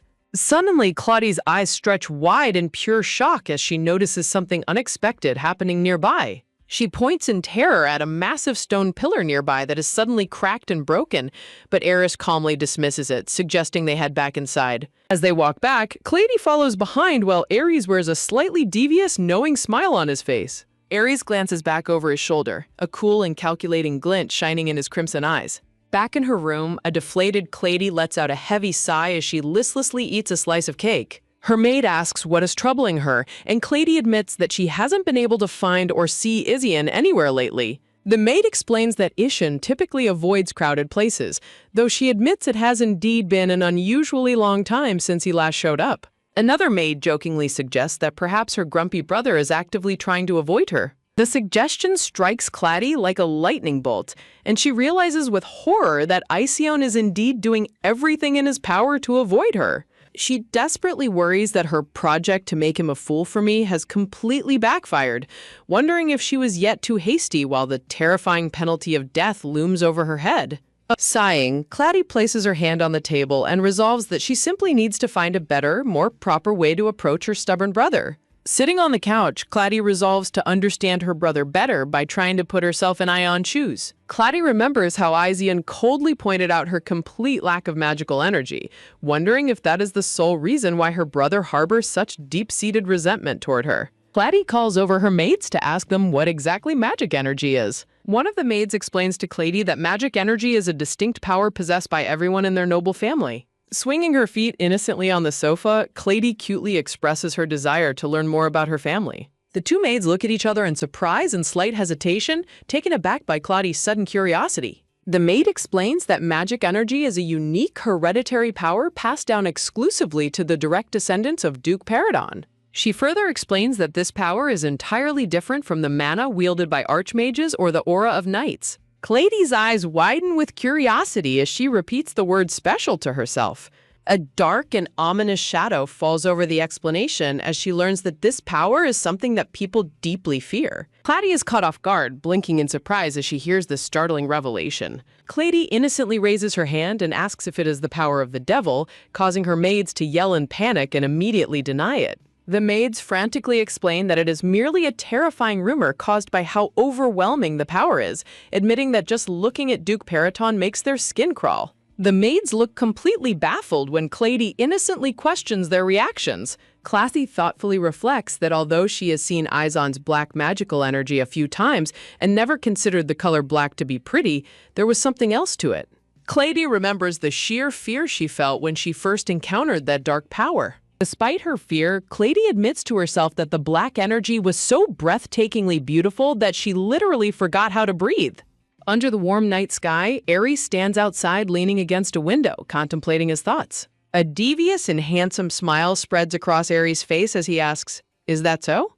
Aries' eyes glow with a dangerous crimson light as he wonders what would happen if he were to eliminate that troublesome personality of his brother's. Clady cutely clasps her hands together and tells her father that she wants to play with Ixion. She beams with an incredibly bright, pure smile, acting like a sweet and innocent child. Suddenly, we hear Clady's loud voice in the background passionately screaming that she likes Aries much more than Ixion and that Ixion cannot even begin to compare to him.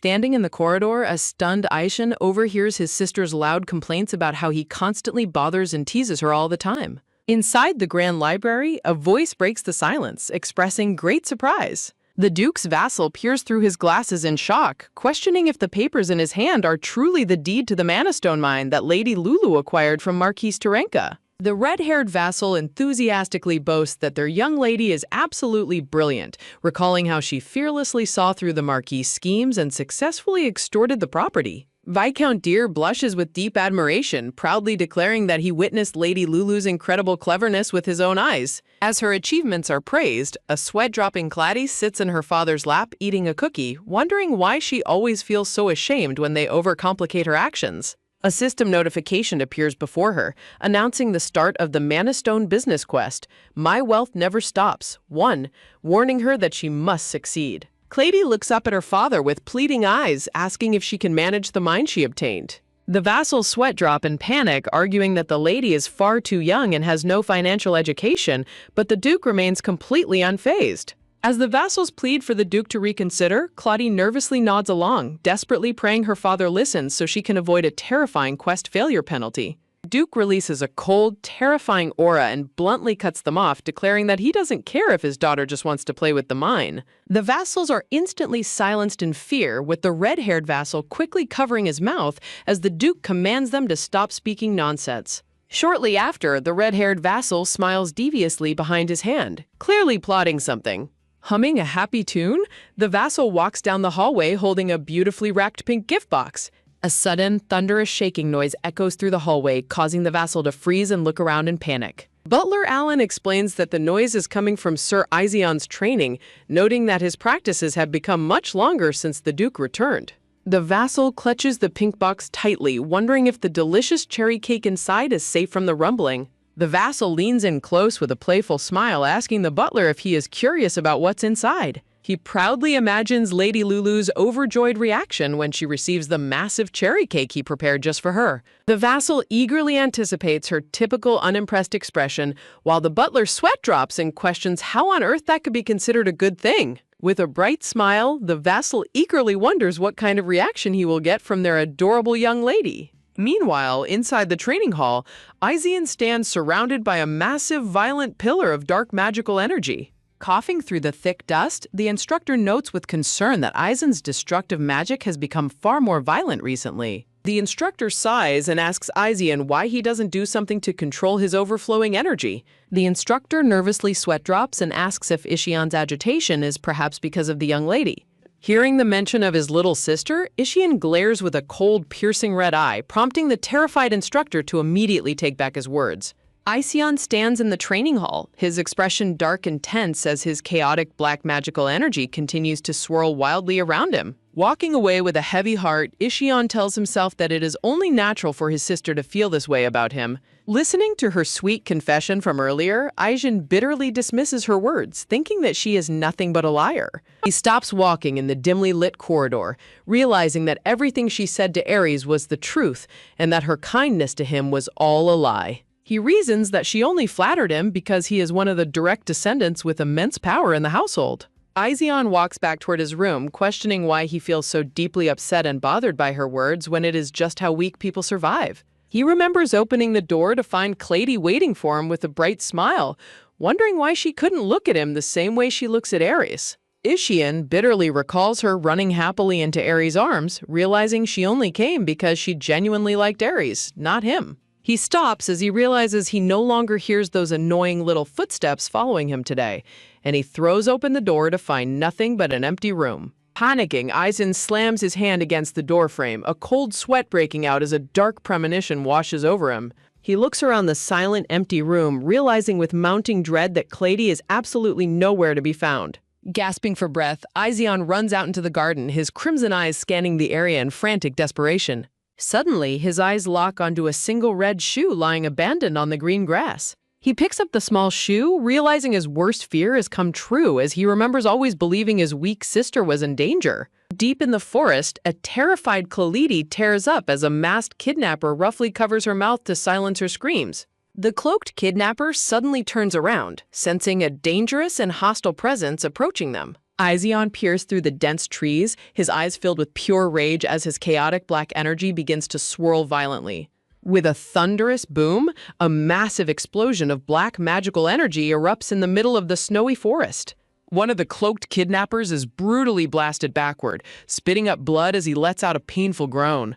Aizion unleashes his dark magic with a fierce swing, mercilessly tearing through the remaining kidnappers as they scream in agony. As the dust settles, Aizion's glowing red eyes widen in shock as he spots his little sister nearby. Clady sits on the ground, trembling in fear, her clothes and face covered in the blood of the kidnappers. Aizen stands frozen and catches his breath, looking down at Clady, who is staring back at him with wide, tearful green eyes. He remembers her fragile state, thinking of how she once said she could just close her eyes to rest and how she wanted to be close to him. Looking at her sitting amidst the pool of blood, Ishin bitterly thinks to himself that her act of not being afraid of his dark power was all a lie. He turns his back to her, reflecting on how she always acted so brave and understanding around him. He recalls her bright, innocent smile, thinking that even her happy expression was just a facade she put on. He remembers how she would cheer him on and constantly follow him around with endless enthusiasm. He remembers her calling out his name and gently reaching out to touch him, which always left him startled. Suddenly, a small, bloody hand reaches out and clutches Aizon's dark uniform. Clady looks up at him with tear-filled eyes, trying her best to smile despite being covered in blood and dirt. Looking down at her, Aidian coldly notes that she is still playing the fraud even in this terrifying situation, wondering if he should just kill her. He glares down at her with glowing red eyes, coldly asking if his power is really that scary to her. Clady flinches in shock as Izyan admits that he is in such a bad mood right now that he feels capable of doing anything. Angry and terrified, Clady tearfully yells back at him, passionately declaring that she is indeed scared and calling him an absolute bad guy.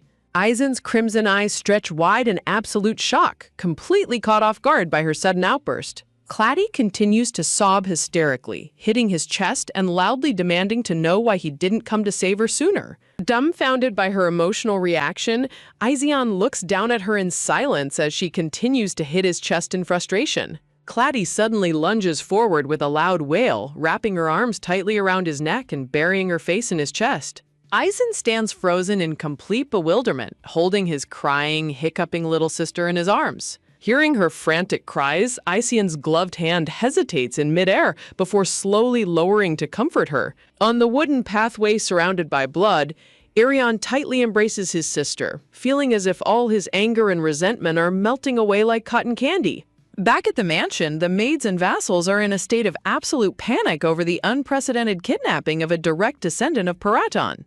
The vassal notes that because all of the Duke's descendants are born with extraordinary powers, they never needed protection and could wander freely. Inside the castle, the vassals discuss the situation in panic, declaring that a kidnapping within the duchy should have been completely impossible. A hand slams heavily onto the desk as a tense, dark silence falls over the grand room. Enraged, the Duke stands before his vassals, coldly stating that his daughter was kidnapped from right under their noses. The Duke's eyes glow with a deadly crimson light as he angrily notes that absolutely no one did anything to prevent it. Vassals stand in a tense, terrified silence before the Duke's desk as Ares stands at the front of the room. Ares steps forward with a cold and serious expression, reminding them that they failed to carry out the Duke's direct order to keep Clady safe. Glaring at them with glowing red eyes, Ares demands to know how they plan to pay for putting his sister in danger, while the vassals frantically explain they have already investigated the kidnappers. He's a member of a dark guild who did it because of an order. The problem is that who did he take the order from? They're all dead. It might take a while to find the culprit. We can't ask the lady. Why can't you? The heavy wooden door suddenly swings open, revealing the adorable young lady standing on the threshold as the vassals gasp in surprise. My lady! Lulu, why are you here? You should be resting. I rested enough. I'm fine now. Father, there's an urgent matter you want to ask me about. Why didn't you ask me? I don't want you to recall that memory. You're still a child. It's all right. I'm a Paraton. And more importantly, I know who the culprit is. Clady smiles brightly and confidently, completely shocking her father and the vassals with her bold declaration. A system notification appears before her, presenting a new quest. Birdie taking revenge 1. Kidnapping is common, but this is a child. This is a heinous crime. We demand severe punishment. Conditions: find the kidnapper. Reward: 5,000 cash ticket. Sitting in her father's lap at the grand desk, Clytie listens as the Duke questions the room. Someone told me Izian was training. Who was that? With absolute confidence, Clytie points her finger directly at the horrified red-haired vassal, Viscount Dyer, causing dramatic shockwaves of panic. The vassals are thrown into an instant panic, discussing the shocking accusation while Dyer desperately pleads his innocence. Viscount Dyer? But he loves the lady. Is he behind it? But his expression around the lady is suspicious. Suspicious? My lady, how could I'm fond of you. Is it true that you said Izian was training? Yes, he was at the training field in the afternoon. Dyer, when did you know that Izian was training? I met you on the way, so it must have been a little after 3 o'clock. How long was Izian at the training field? Just under 10 minutes. He came to take out his anger. Dyer stammers in terror as Claudie's sharp logic begins to piece the timeline together. By the time I finished eating, he was no longer there. I didn't know. I thought that he'd be there. Ishin is a fickle person. There's no set routine. And not a lot of people can access the training field because he doesn't like people in general. If I was in the main castle, I would have met Izian, but I stayed at the gazebo in the East Garden because of Deer's suggestion, right? Yes, that's right. Then was it Viscount Deer? I've always sensed something. If you look east, the routes cannot overlap, unless Izian deliberately turns around. The vassals sweat profusely as they realize how impossible the timing is. It's impossible to run into each other. Yes, Ishin couldn't have found me. It's the perfect place to kidnap me. The room fills with suspicious murmurs as everyone glares at the trembling Dyer. Did you really lure the lady? Oh my, you kidnapper. My lady, Ugh, please trust me, I didn't do this. I'm your loyal subordinate. Only, in a brief flashback, Chibi Deer runs in absolute panic past the bewildered guards of the castle. Huh? The warm sunset filters through the massive library window, illuminating the room as the Duke quietly listens to his daughter's brilliant deductions. Clytie smiles beautifully, imagining herself sitting gracefully amidst a bed of blooming white flowers. Yes, tell me. Think carefully, dear. You clearly know who it is. Deer blinks in complete bewilderment, pointing to himself in confusion. Me? A sudden realization strikes Deer like a bolt of lightning as a dark silhouette appears in his mind.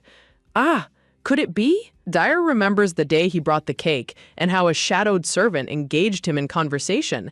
It's the lady's cake. Haha, I wonder how she'd react to this. Haha, will you bring it to her room or another place? I'm still thinking about it. The shadowed servant subtly guided Dyer's choice of location. Wouldn't it be great if you put the cake where she's never been? She likes flowers. Flowers? She usually goes to the greenhouse. Oh, the gazebo in the Eastern Garden has a heating spell. Dyer recalls the butler's eerie smile as he took over the task. Haha, I'll prepare it there. Butler Allen? Indeed, sir. The lady would love it so much. Duke Periton's face contorts in absolute rage as his eyes glow with a deadly red light. Bring that bastard here. Ares looks down with a smug, proud smile at his younger sister's brilliant deductions. That was great, my sister. Ares smiles warmly, genuinely impressed by Clytie's incredible intelligence. You are so smart. Ares? Clytie looks up at Ares in confusion, questioning his sudden admiration. We're not sure if he's the culprit yet. Why are you complimenting me? Suddenly the doors burst open as a guard drags Butler Allen into the room. I brought Butler Allen here. Let me go. Butler Allen is thrown to the floor, pleading his innocence, but the guard quickly presents incriminating evidence. Sir, I'm innocent. I was just suggesting a place for tea time, I swear. We found a kidnapping request in his room. Butler Allen's face turns pale with horror as his crimes are thoroughly laid bare. We also discovered an unidentified communication port. Sir, this is a trap. The Duke's eye narrows with a terrifying blood-red glare of pure hatred. The Duke releases a suffocating dark aura, rendering his cold judgment. Lock him up in the ice tower. I'll interrogate him. Did Butler Allen really? You're so awesome, my lady. You must have been so afraid, but you took care of it so calmly. Sparkling bubbles of praise fill the air as the vassals fawn over their brilliant young lady. You're the coolest. Our genius, soft, and cute lady. Please trust me. Chibi Clytie sweat drops at their overwhelming adoration and dramatic reactions. Meanwhile, Dyer dramatically kneels on the floor, weeping with joy because he was cleared of suspicion. The person most suspected was me. I'm the one who came up with the gazebo. I also told the lady about the training field. What? That's scary. He's back. Youngsters these days. Tisk, tisk, tisk. Crying tears of deep gratitude, Dear looks up at Claddy as if she is a goddess, but on the contrary, you asked me. A majestic stained glass window frames Clady in her father's arms, while Dear kneels below them in absolute reverence. Who's the culprit? In a hilarious chibi fantasy, Dyer sings passionately into a microphone, expressing his undying love for Claddy as the others watch in embarrassment. That's right, exactly. Take him away. No, that's not it. Clear evidence. I adore you so much. He's crazy. Well, he's not completely wrong. This speculation is all based on Dyer's intelligence. Viscount Dear was the last person I met. Doesn't matter if the kidnap is a success, it's something everyone would suspect. Do people think I'd use such a shallow method? Claddy covers her mouth and giggles happily, pleased that she has successfully completed the quest and punished the traitor. So we got the culprit. Enraged, the Duke glares with a dark, terrifying aura while holding Claddy in his arms. Now perhaps you should be held responsible for this with death. The vassals sweat and tremble in absolute terror as a suffocating dark aura fills the room. Finally, it's here. Clady looks up at the Duke, pleading for her servants. Father, it was my fault for wandering around. They're not to blame for. The Duke reasons with Clady with a serious expression. It's natural that you want to go around in your own home, but still they need to ensure your safety. You're a smart person. You understand what I mean, right? Chibi Claddy looks annoyed in sweat drops, realizing her plan isn't working as intended. Tisk, this isn't going to work. Then, Clady dramatically sheds large tears, playing the part of a heartbroken child. Are they being punished because I didn't stay in my room? I was wrong. Clady's beautiful, shimmering green eyes well up with heavy tears. Then In a dramatic imaginary scene, Clady weeps inside a golden bird cage surrounded by chains and white flowers. I'll stay in my room for the rest of my life. It's my fault. Clady sweat drops in disbelief as Aries chime in with a smug suggestion. It doesn't sound so bad. Framed by red hibiscus flowers, Aries smiles warmly at his sister. My dear sister, I'll bring the sky, flowers, and treasure into your room. Meanwhile, Claddy panics in the corner. No, my angel, don't be like that. Clady dramatically weeps surrounded by beautiful white flowers as she plans her ultimate exit strategy. Okay, thanks. Then I'll soon due to lack of exercising. Goodbye, everyone. Startled by her dramatic words, the Duke and Aries quickly turn around to reconsider. Goodbye? The Duke coughs and declares, I think there are more ways to take responsibility than death. Aries agrees. Yes, I think so too. The vassals stand with blank eyes and hanging jaws, utterly stunned by the sudden turn of events. I'll discuss the punishment later. You can go now. They wonder in disbelief. Did the lady make the Duke rethink his decision? The vassals look on in sheer shock and amazement at Claudia's incredible influence over the Duke. Is it even possible? Crying tears of ultimate relief and absolute devotion, the vassals fawn over Claddy. Thank you, my lady. We love you. We are so grateful. System notifications appear before Claddy, confirming her success. Quest, Birdie's Revenge I is complete. Reward, 50,000 cash withdraw. Claddy lets out a sigh of relief. The embarrassment is only fleeting. What matters is humans' lives. I've also finished the quest. Another system notification rings. Congratulations! Your influence in the clan has increased significantly. 8,000 cash is provided. Chibi Claddy is completely flabbergasted. Huh? What? Not even a ticket? They just give me that? A glowing golden screen pops up with a special offer. A surprise privilege for you whose influence has increased. Draw up to 20,000 cash. Claddy looks determinedly ahead and summons her interface. Status window. Clady pouts slightly, feeling a bit frustrated. That means Izzian hasn't accepted me in the family. Such a bad guy. It doesn't hurt to acknowledge me. Clady recalls the warm memory of Izzian tightly embracing her on the wooden bridge.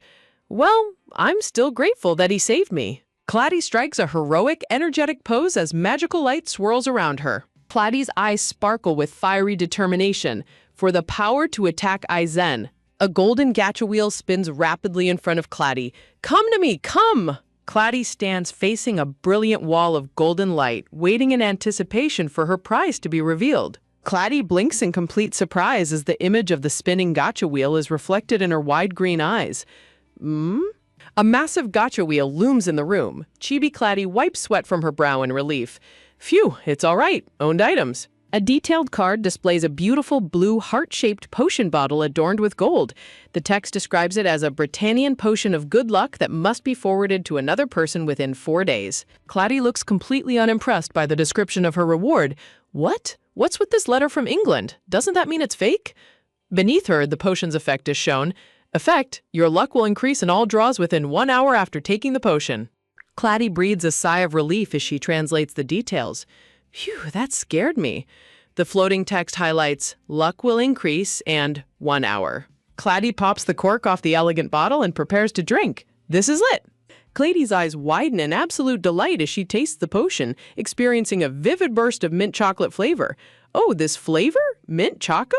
Claddy drops the empty bottle to the floor and grins like a little devil. Even better! Who hates mint choco? Colorful confetti suddenly bursts around Claddy, catching her completely off guard. Standing triumphantly atop a pile of rocks against a bright sky, Claddy raises her bottle high.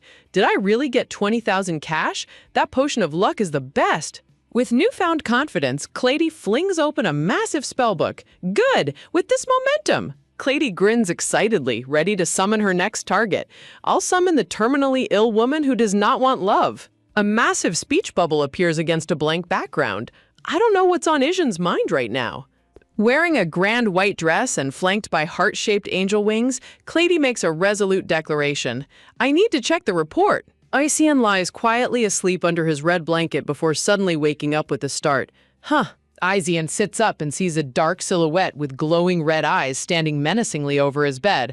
Are you gonna kill me? The shadow is revealed to be Ares, who smiles smugly down at Ixion. No way. Ares warns his brother while Isian calmly drinks a glass of water.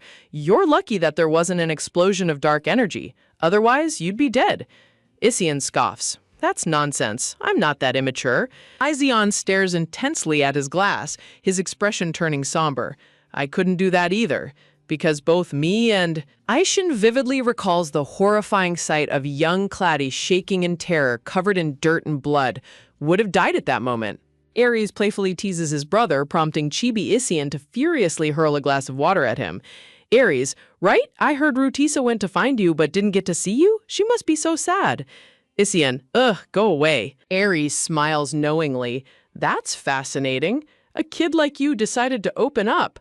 Ixion glares back defiantly. Not at all. Suddenly, Ares covers Isian's eyes with his hand. All right then. Isian gasps in surprise as a dark, swirling magic begins to manifest around them. Ares channels dark magical energy to heal his brother. Ares, the depleted magical energy will fill up. Ishin looks up in confusion.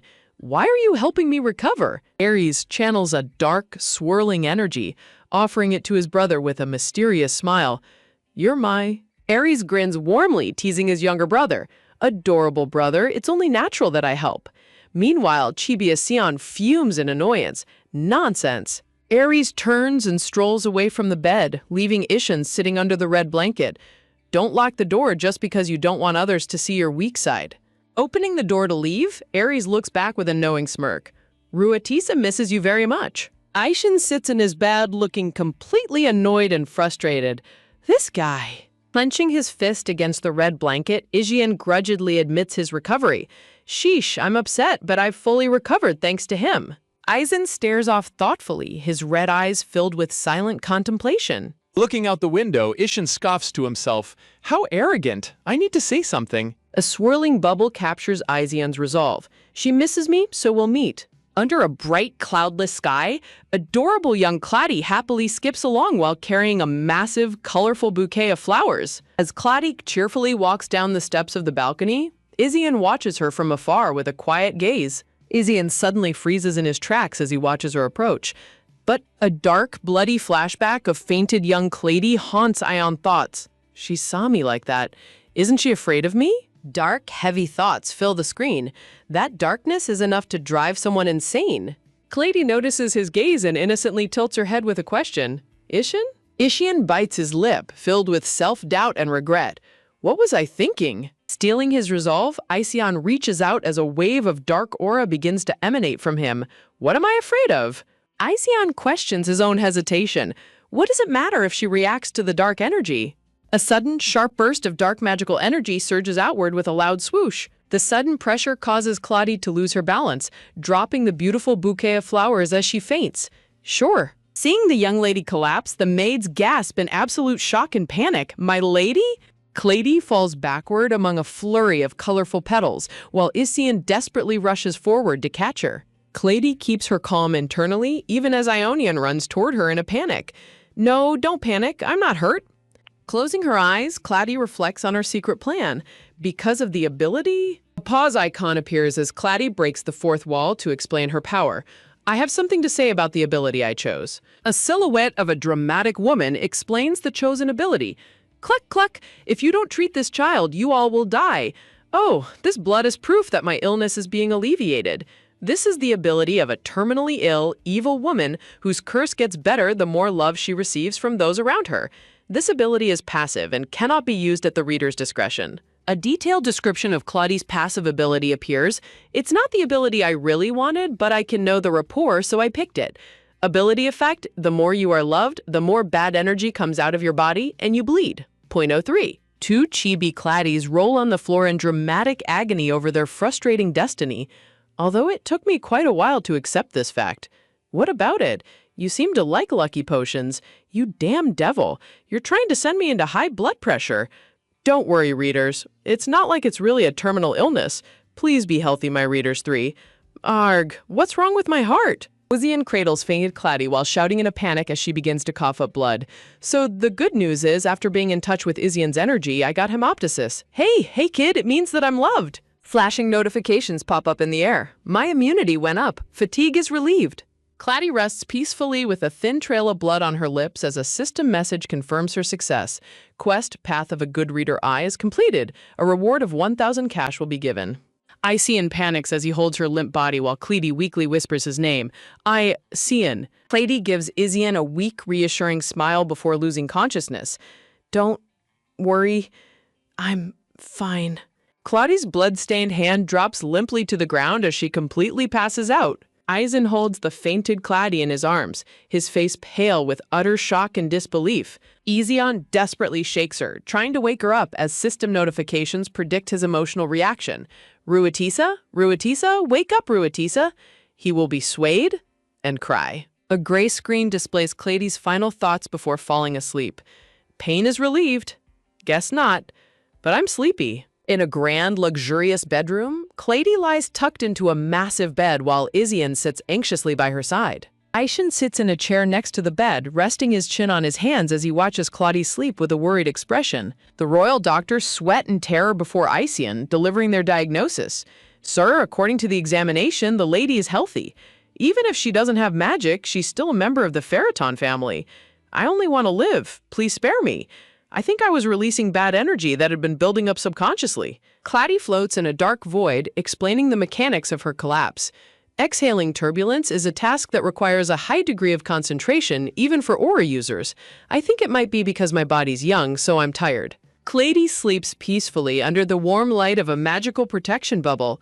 If this continues, she'll wake up safely. Sitting in a chair beside Claudia's bed, the Duke sighs in exhaustion. Why, there's not a day that goes by without you being caught in something. Kidnapped, and now hemoptysis. The Duke recalls the painful memory of Claudia returning home pale and trembling from her kidnapping ordeal. When she got back, she was shaking and looked so pale. The Duke watches over his daughter, reflecting on his shortcomings as a father. I thought giving her good food and pretty clothes would solve everything. I guess it's different for her.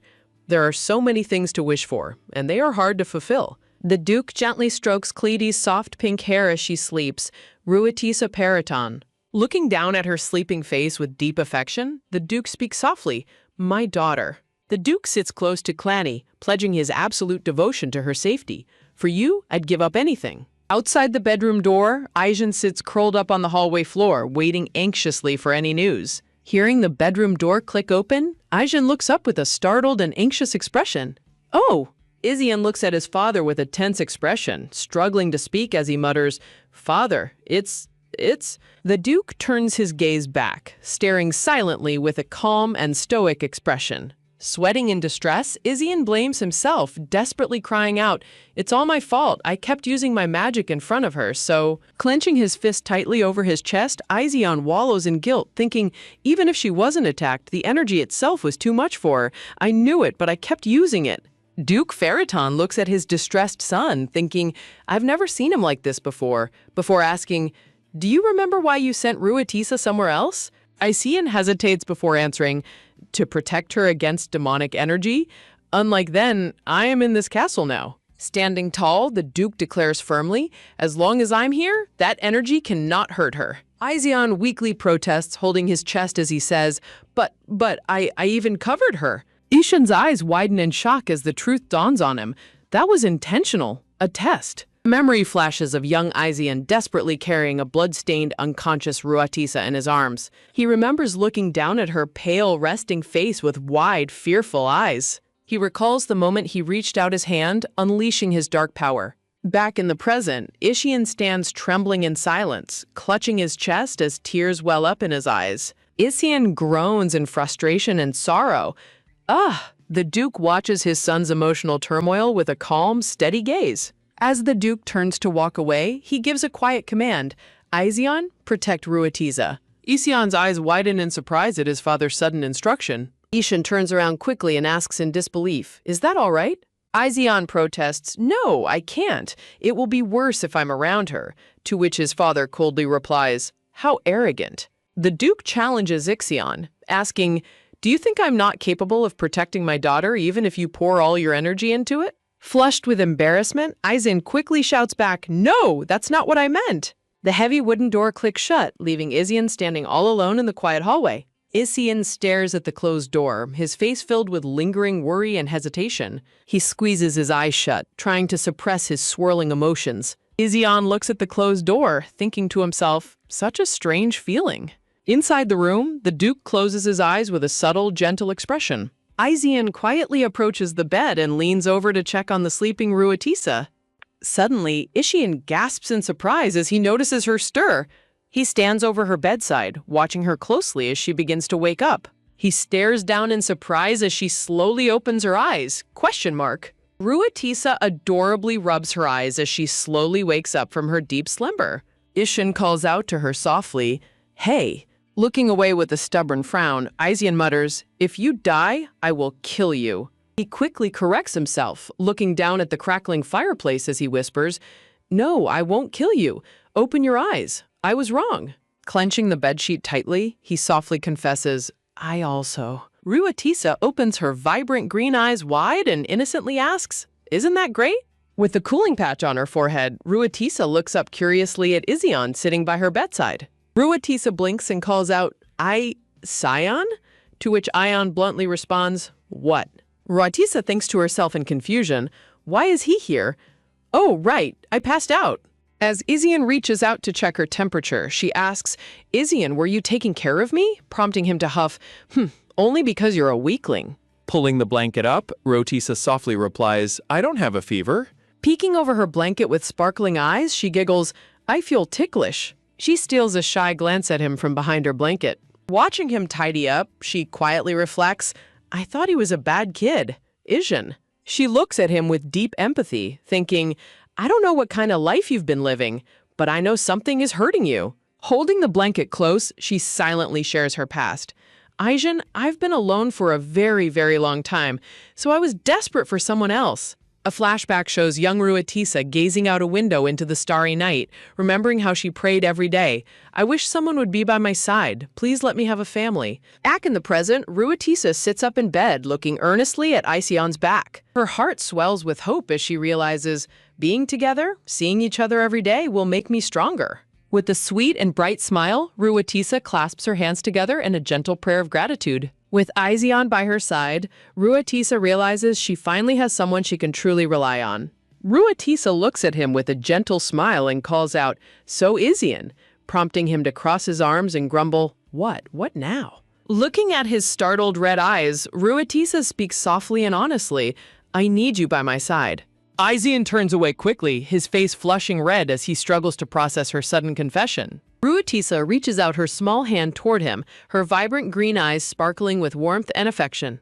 Ison stares at her outstretched hand in absolute shock and disbelief. He gazes down at her in silence, his heart racing as a warm blush spreads across his cheeks. Trying to hide his embarrassment, Ison huffs, "You're a weakling." He nervously scratches the back of his neck, looking away as he mutters, "Since you're weak, so—" Ruatisa's eye widens with joy as he finally finds the courage to say, "From now on, I'll protect you." Blushing intensely, Ishian gently takes her hand and confesses, "Because I'm your brother." A system notification pops up in the air. Quest ruling the family first, I completed. As a reward, you will receive a 3,000 cash drawing ticket. Another flashing notification confirms her success. Isian's, the quest target, mental state has stabilized greatly. The system alerts continue to flash.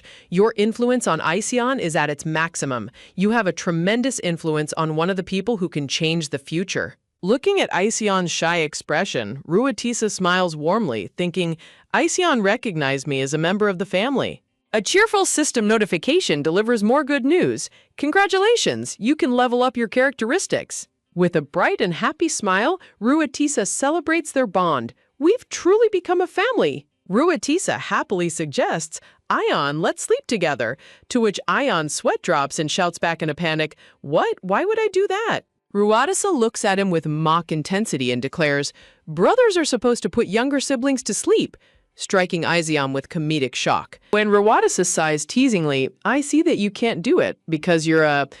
Isian immediately plops down onto the bed next to her in defeat. Lying comfortably under the covers, Ruatisa smiles up at him and asks, Isian, pat my head. Isian hesitates for a moment, his face flushed with embarrassment as he slowly reaches his hand out. He gently places his hand on her head, letting a soft smile play on Ruatisa's face as she closes her eyes in contentment. Ruatisa suddenly opens her eyes wide with a playful glint and says, So now, she cheekily demands, roll forward, back tumble, and clap 3 times in the air, causing Ision to glare and ask, Do you want to die? As she realizes he didn't fall for it. Ruatisa cuddles into her pillow with a sleepy grin and whispers, Good night, Ishin. Lying awake beside her, Ishin stares quietly at the ceiling, deep in his thoughts. A peaceful smile appears on Ishin's face as he closes his eyes and drifts off to sleep. Under the quiet, magical atmosphere of the room, the 2 siblings sleep side by side, sharing a warm and peaceful dream. Suddenly, Ruatisa finds herself standing in a grand white temple beneath a bright blue sky, asking herself in confusion, Where is this place? Is this a dream? She gasps in surprise as a massive, pure white wing sweeps across her view. A beautiful, white-haired angel boy descends from a pillar of heavenly light, smiling warmly as he says, Indeed, the chosen one by Eftanes.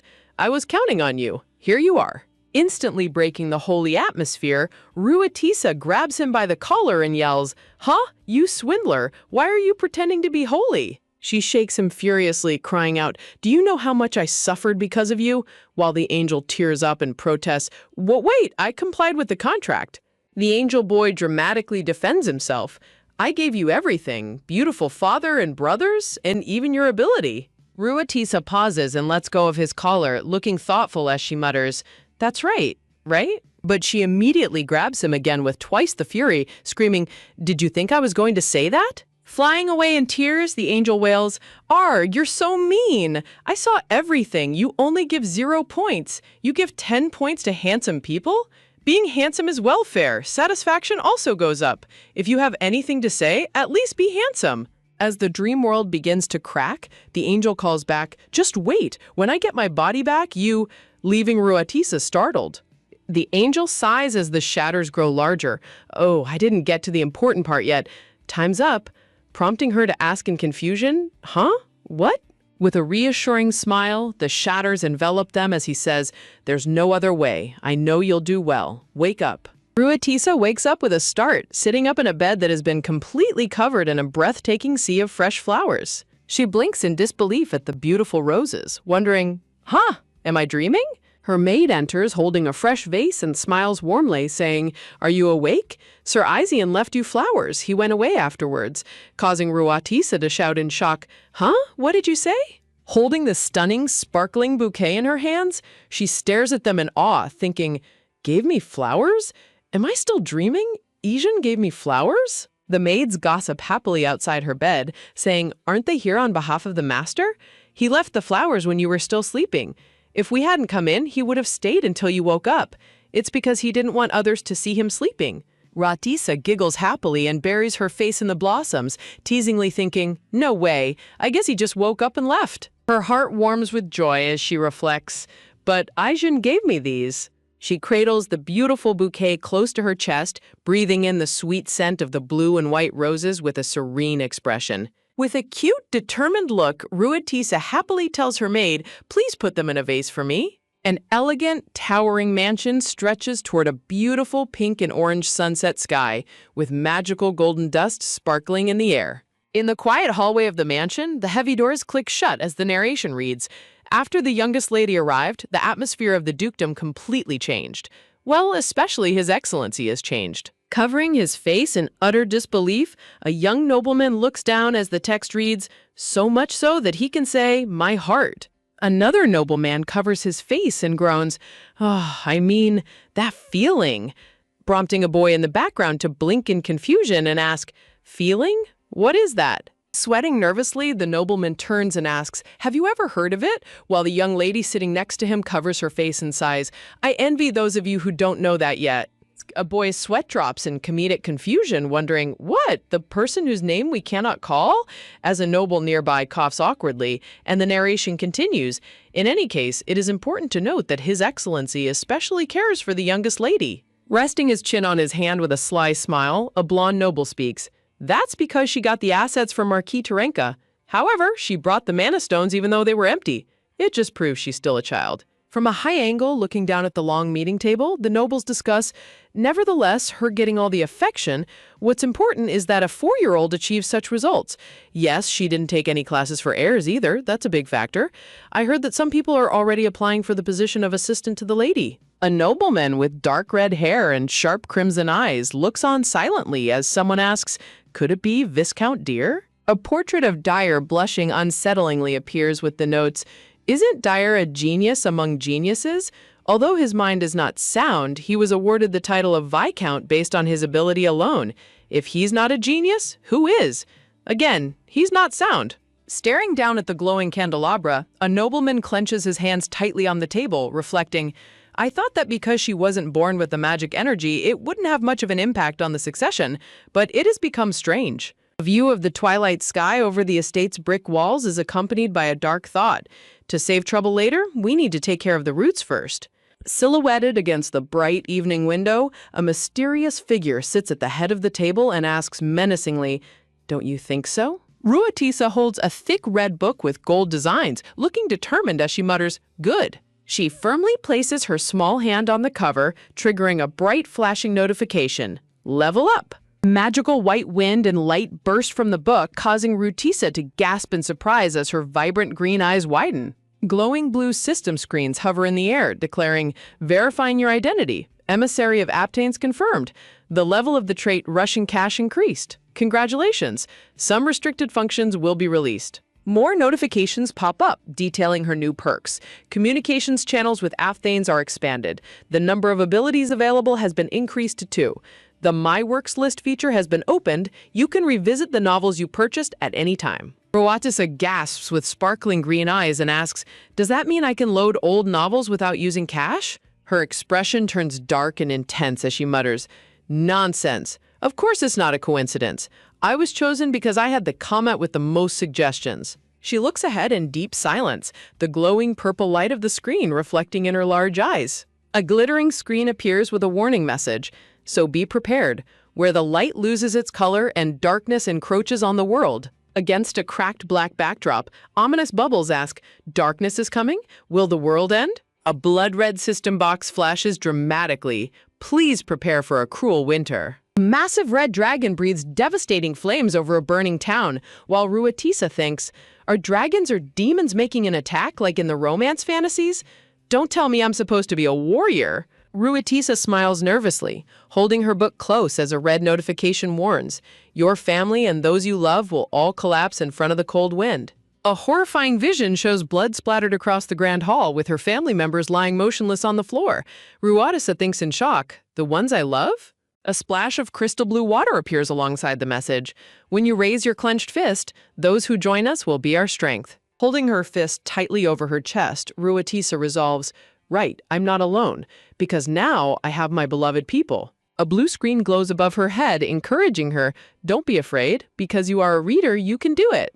Ruatisa bows her head, thinking to herself, the thing I can do, the world mistreated me enough in my previous life. She clenches her fist tightly and opens her eyes with absolute resolve, thinking, I don't like it.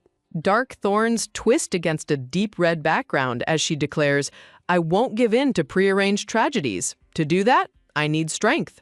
Reaching her hand proudly toward the sky, Ruatisa shouts, quests, accept all. System screens begin to cascade around her as she thinks, I'll grow by receiving all the quests that I haven't checked. I don't have to think of a way to succeed. I won't avoid difficult quests, even if there is no refusal penalty. She stands triumphantly in her white nightgown, completely surrounded by dozens of hovering quest notifications. Ruatisa blinks in surprise as a new screen catches her attention. Huh? New quest? A decorative window displays the quest details. Great power comes from the ordinary. Nothing makes a person stronger than maintaining a daily routine and feeling happy in it. You are still a child. Have fun. Kiss Duke Farapon on the cheek. Receive a hug from Izian. Eat something delicious with Aries. Reward, 1,000 cash draw ticket. Pouting her cheeks playfully, Ruatisa thinks, how devilish, having all these quests prepared. A cute chibi angel wails and waves its arms in the background. Next time we meet, I'll shake it up a bit. There's no other choice. The heavy double doors of the meeting room rattle as a voice announces, His Excellency is entering. Two noblemen walk in side by side with serious, tense expressions. Guards stand at attention as the towering shadow of the Duke approaches the entrance. The noblemen suddenly stop and look back in absolute shock as a speech bubble gasps, Is that? The room fills with hushed murmurs. I meant that he should bring me to the office, but bringing me to the general meeting is a bit... Wait, sir. The Duke's cold red eyes narrow as a smug noble seated nearby remarks, It is the regular monthly meeting, not just any meeting. The noble continues with a patronizing grin. The lady is still young, and she hasn't done much. She's not involved in the clan's matters, so letting her join is a bit... I don't think we should... Only to be cut off by a sudden, Your mouth stinks. The Duke holds Ruatisa tightly in his arms, covering her nose and mouth protectively as he glares and asks the noble, Do you brush your teeth? The smug nobleman's face freezes in comedic horror and shock as he stammers, Bash. Sitting regally on his throne with Ruatisa nestled in his lap, the Duke addresses the trembling noble, Viscount Winchurn? Ishan smiles knowingly and adds, Yes, you should brush your teeth harder. Sir, stammered the embarrassed noble, his face turning bright red as those around him awkwardly coughed and snickered. Anyway, I'm surprised that Sir Ishan is attending the conference, whispers one noble, to which another replies, I know, it's been so long. As the nobles look on, one whispers, It looks like a strange wind is brewing within the Paraton Duchy. The Duke announces his plan to officially launch Ruatisa's assistant group, causing a stir among the nobles. One stands up to protest, crying, Sir, isn't this too hasty?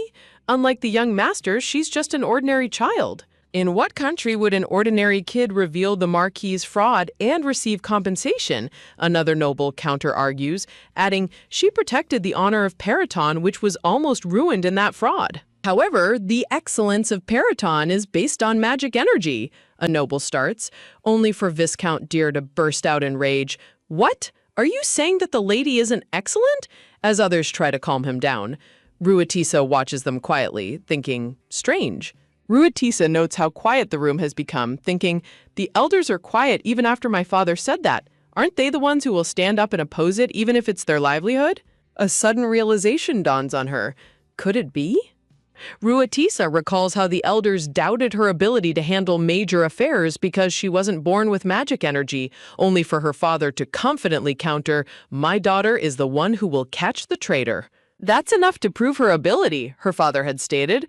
Ruatisa wonders, what if my father has a deal? If so, the content of the task may be, she thinks, her green eyes shimmering with a sudden spark of insight. The system window displays a new quest, Magpie Taking Revenge 2. Former butler Alan, the real culprit of the kidnapping incident, confessed that it was all Terenka's instigation. But still, this feels uncomfortable. It's Duke Paraton. Why did no one notice? Please find the person involved, dear reader. Hint, now you are not alone. She stands quietly as magical sparkles float around her, piecing the clues together. From the first time I saw the quest, it felt a little strange, Ruatisa muses, thinking about the quest's warning. The existence of a traitor who conspired with Uncle. Did my father really not know? My handsome, clever father? She questions, looking at his poised and perceptive demeanor. No, he must have known, she concludes, closing her eyes as she processes the truth. Ruatisa opens her eyes with a fierce, determined glare, clenching her small fist. Then there is this quest, Squeaky Clean 1. The period of stay at Marquis Terenka's place is 3 years. Could it be that Duke Periton did not supervise his child support at all? There's one conclusion. There's someone inside who's living like a parasite. Let's hunt down the traitor. Then, what I have to do is prove my ability by finding the traitor, she realizes, looking down at the layout of the assembly. I have to pass this silent test to form my own council of advisors. She looks at her father, thinking, no wonder why he brought me here. Did he believe that I would notice without any explanation? She thinks, a cute, proud smile spreading across her face. Smiling warmly, the Duke seems to say, thank you for believing in me. With a soft sigh of relief, Ruatisa steps down as the meeting finally comes to an end. Peeking out from behind the door, Ruatisa eagerly thinks, shall I tackle the quests that can be done quickly? The system displays the next quest. You must rule your household first too. Have you guessed who the next target will be? Be recognized by Aries as a member of the family. Ruatisa thinks confidently. I'm confident about this quest. Aries, she calls out, causing him to instantly halt in his tracks. Running up to him with a brilliant, adorable smile, Ruatisa happily cheers. I have marshmallows and chocolate. She looks up at him with sparkling eyes, thinking of something warm. She blinks in confusion as a shadow looms over them, thinking, huh? Smiling gently, Aries looks down at her and asks, shall we? Flustered by his sudden friendliness, Chibi Ruatisa waves her hands and stammers, oh, it's all right if you're busy, while wondering in shock, did I see things right? With a heavenly, loving smile, Aries reassures her, nothing is as important as having tea with my sister. Ruatisa stands frozen in comedic disbelief, completely overwhelmed by his angelic behavior. Her heart melts and she beams with absolute happiness amidst a beautiful flurry of blossoms. She covers her face with her hand, thinking, great. Everything's great, she sighs, looking at the beautiful garden fountain. Why is Icy in here? Ruatisa shouts in shock, pointing her finger at Ician, who nonchalantly sips his tea. What? I thought you'd be glad that I came, Cotton Ball, Ishin retorts coolly, lowering his teacup. Why would I? Ruatisa despairs, crying out in her mind. I'm afraid that you two will fight again, as the two boys sit in tense silence. But, she thinks, stealing a nervous glance at them. To her surprise, they both sit quietly, radiating an incredibly handsome and peaceful aura. They're both as beautiful as flowers. It's great, Ruatisa thinks, absolutely basking in the blissful view. My sister, you look happy. Your cheeks are swollen like bread, Aries chuckles warmly, to which Ruatisa replies in surprise, really? You're much sweeter and softer than bread, Aries declares with an angelic smile, making Ruatisa's eyes sparkle as she shouts, wow! Meanwhile, Ision dramatically gags on his tea in the background. Ruatisa clutches her hands to her cheeks, thinking Aries is a total angel and praying, Aries, please just grow like this. But Ision scoffs, turning away to wipe his mouth. If that guy grows up like that, he'll become a monster. Ruatisa pouts, Ision, you need to be sweeter. Huh? You weakling! Icion's angry speech bubbles erupt as he snaps, what are you gonna do about it? While Aries simply maintains his perfectly serene, smiling chibi face. Aries addresses her, Lulu, I have a question, while Ruatisa playfully sticks her tongue out. Why are you interested in the mana stone mining business? Aries asks curiously. Aries smiles coldly at Ruatisa and says, you clearly knew that it was a hollow mana stone. Ruatisa looks completely bewildered, her large green eyes widening in absolute surprise as she gasps, huh? Aries reiterates his statement as Ruatisa processes his words, realizing with a start, this feels like a quest. Instantly putting on a bright, adorable smile, Ruatisa chirps, I became more interested. Ruatisa eagerly explains her theory. They say that empty mana stones are chaff. If we use that chaff well, wouldn't we be able to succeed? If we succeed, we'll really make a lot of money. Aries thoughtfully puts a hand to his chin and replies, indeed. Aries smiles darkly, a chilling shadow casting over his face as he thinks to himself, how bold. Ruatisa shivers as a sudden sense of dread and premonition washes over her, thinking, again, this feeling of discomfort. Despite her unease, Aries continues to smile sweetly at her. Ruatisa stares back at him, recalling how he has behaved from the first time they met until now. She realizes that Aries has always been taking care of her, like offering her cookies during their tea time. She takes the cookie from him, softly saying, Aries. Holding the cookie close to her face, she looks at him with a nervous, tentative expression. Gathering her courage, Ruatisa looks up and asks, "You're my brother, right?" Smiling angelically, Aries dismisses her worry, asking, "Why ask something obvious?" As Aries calls her his dear little sister, Ruatisa spots a system notification revealing the quest, "Is it true that Lulu is a person who rules over the household too?"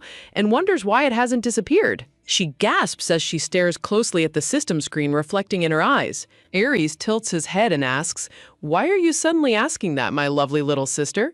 sending a sudden chill down Ruatisa's spine. Suddenly, Ishin scoffs with a cold smirk from behind them. Walking over and slamming the table, Ishin snaps at Aries. "Your acting skills are improving day by day.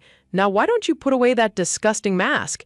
To you, family means killing each other, right?" Ruatisa looks confusedly at Izion, while Izion glares at Aries with red eyes, thinking about how Aries helped him. Aries turns back calmly as Ruatisa quietly thinks, "Oh." A system screen notifies Ruatisa of completing the quest Magpie Revenge 2 with a reward of a 2,000 cash draw ticket. Turning to Eris, she asks, "Eris, were you involved in the kidnapping incident?" Izion points out the obvious, telling Ruatisa that since they always use magic around the castle, there is no way they wouldn't sense an intruder.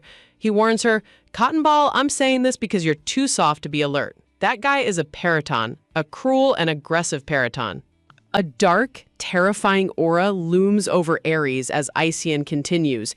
To that guy, everything other than himself is his enemy. Izion stands guard in front of Ruatisa, shieldingly placing himself between her and Aries. Ishin begins to walk away while a system hint appears. Hint, now you are not alone. Ishin grips his uniform tightly, his mind racing as he processes Aries' potential betrayal. Ruatisa speaks up and asks Aries directly, "Did you already know that I was going to be kidnapped?" Aries closes his eyes with a sigh and admits, I wanted to play as a good older brother."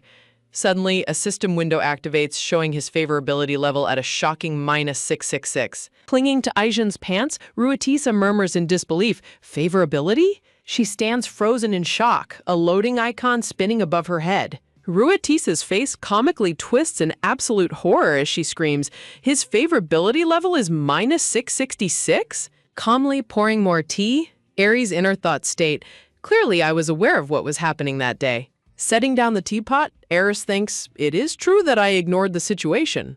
Ruatisa stares at him, hurt and confused, asking, "Why? Why did you do that?" Trembling with frustration, she looks at Aries and asks, How can you do that, Aries?" Aries simply smiles and lifts his teacup as a bright red spark of rage begins to ignite behind Ruatisa. He maintains his serene expression as the explosive aura behind Ruatisa flares up dramatically. Slapping her hands on the table, Ruatisa leaps up and screams in betrayal, "After I raised you?" Ruatisa throws a hilarious tantrum, yelling, "Then -666, that's a devil number. Or maybe I'm the devil here. Do you hate me demonically or what? You tricked me, you desperate Aries." While Izion sweat drops and Aries smiles. Surrounded by beautiful roses, Aries innocently responds, Thank you?" Which only makes Ruatisa scream louder, "That's not a compliment." Ruatisa continues to rage, shouting, "You're the firefox who will destroy this empire, you multi-talented beauty," as Izion holds her back and sighs, "Calm down, that's not an insult." Ruatisa huffs and puffs with clenched fists, hanging comically as Aijin holds her up. Aries gently touches his teacup and remarks, "That's right." Still being held by Izion, Ruatisa cries out, "Why? What did I do wrong? Is it because I'm not born with demonic energy?" Or tearfully looking down, she asks, "Do you think I'm not father's daughter and that I'm an illegitimate child?" Aries looks back at her with a completely blank, bewildered expression and asks, "What are you talking about?" Izion holds Ruatisa protectively in his arms as they face a completely confused Aries across the table. Ruatisa blinks in surprise, letting out a soft, "Huh." Aries firmly clenches his fist on the table and declares, "If you weren't of Periton's blood, I wouldn't need to worry about you." Looking intensely at her with his red eyes, Aries reminds Ruatisa that siblings are competitors because only one person can become the head of Periton. Ruatisa stares up at him with wide green eyes, wondering in her mind if he hates her simply because they are family, realizing the weight of his words. Ruatisa reflects on how Aries has acknowledged her as a Periton.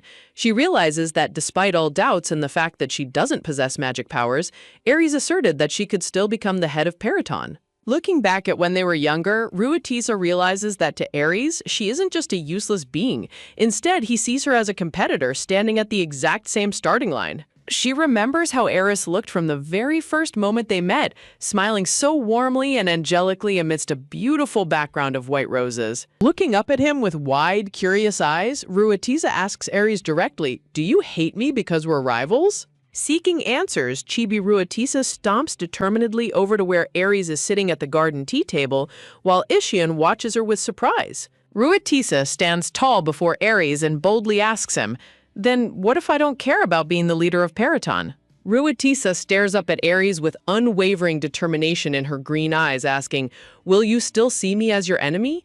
Her words leave Aries completely stunned and wide-eyed in shock. Sweat dropping in complete bewilderment, Chibi Aries blinks and asks in a small voice, "Do you not like it when I say so?" Surrounded by sparkling pink flowers, Chibi Ruatisa beams with a bright, adorable smile. Leaning in with a cheerful expression, Ruatisa playfully asks Aries, "Isn't it refreshing to give it a shot, Aries?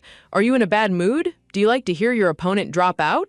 While Isian stands blankly in the background. Twirling happily amidst a gorgeous background of yellow and pink flowers, Ruatisa points her finger and chirps, "It's because you're starting to like me, Aries."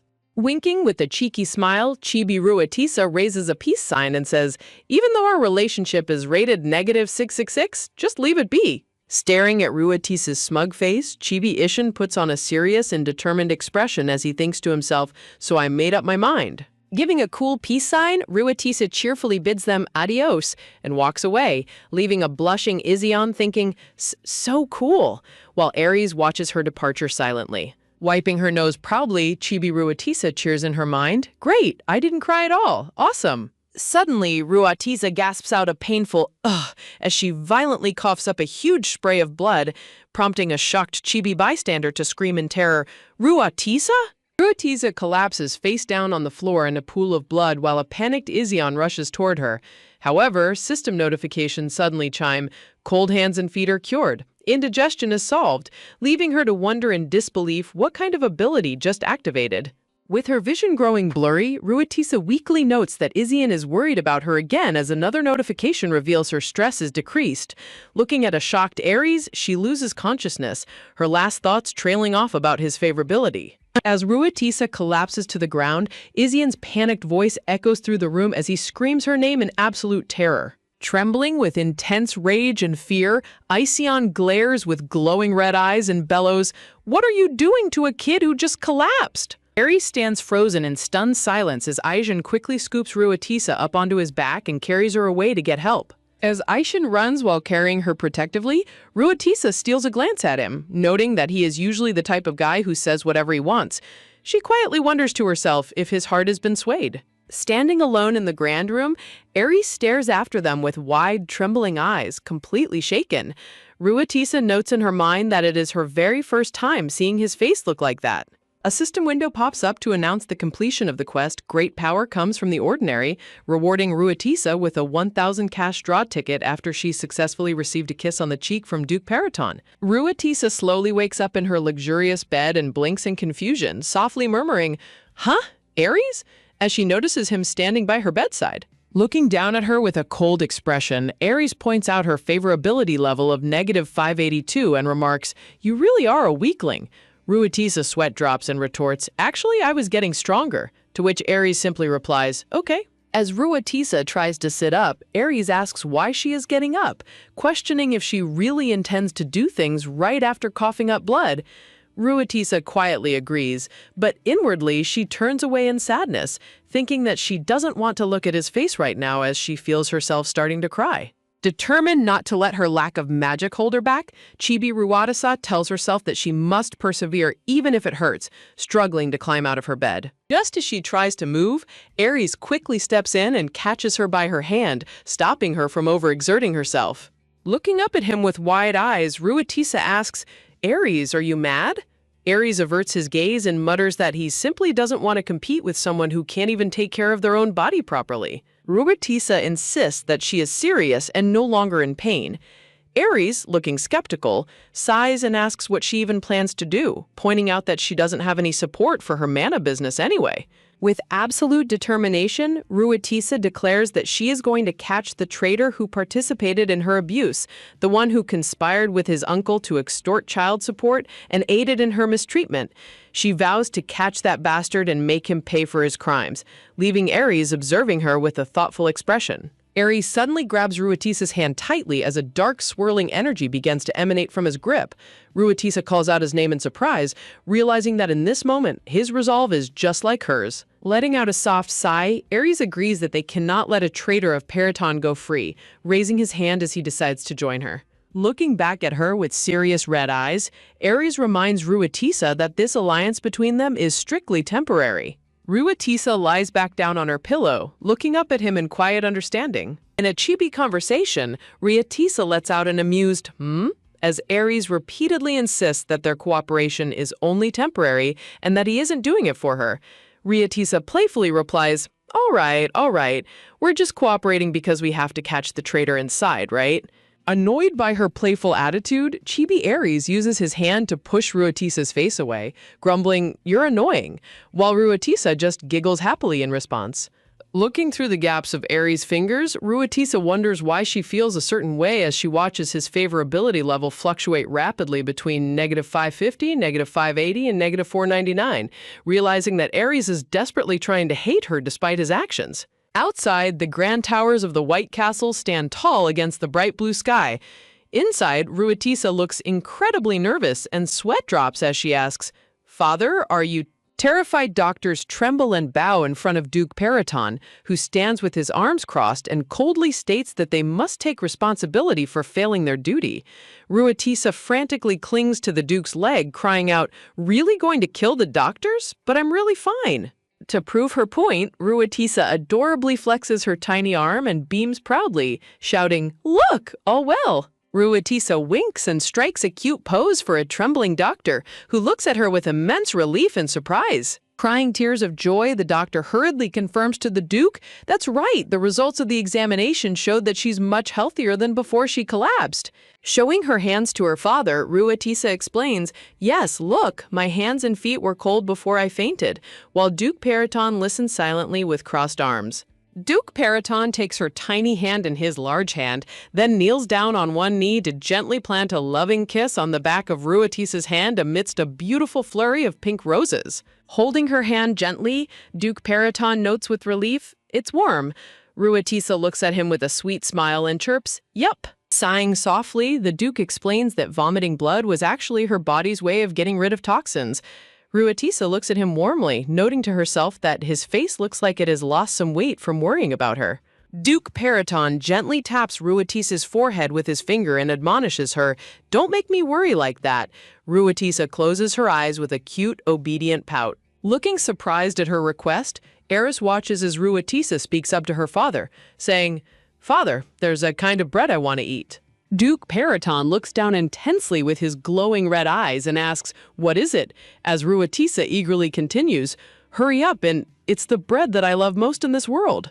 Chibi Ruatisa proudly pumps her tiny fist into the air with triumphant determination. Striking a cute pose with sparkling pink hearts and adorable wings, Chibi Ruatisa proudly declares, "It's a pang." An awkward silence falls over the room as the Duke, the butler, and the maid stand completely frozen in shock, sweat dropping at her sudden pun. Feeling the silence, Chibi Ruatisa sweat drops and asks sheepishly, "Not fun?" Breaking the tension, the Duke suddenly points and shouts, "Did you hear that?" To which his butler and maid instantly salute, "Yes, sir," while a bewildered Ruatisa gasps in shock, "Huh? What?" The Duke firmly reaches out his hand, and his butler promptly presents him with a large, ornate book adorned with a magical pentagram cover. As dark, swirling magic emanates from the book, Ruatisa looks on with tense curiosity, wondering to herself what book that is and if it is the clan's secret weapon that must be opened with magic. As the pages flip open, they reveal a beautifully decorated book covered in cute ribbons, stickers, and the title Lulu's Childcare Diary written in bright letters. Ruatisa stares in complete, wide-eyed bewilderment at the cute childcare diary. Against a blinding golden sunburst background, Ruatisa can only process a single thought. Huh? Resting tiny on the massive sofa, Ruatisa lets out a tired sigh, complaining to herself that she shouldn't be this busy when she is only 4 years old. Pumping her fist determinedly, Ruatisa is glad to know that the doctors she saved are all right, remembering how they wept with joy and held up signs of extreme gratitude for her. Sitting on the couch, Ruatisa suddenly remembers, come to think of it, don't I have an additional quest reward? A glowing blue system prompt appears before her, asking if she would like to receive her additional rewards now, and she quickly selects yes. Anticipating her reward, a sweat-dropping chibi Ruatisa wonders in shock, is it the Hermes that I know? With her heart beating rapidly in excitement, Ruatisa eagerly reaches out to claim her prize from the glowing system screen. A blinding flash of light suddenly bursts from the screen, making Ruatisa gasp in surprise. With a cute popping sound, a round, fluffy white bird with tiny dark wings flies out from the bright light.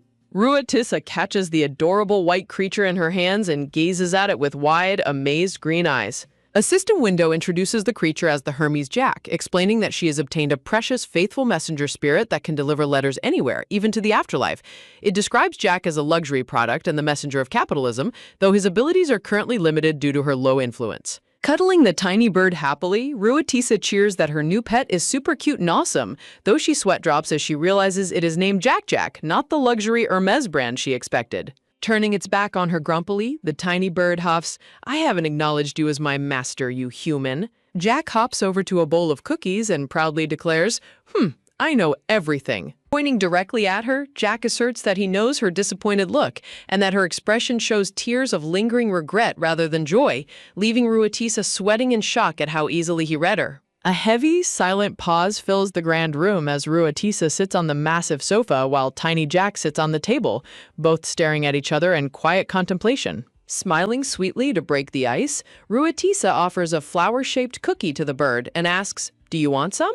Jack recoils in dramatic outrage and disbelief, screeching in offense at her simple offering. Flapping his wings wildly, Jack proudly yells that he won't be easily swayed, demanding to know if she really thinks he would fall for such a simple bribe. Instantly won over by the delicious cookie, Chibi Jack happily munches on it and cheers, "You really are a good person." Giggling happily as Jack devours the cookie, Ruatisa tells him to eat all he wants, breathing a sigh of relief that her treat successfully bribed the greedy messenger of capitalism. Determined to check her progress, Ruatisa calls out status window, keeping in mind that she must do well to fully unlock Jack's ability to send letters even to the afterlife. The purple system window displays her ongoing quests, New Wealth Never Stops 1, Clean Thoroughly 1, and Govern Your Household First, too. Looking at her quest list, Ruatisa notes that the Mana Stone mining project is currently on hold since it is only possible if she has an advisor. She recalls her decision to cooperate with Ares in order to find the traitor who collaborated with her abusers. She looks at the third quest, which focuses on being recognized by Ares as an actual family member. She remembers Ares' cold, intense gaze as he reminded her that siblings are enemies because only one person can become the head of Periton. Looking at the incomplete quest screen, Ruatisa quietly wonders to herself, why is the quest not finished yet? As Jack happily munches away on the cookies, Ruatisa sits in deep, silent thought on the sofa. Ruatisa reflects on her situation, realizing that Ares doesn't see her as a family member, but rather as a target to get rid of, leaving her no space in the family once he becomes the Duke. Looking at a vision of the future where Ares kneels before another sibling, Ruatisa sadly notes that she is completely excluded from the future he dreams of. Feeling a painful ache in her chest, Ruatisa looks down with sad, tearing eyes and thinks to herself, "There's nothing I can do if he hates me like that." Sensing her sadness, Tiny Jack hops over and gently rubs his head against her hand to comfort her. Jack proudly looks up at her and declares, "If we meet 3 more times, I will let you call me by my nickname, Chirp." Blushing slightly, Jack turns away and explains, "It's not because I hate you, it's just, isn't it our first meeting today? Chirp." Feeling her heart warmed by his cute gesture, Ruatiza smiles happily and asks him, "Do you want to bounce around a little?" Tense blue electricity crackles across a dark background as Ruatiza contemplates the reality that, to Aries, family is not a normal concept. She realizes that Aries is the type of person who will either choose to have no family at all or will refuse to acknowledge them even if they exist. Suddenly, the door flies open with a loud bang, and Duke Periton strides in, coldly demanding, "What are you doing?" leaving Ruatiza startled on the sofa. The door flies open with a sharp click, revealing Aries standing at the threshold with a serious expression on his young face. Without warning, Ruatiza reaches out and firmly grabs Aris' wrist, surprising him with her sudden tight grip. Clasping his hand happily against a sparkling heart background, Ruatiza chirps, "Isn't family such a beautiful thing?" While Aries sweat drops and mutters, "Why all of a sudden? What's with that bird? You always hang out with weird stuff." Looking up with sparkling giant green eyes and a radiant smile amidst a beautiful flurry of pink blossoms, Ruatiza gazes at him with pure adoration. Aries stands frozen in utter shock and embarrassment, a look of bewilderment washing over his face as a warm, magical light glows from their joined hands. Turning his head away as his cheeks and ears flush a deep red, Aris stammers, "Yeah?" While Ruatiza cheekily points out, "Your ears are red." Chibi Aries shakes his head in absolute denial, shouting, "They're not, honestly," while steam pops from his head and Ruatiza giggles, "Are you shy? That's cute." Regaining his composure, Aries notes, "More importantly, I heard that you like some kind of bread," prompting an ominous dark shadow to creep over a mischievously grinning Ruatiza. Aries presses for details, asking, "What is that all about? People have been going crazy about it, but they wouldn't tell me what bread it is," leaving Ruatiza sweating nervously as she backs away, crying, "You can't know about it, you can't." Standing in the middle of the grand sunlit room, Aris demands, "What is it? Tell me." But Ruatiza stubbornly replies from below, "You don't need to know it." Looking visibly disappointed and slightly hurt, Aries asks softly, "Huh, are you hiding it from me only?" Seeing his dejected expression, Ruatiza panics inwardly, thinking to herself, "That expression can't make me feel bad." Sweating profusely as she stands across from him, Ruatiza nervously stammers, "That's B," leaving Aries completely bewildered. Clenching her fist with explosive determination, Ruatiza braces herself and shouts in her mind, "Aish!" Gathering all her courage, she reminds herself, "It's only hard the first time." Striking an incredibly cute pose with sparkling pink hearts and finger hearts, Ruatiza winks and proudly declares, "Brother," playing on the adorable Korean pun where pong means bread and opong is a cute way of saying brother. Aries stands completely frozen in absolute shock, his mind blanking out as the sheer cuteness of her pose washes over him. A massive, dramatic explosion of blue energy blasts through the castle as Aries inwardly screams, "Damn it, you're so cute! I'm gonna die!" Sometime later, Aries walks calmly down the grand, carpeted hallway of the palace, clutching a folder under his arm. Aries remembers Ruatiza's words when she was lying in bed, telling him, "You wouldn't have wanted me kidnapped, so you didn't help in that incident," as he sadly recalled to himself, "But I didn't do anything." Back in the memory, Ruatiza smiles warmly and says, "No, you're lying." Aries smiles back with a dark, intense look, asking, "Why? Is it because I like you? Is that the nonsense you're going to say?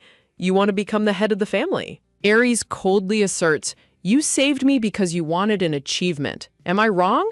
While Ruatiza sits calmly and dead, looking at him with her big, beautiful green eyes. Looking at Aries' back as he turns away, Ruatiza quietly notes to herself that she can't say he is entirely wrong about her initial motives. A dark, quiet screen reflects her thoughts. "I thought that I had completely fooled this soft pudding." Resting her chin on her finger with a knowing grin, Ruatiza thinks to herself, "However, denying it to this extent, there's no need for you to emphasize that you don't like me." Smiling cheekily, she asks him, "Doesn't that mean you're starting to like me?" While Aries retorts, "Are you saying that I'm not guilty because I like you and saved you in the end?" To which she gently replies, "No, you're wrong. I was so scared." Crossing his arms stubbornly, Aries huffs, "So I'm not going to forgive you." To which Ruatiza confidently points her finger and says, "If you want forgiveness, work for it." Remembering her words, Aries' lips curl into a soft, genuine smile. With a warm, gentle gaze, Aries chuckles, "I guess I will try to be forgiven by my lovely sister," before knocking on her door. Hearing her call out, "Come in, Aries," he steps into her room looking sharp in his white uniform. Sitting at her tea table, surrounded by beautiful blue and pink roses, Ruatisa waves her hand enthusiastically to welcome her brother. Walking toward her with steady steps, Aries notes, "Well, I did say we'd work together." Aries pulls out a chair to sit across from her at the elegant table. Sitting down with his folder, Aries smiles warmly and adds, "Even just for a while." Grinning happily, Ruatisa beams, "Good, then shall we start?" Getting straight to business, Ruatisa asks about the traitor who conspired with Terenka. Aries shrugs confidently and asks, "You seem to be sure that I worked it out. Based on what?" Tilting her head adorably amidst beautiful blue roses, Ruatisa innocently replies, "You smart?" Aries flinches and freezes, completely disarmed by her overwhelming cuteness once again. With a serious look, Aries resolves, "I'm only going to support you." Ruatisa nods and agrees. "Okay, I'm the one who should take care of it." Holding his teacup, Aries smiles as his favorability score rises to -439, asking her, "So what are you going to do?" With a system notification announcing that his likability score has increased, a beaming Ruatisa declares, "Ahem, it's very simple." Ruatisa confidently points her finger, declaring everything will be solved, while Aries calmly asks, "Explain to me," leaving her sweating as she realizes he doesn't actually need any explanation at all. Resting her chin on her hands, Ruatisa shifts into a serious, analytical mindset. She reviews the facts. Periton sent a huge amount of child support every quarter. Of course they would have received reports to see if it was used properly. The report was perfect, even when compared with actual purchase history. And yet, nothing was found. Sighing softly, Ruatisa reasons, "Then the officials aren't traitors." She pauses and tells Aries, "You can leave out the log that I requested from you." When Aries asks, "Then what do you want?" Ruatisa's eyes light up with sharp determination as she requests the list of auditors for the past 3 years. Impressed by her intelligence, Aries smiles confidently and says, "Yes." Ruatisa looks slightly pensive and nervous, her large green eyes filled with focus as she prepares for their next move. Ruatisa sighs in relief upon learning about the auditors, which Aries finds to be a strange reaction.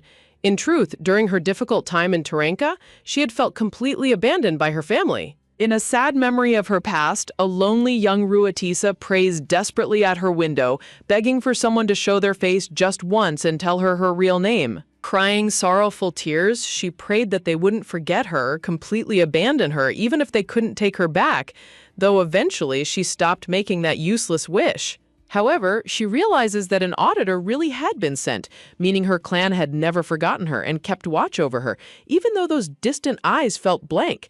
Ruatisa happily tells Aries that she is comforted knowing she wasn't actually abandoned. With a bright, teasing smile, Aries leans forward and asks if that bastard said anything to her. Ruatisa is taken aback by his uncharacteristically harsh language, wondering if she misheard him call someone a bastard. Ruatisa slumps her head onto the table with a soft thud, quietly confirming his question. Aries smirks knowingly and tells her that her comfort is built on a vain thought. Clenching her skirt tightly in frustration, Ruatisa quietly repeats his words back to herself, feeling a sting. Aries gazes at her with his intense red eyes and commands her to lift her head, firmly declaring that no one is allowed to abandon Ruatisa Periton. Surprised by his sudden protectiveness, Ruatisa whips her head up with wide, shimmering green eyes. When Ruatisa blankly repeats his words, Aries gives a smug smile, pointing out with amusement that only he is allowed to abandon her, as his favorability score adjusts to -444. Ruatisa gasps in shock, her face flushing bright pink as she stares at him in sheer disbelief at his cheeky comment. Beaming with joy and surrounded by floating pink hearts, Ruatisa cutely teases Aries that he must love her a lot, interpreting the number 4 in his favorability score of -444 as a sign of love, since 4 and love sound similar in Korean.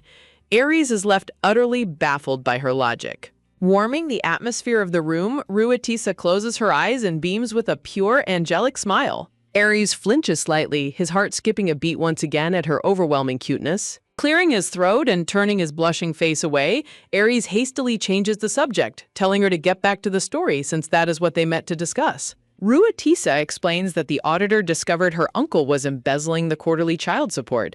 Her greedy uncle must have bribed the auditor, suggesting they split the money and manipulate the audit results together. Disgusted by her uncle's greed, Ruatisa mutters how he could do such a thing just for money.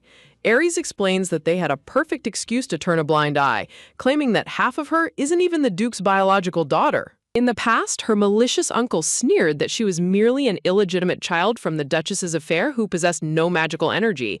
He believed that even if she were the Duke's real daughter, the Duke wouldn't care about a defective child, and that the quarterly child support was just a superficial way for the family to save face. Aries listens with a solemn expression as Ruatisa looks up at him sadly, asking if he also believes she isn't their father's true daughter and is merely an illegitimate child. Aries silently hands over a folder containing the list of auditors. Ruatisa reaches for it eagerly, asking if he already knows the whole truth behind this mystery. Ruatisa opens the folder and carefully examines the list of auditors, her gaze sharp and focused. Reviewing the list, Ruatisa identifies David Alua and Sorbi Ante as the auditors who visited Turenka once every 6 months. She deduces that both of them, and even their supervisor, must have been complicit in the cover-up. Aries questions her deduction, asking how she can be so sure about the supervisor's guilt, suggesting he might just be an incompetent official who fell for the falsified reports. Ruatisa confidently holds up the paper and asks him with a smirk if he really thinks she is a fool. She explains that the list itself is solid proof, pointing out that keeping the exact same auditors for 3 straight years is highly unusual and immediately sparks suspicion. Aries chuckles softly, thoroughly impressed by her sharp wit as he takes the document from her. Aries asks for the supervisor's name, and Ruatisa confidently reveals his identity, Asen Klaxon. With the mystery solved, Ruatisa happily hops off her chair in excitement. Mimicking a famous detective, Ruatisa strikes a dramatic pose, pointing her finger high into the air and proudly declaring that all mysteries have been solved and there is only one truth. With a look of fiery determination in her bright green eyes, she clenches her fist, ready to take action.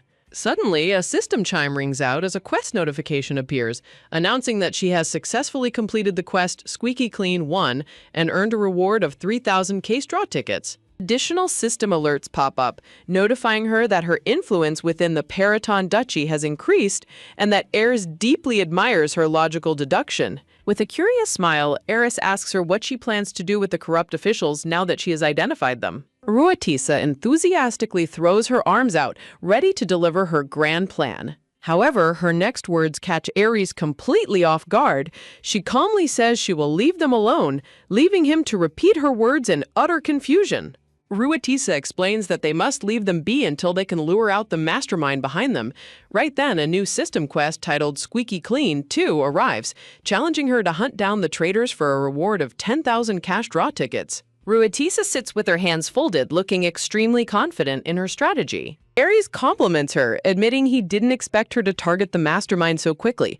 Ruatisa proudly huffs, telling him that compliments won't work on her because she is his rival. Aries leans in with a mysterious smirk and asks her why she doesn't suspect him as the potential mastermind, catching her by surprise. Aries suggests with a dark, plotting look that he could easily be pretending to help her just to keep her from doubting his true intentions. Without a single doubt, Ruatisa tilts her head and dismisses his warning, confidently stating that that is simply not who he is. Aries is caught completely off guard by her absolute unwavering trust in him, standing frozen as a star of realization appears above his head. Aries breaks into a soft, genuine laugh, touched by her innocent faith in him. Taking his laugh as a compliment, Ruatisa cutely winks and boasts that her charm is like an onion with endless layers that never stop revealing themselves. Aries teasingly brings up her love for bread again, pointing out that she made a pun.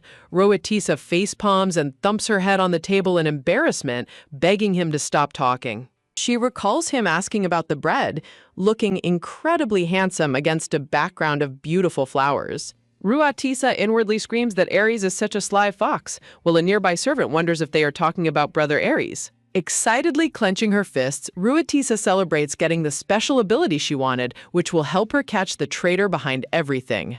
Ruatisa admires the exceptional skills of the female lead from My Husband's Money and wishes she had the cash to draw her power. Ruatisa giggles, knowing that bribes are also counted as income, meaning she will be able to easily trace them. Ruatisa collapses onto her bed with a sigh, realizing she must see the person's face to trace their income, and since the target is an elder, it will be a long wait until the next competition. Waiting in her father's office, Ruatisa wonders when he will return.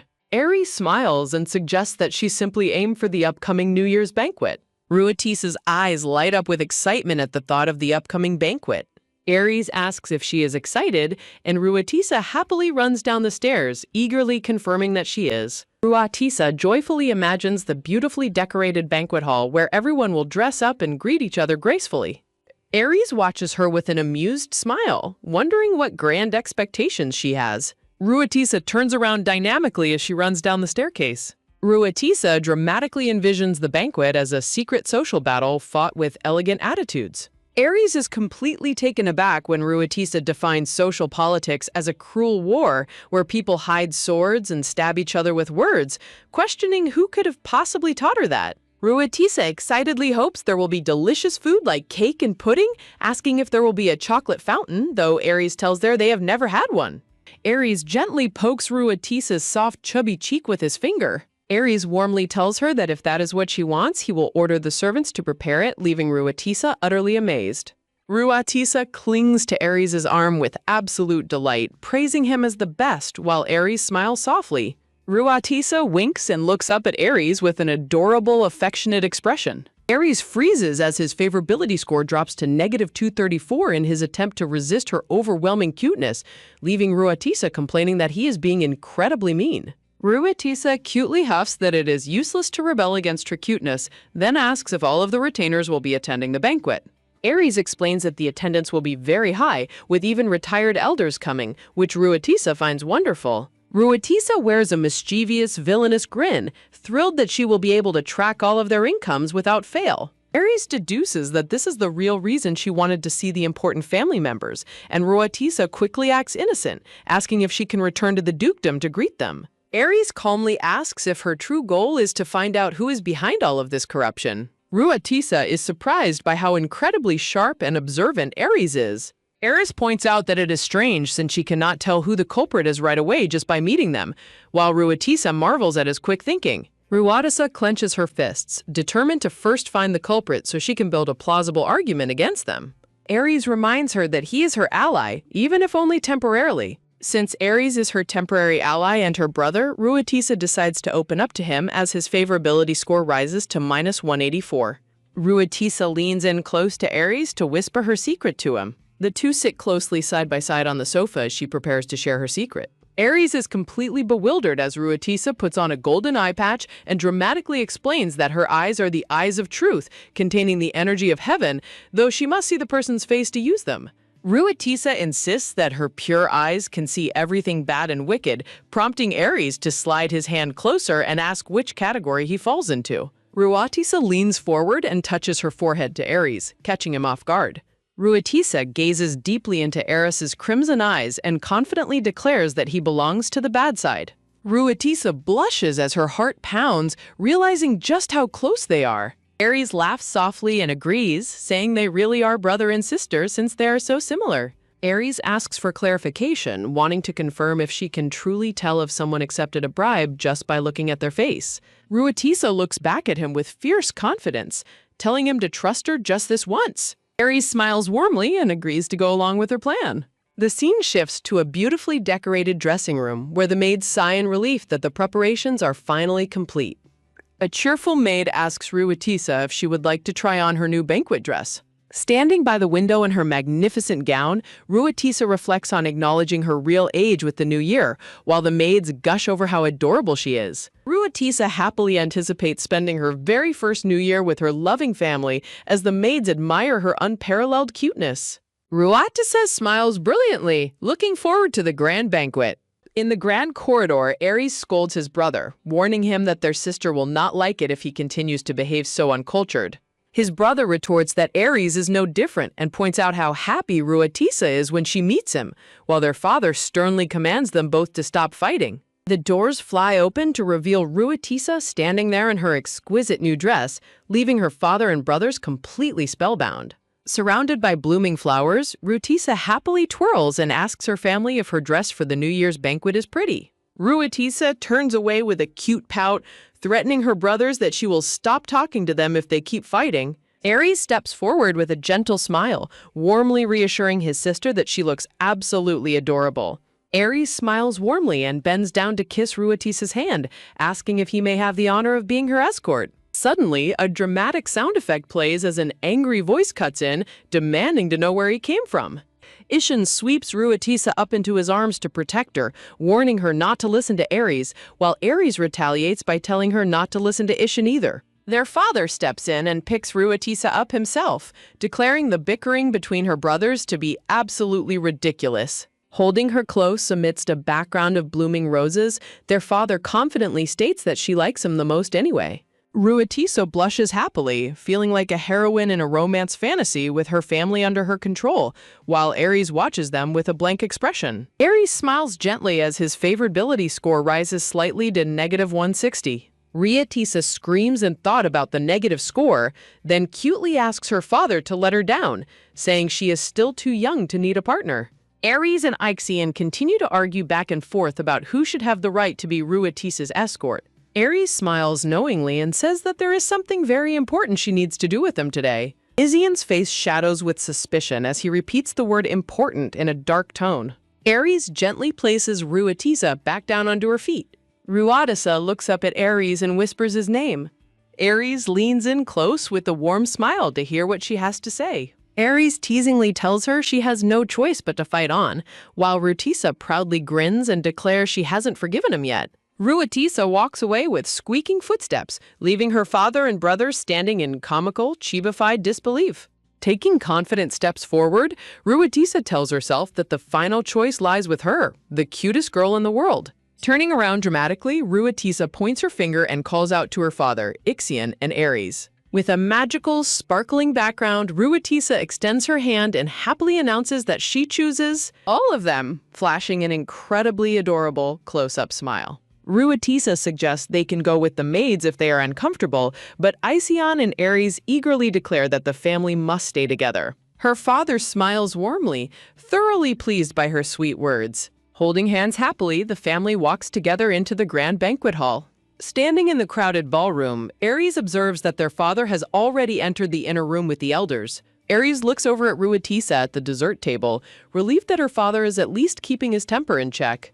Ruatisa sits happily in front of a table full of desserts, while a purple-haired gentleman and a blonde lady watch her with warm smiles. Aries smiles and notes that the elders will be coming out of the inner room shortly. Aries reflects on the necessity of moving quietly to find physical evidence against those who are likely to betray them. Ruatisa nods her head in agreement, pleased that Aries understood her plan right away. An elder walks up to the table, calling out to the young lady. Ruatisa greets the elders cheerfully, and Aries thinks to himself that the initial meeting went well. Aries watches from a distance, wondering how she expects to uncover the mastermind just by meeting them. Looking down at his glass, Aries ponders why he still hasn't figured out her secret method. Staring intently, Aries tells himself that he simply cannot believe her plan will work. Ruatisa turns around with a proud, confident smile, determined to prove him wrong. Aries takes a slow sip of his drink, waiting to see what she will do. Just as Aries thinks they will quietly find the culprit, Ruatisa suddenly points and screams, calling someone a bad guy. Aries is completely shocked as Ruatisa publicly shouts that a guest is an evil person in the middle of the ballroom. With a fiery, determined look, Ruatisa points dramatically and yells that the man is a bad tax evader. Aries sweats in utter embarrassment, wondering if his sister left her brain at home. Starry-eyed with excitement, Ruatisa marvels at a giant chocolate fountain prepared at the banquet. The blonde lady asks if she likes chocolate, and Ruatisa boasts that Aries prepared it especially for her. The lady smiles warmly, noting how much Ruatisa truly adores her brother. The servers offer to prepare the chocolate treats, and Ruatisa happily requests strawberries. The purple-haired man dips the strawberries, dramatically splitting the chocolate stream to Ruatisa's absolute delight. A pair of boots steps forward as an elder remarks on finally finding the youngest lady. Ruatisa turns around in surprise, noticing the prominent elders of the family approaching her. The elders ask if she is enjoying the banquet, and Ruatisa gets ready to introduce herself. Surrounded by beautiful blue and pink roses, Ruatisa prepares to greet her relatives. Performing an elegant curtsy, Ruatisa politely introduces herself as Ruatisa Ferriton. Ruatisa waves happily with a bright smile, surrounded by colorful roses, as the speech bubble comments on how incredibly smart the little lady is. Count Jorgenheim and another family elder discuss Ruatisa's impressive introduction, though the black-haired elder warns that they shouldn't make a big deal out of it or treat her as just a simple child. Count Jorgenheim defends Ruatisa, asking if it isn't highly commendable for such a young child to introduce herself so politely, while Ruatisa watches them cutely in the background. Ruatisa looks up at the elders with wide, sparkling green eyes, innocently asking if they are all in very high positions. Count Jorgenheim chuckles, explaining that they are merely entrusted with excessive positions due to their old age, which prompts the other elder to scoff that only incapable people would speak so modestly. A confused Chibi Ruatisa scratches her head surrounded by question marks, trying to remember what she was supposed to do with these highly placed elders. Ruatisa's green eyes glow with a futuristic scan as she realizes she must find the corrupt individual, activating her special ability to hit them with a tax bomb. Ruatisa carefully considers which of the two prominent elders she should target, knowing she only has 5 chances to use her unique ability. Ruatisa's eye sparkles with absolute determination as she prepares to make her final choice. Count Jorgenheim is selected as the target, and a system interface initiates a profit tracking scan on him. The system scan immediately detects massive unreported and illegal profits totaling over 56 million on Count Jorgenheim. Thrilled by her instant success, Ruatisa pumps her fist in the air, triumphantly declaring that she knew it. The system reports that Count Jorgenheim used false tax reports to reduce his taxes, but warns that her intelligence level as a tax collector is lower than expected, prompting a change in notification method for her convenience. A massive purple arrow points directly at Count Jorgenheim with a blunt system notification stating that he is a bad guy. Feeling incredibly smart, Ruatisa points her finger dramatically and publicly labels Count Jorgenheim as a bad guy. Count Jorgenheim and the other elders sweat in sheer confusion at the sudden accusation, while Ares calmly sips his drink nearby. Ruatisa points fiercely at Count Jorgenheim, confidently declaring him to be a terrible tax evader. Count Jorgenheim sweats nervously, completely taken aback by the young lady's sudden public accusation. Count Jorgenheim tries to laugh it off, claiming Ruatisa is just upset because she thinks he stole her candy, but Ruatisa furiously retorts that he embezzled massive amounts of money and accepted a bribe. Count Jorgenheim's demeanor darkens threateningly as he tightly grabs Ruatisa's wrist, warning her that he cannot let this slide with a smile while Ruatisa cries out in pain. Count Jorgenheim looms over Ruatisa menacingly, pointing out that she must take responsibility for her actions, especially since she operates a business and has set up a council. Count Jorgenheim demands to know how she plans to take responsibility for slandering his name as the head of the elders, while a silhouette of an angry Ares appears in the background. Ruatisa looks up in shock and fear as tears well up in her eyes. Ruatisa bursts into loud wails and calls out for Ares, screaming that the bad guy has hurt her, which leaves Count Jorgenheim sweating in panic. Ares freezes in shock in the middle of the crowded ballroom, utterly bewildered by his sister's dramatic outburst.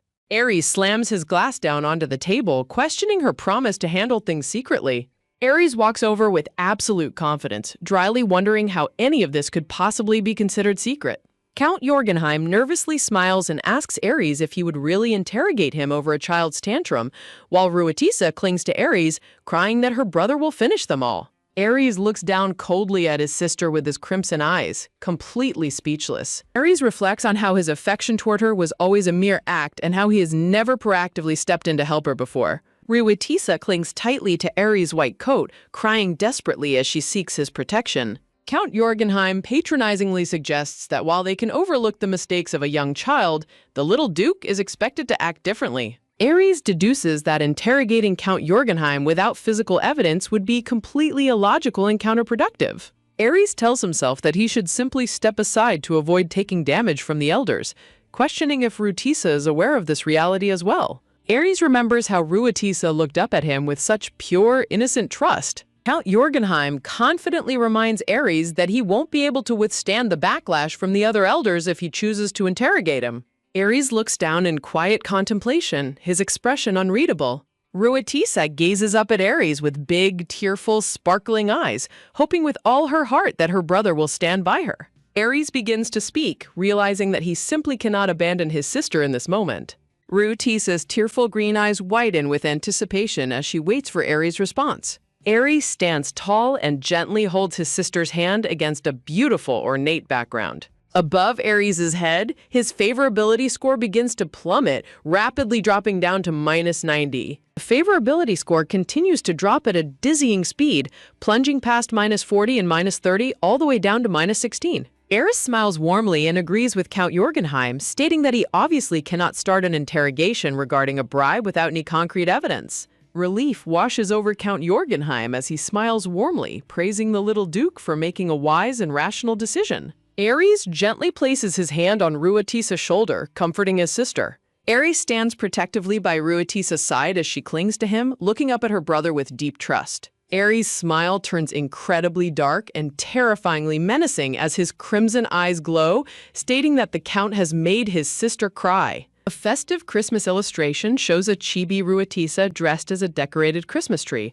with multiple chibi versions of Ares dressed as reindeer and Santa celebrating around her. The family celebrates Christmas together in a cute chibi illustration featuring Ares in a Santa hat alongside Ishian and Ares in reindeer suits, thanking the readers and wishing them a merry time as Season 1 concludes. Looking back in utter surprise, a cute young boy in a reindeer outfit freezes as a giant question and exclamation mark pops up beside him. As a connection deepens, the transition goes from nothing to something, and from indifference to interest, as they reach out to one another.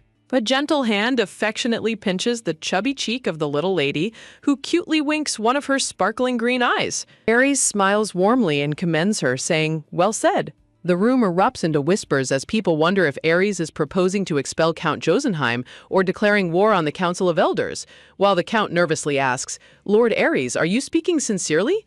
Attacking the Council of Elders without evidence is a severe measure." Other elders loudly join in the protest, asserting, "Yes, that's correct. Even if there was evidence, proper procedures should be followed. Please show respect to those who have served Parathon for a long time.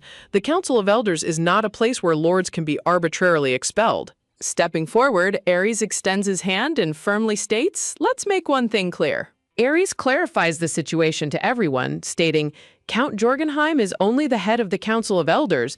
Questioning his guilt does not mean persecuting the council." With a dark, menacing smile and glowing crimson eyes, Ares asks, "Otherwise, does this imply that the entire Council of Elders was complicit in the Count's wrongdoing?" A tense silence falls over the ballroom as the other elders begin to draw back, distancing themselves from Count Jorgenheim. Count Candor thoughtfully touches his chin and admits, "Certainty. What the young master said is not wrong." As the others gasp his name in shock, Count Candor steps forward and declares, "That's correct. I have no intention of sharing Count Jorgenheim's guilt. I've never taken money from him through back channels." Count Candor turns to the other elders and asks, "What about you?"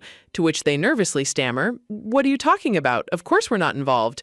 Count Candor calmly concludes, "Well then, there's no need for us to step in." Looking directly at Ares, Count Candor asks, "Didn't the young master mention it himself? There is suspicion regarding Count Jorgenheim as an individual. Isn't that so, young master?" Observing Count Candor's clever maneuvering, Ares wonders if he is indeed Count Candor, noting that he is drawing a clear line with Count Jorgenheim and warning the others as well. Amid the murmurs, the elders agree, saying, "It seems Count Candor was right. Then it seems there's no need for us to get involved." Sweating in sheer anger, Count Jorgenheim curses to himself, "Shit, I tried to use the council as a shield, but why did that Candor bastard intervene?" Despite his anger, the Count reassures himself, thinking, "However, without evidence, it's clear. If there had been any, it would have been brought up earlier." Count Jorgenheim attempts to patronize him, saying, "It seems I misjudged you, young master. Still, among your direct relatives, you're the most reasonable one." Ares calmly responds, "I see. It seems you've lost touch with the younger generation.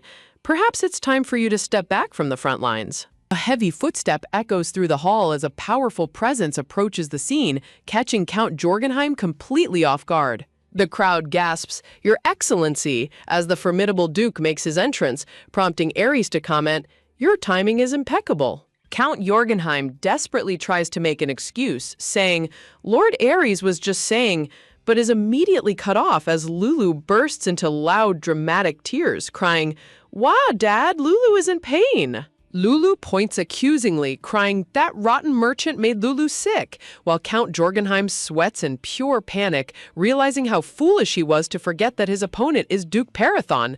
The Duke's expression darkens as he asks in a chilling, blood-red tone, "They hurt you?" Count Jorgenheim's eyes widen in absolute terror as he is completely overwhelmed by the crushing, blood-red aura of death emanating from the Duke.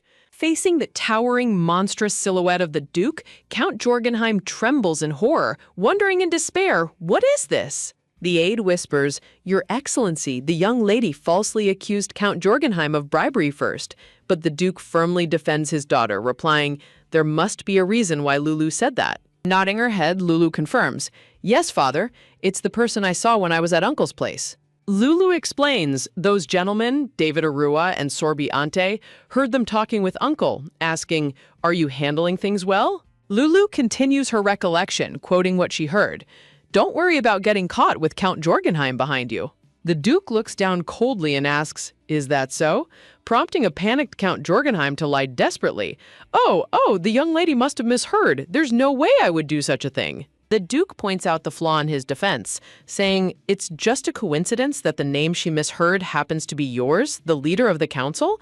At that time, Luatisha probably didn't even know the names of the deceased properly. Glaring at him with glowing red eyes, the Duke remarks coldly, "It's quite a coincidence that she's babbling about, isn't it?" The Count screams, "It's a plot. I've never received anything from them." But the Duke steps forward and counters, "You're saying my daughter fabricated a story associating her with a Count with whom she has no connection to as soon as she sees him? Planned it with Marquise Terenka?" Looming over the terrified Count, the Duke demands in a blood-chilling tone, "For what purpose?" Count Jorgenheim stammers, "The young lady's ambition is so great that she even shows interest in business. So she fabricated this story to discredit me and perhaps to even oust me." The Duke mockingly finishes his sentence. Rather than trying to win over the leader of the council, who remains neutral in the succession dispute, she aims to attack him. So carelessly? Pouting angrily, Lulu chimes in, "Right, do you think I'm stupid?" Lulu yells and waves her fists in the air, asserting, "I would have called for a separate installment plan and then threatened to have my own way with the council." With fire burning passionately in her eyes, Lulu shouts, "Would that really show them what scheming means?" A stunned silence falls over the room as the Duke, Ares, and the Count stare at her, completely speechless. Lulu blushes and hides behind her brother's coat as the text describes her as kind and like an angel without wings. Ares smiles and proposes, "How about we make the inauguration ceremony extravagant for my sister?" To which the Duke, gently patting Lulu's head, agrees, "Indeed, that's a valid point." The Duke smiles warmly, completely ignoring the aide who mutters in disbelief, "That's your concern?" Standing side by side in their beautiful matching white attire, Ares and his little sister present a picture-perfect image of nobility. Sweating in relief as the system confirms the penalty has been lifted, Lulu thinks to herself, "I'm glad I came back to my senses when Dad arrived. It could have been awkward." Lulu nervously steals a quick, subtle glance out of the corner of her eye to see how her brother is reacting. Watching her brother's calm profile, Lulu muses, "He might seem unfazed, but even Ares must have been taken aback." Twiddling her fingers guiltily, Lulu thinks, "Sorry, I didn't mean to do that, but still." Looking up at her brother with deep gratitude, Lulu thinks happily, "I was really glad that Ares stood by my side." Ares smiles to himself, reflecting, "There's no need for me to be so intimidated. Thanks to her, I managed to straighten out some troublesome matters concerning our family." Suddenly, Ares's expression sharpens as a bolt of suspicion strikes him, prompting him to think, "It's strange." Ares stands alone in the majestic white hall, looking back over his shoulder towards someone off-panel. A close-up view from behind shows Ruatisa's soft pink curly hair as she stands before her brother. Ruatisa beams with a bright, angelic smile, her sparkling green eyes full of joy as she is surrounded by beautiful blue flowers. Ares' crimson eye widens in surprise as he looks at his sister's pure and innocent smile. In a flashback, the Duke sits at his desk and warns Ares to stop tormenting his younger sister.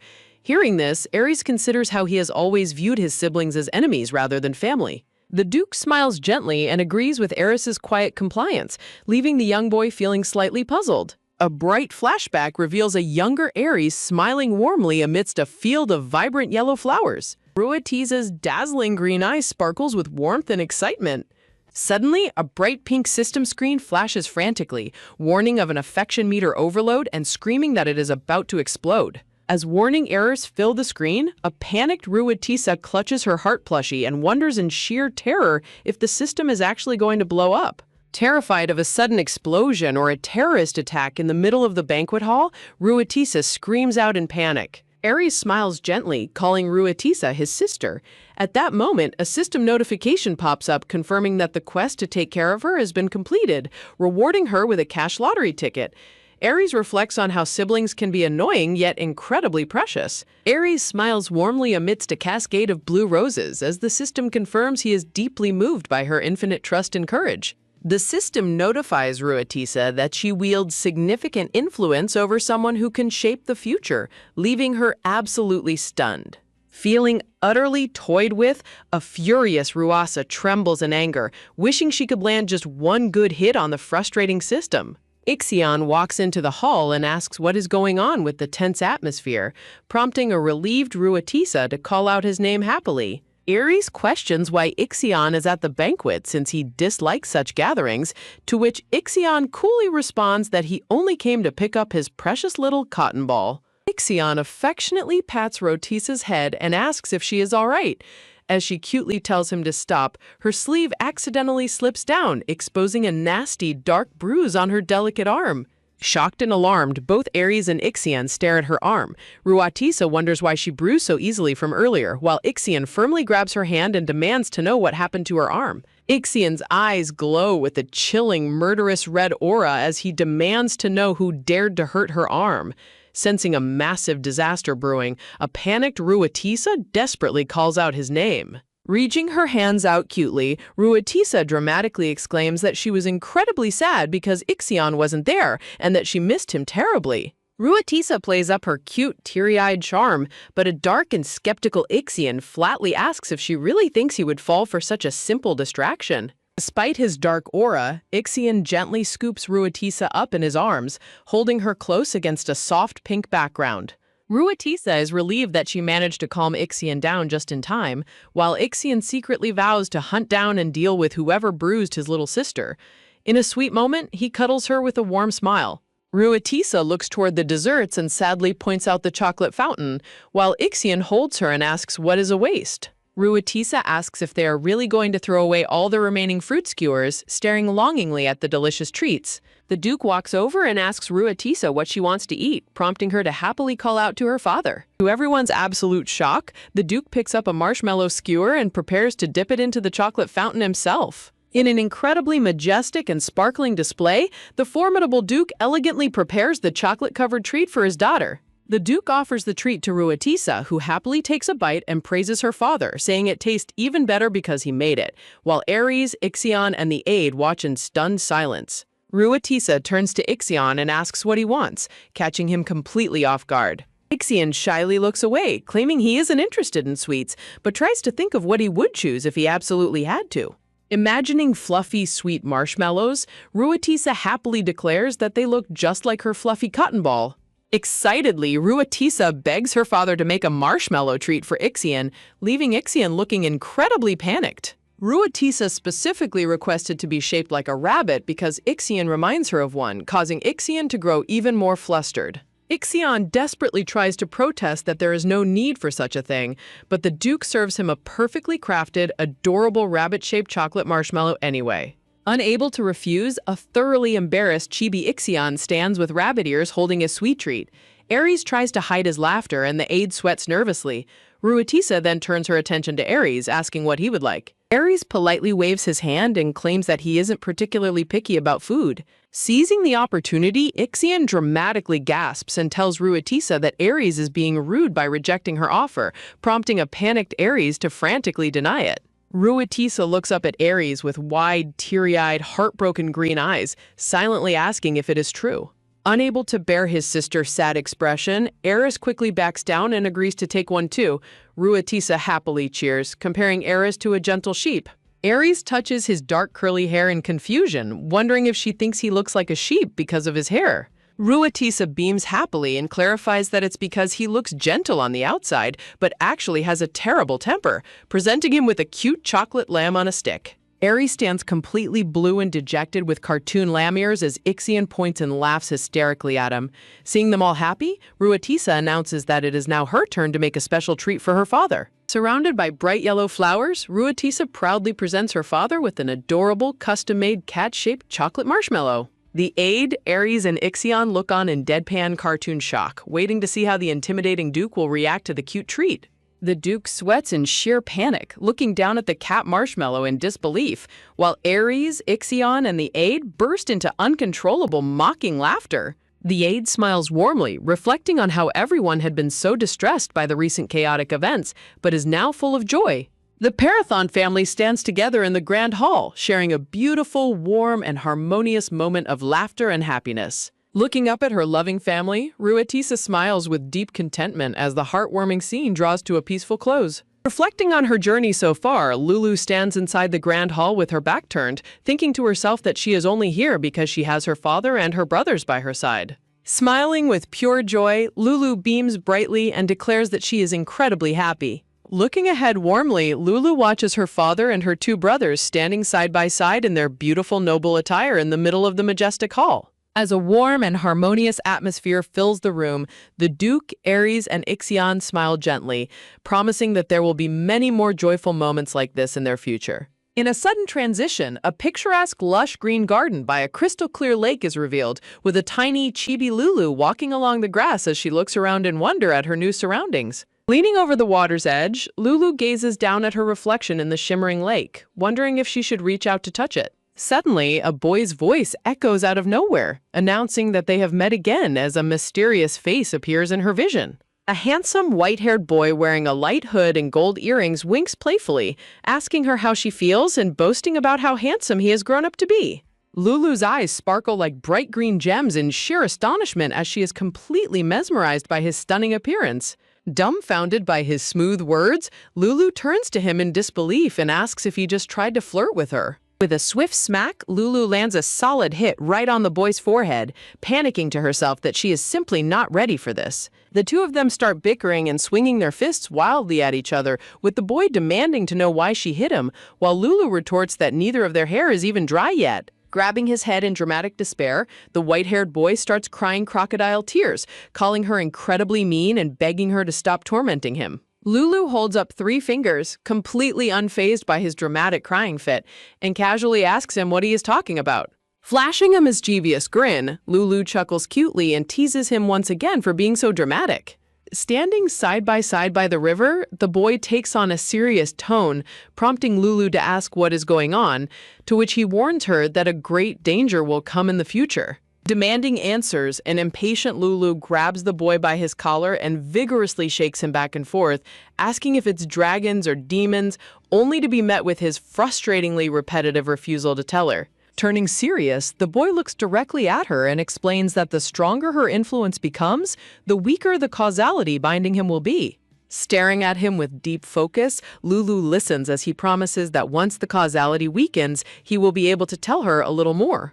Reaching out toward him, Lulu thoughtfully comments that she finally understands how it works. Realizing what his words imply, Lulu proudly claims that she must be the classic novel heroine of this world, which leaves the white-haired boy completely dumbfounded. The boy stands entirely petrified, turning into a comical bluestone statue out of sheer shock at her absurd confidence. Pointing her finger proudly, Lulu asserts that there is a common misconception that all female protagonists in transmigration novels always have. Pointing to a framed portrait of a standard novel protagonist, Lulu explains that transmigrators often mistakenly believe they aren't the main character just because an original female lead exists. Brandishing a sweet potato passionately, Lulu yells that the moment she transmigrated, she became the true protagonist, and that anyone who doesn't realize this is destined to just be a sweet potato for the original lead to eat. Clutching his face in absolute exhaustion, the boy groans that she is completely wrong and isn't listening to him at all, while Lulu continues her grand speech about being the main character.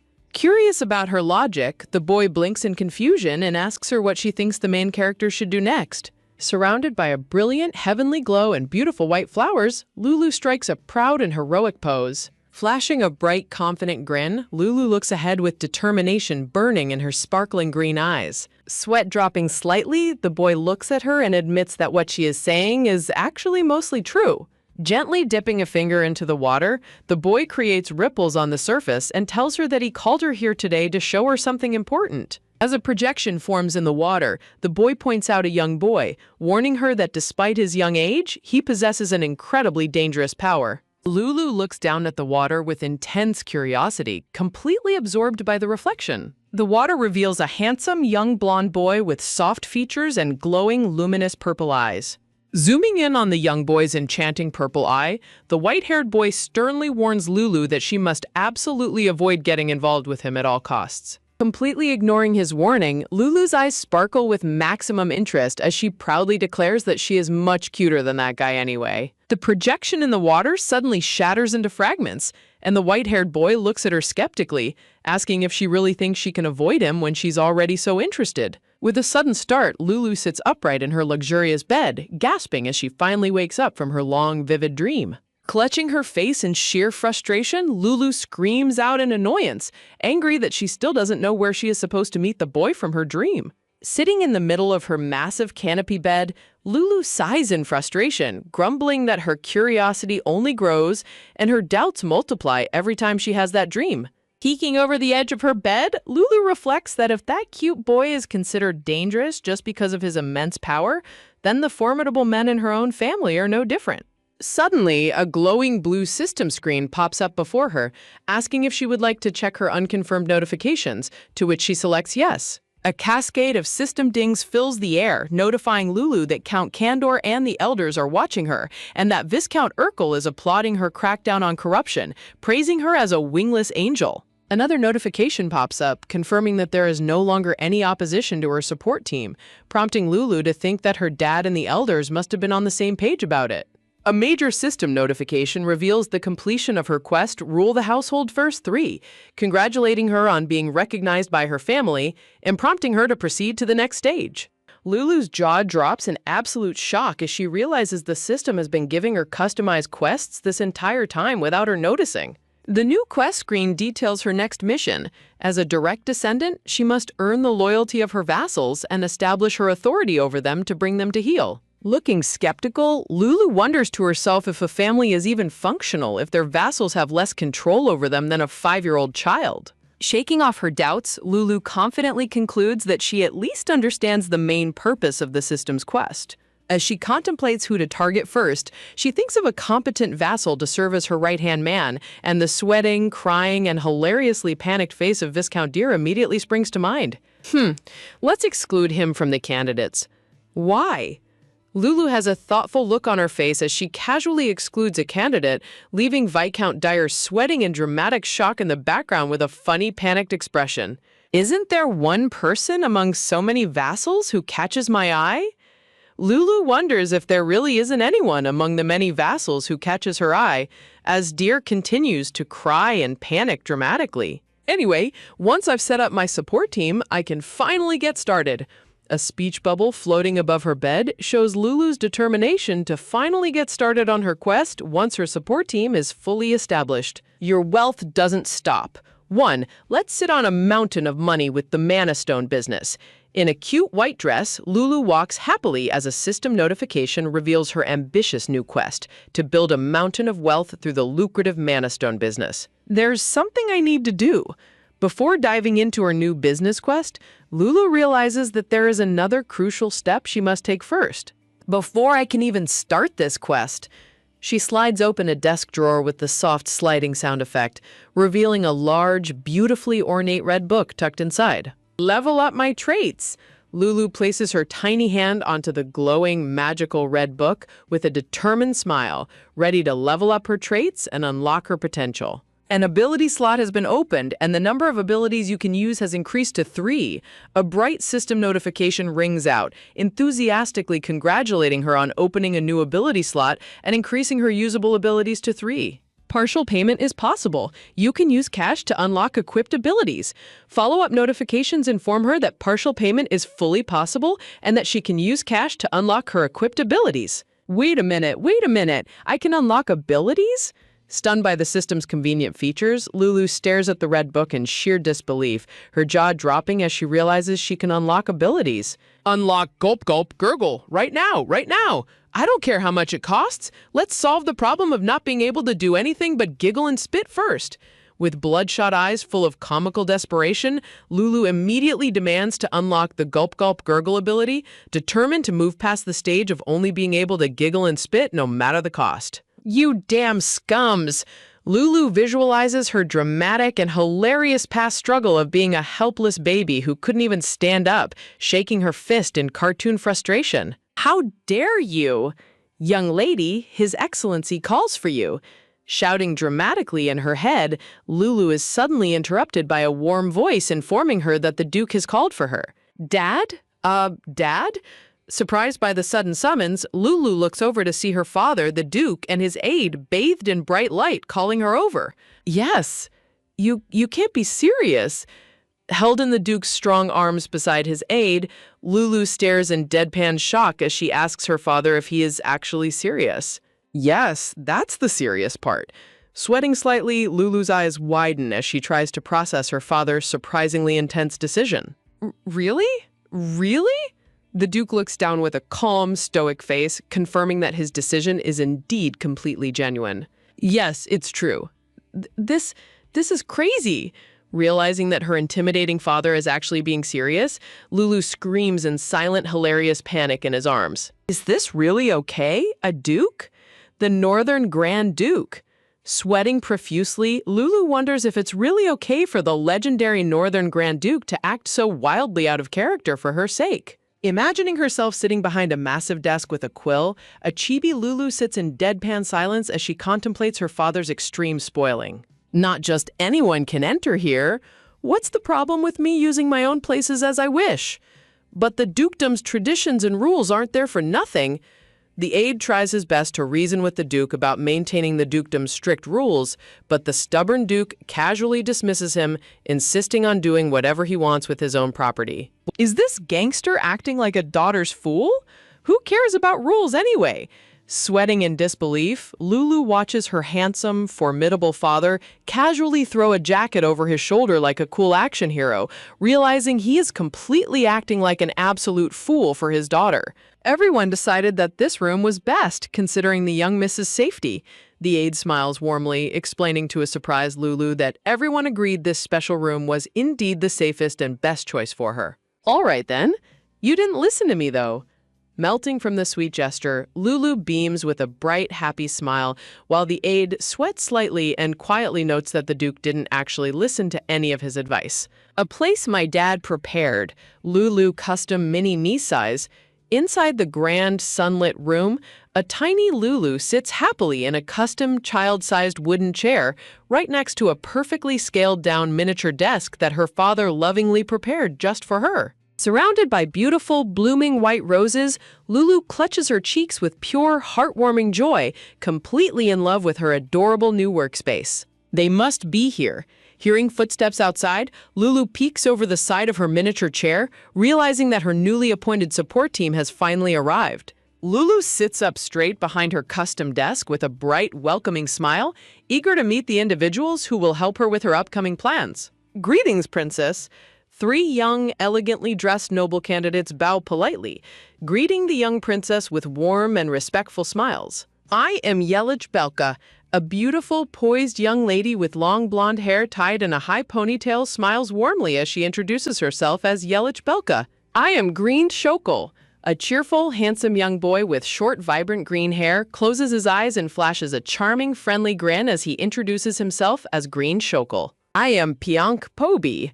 A refined young man with neatly styled pink hair and striking purple eyes introduces himself with a calm, composed demeanor as Pionk Pobi. Al. Lulu gazes at her 3 new companions with a sweet, content smile, sitting proudly at her customized desk surrounded by a warm, flowery aura.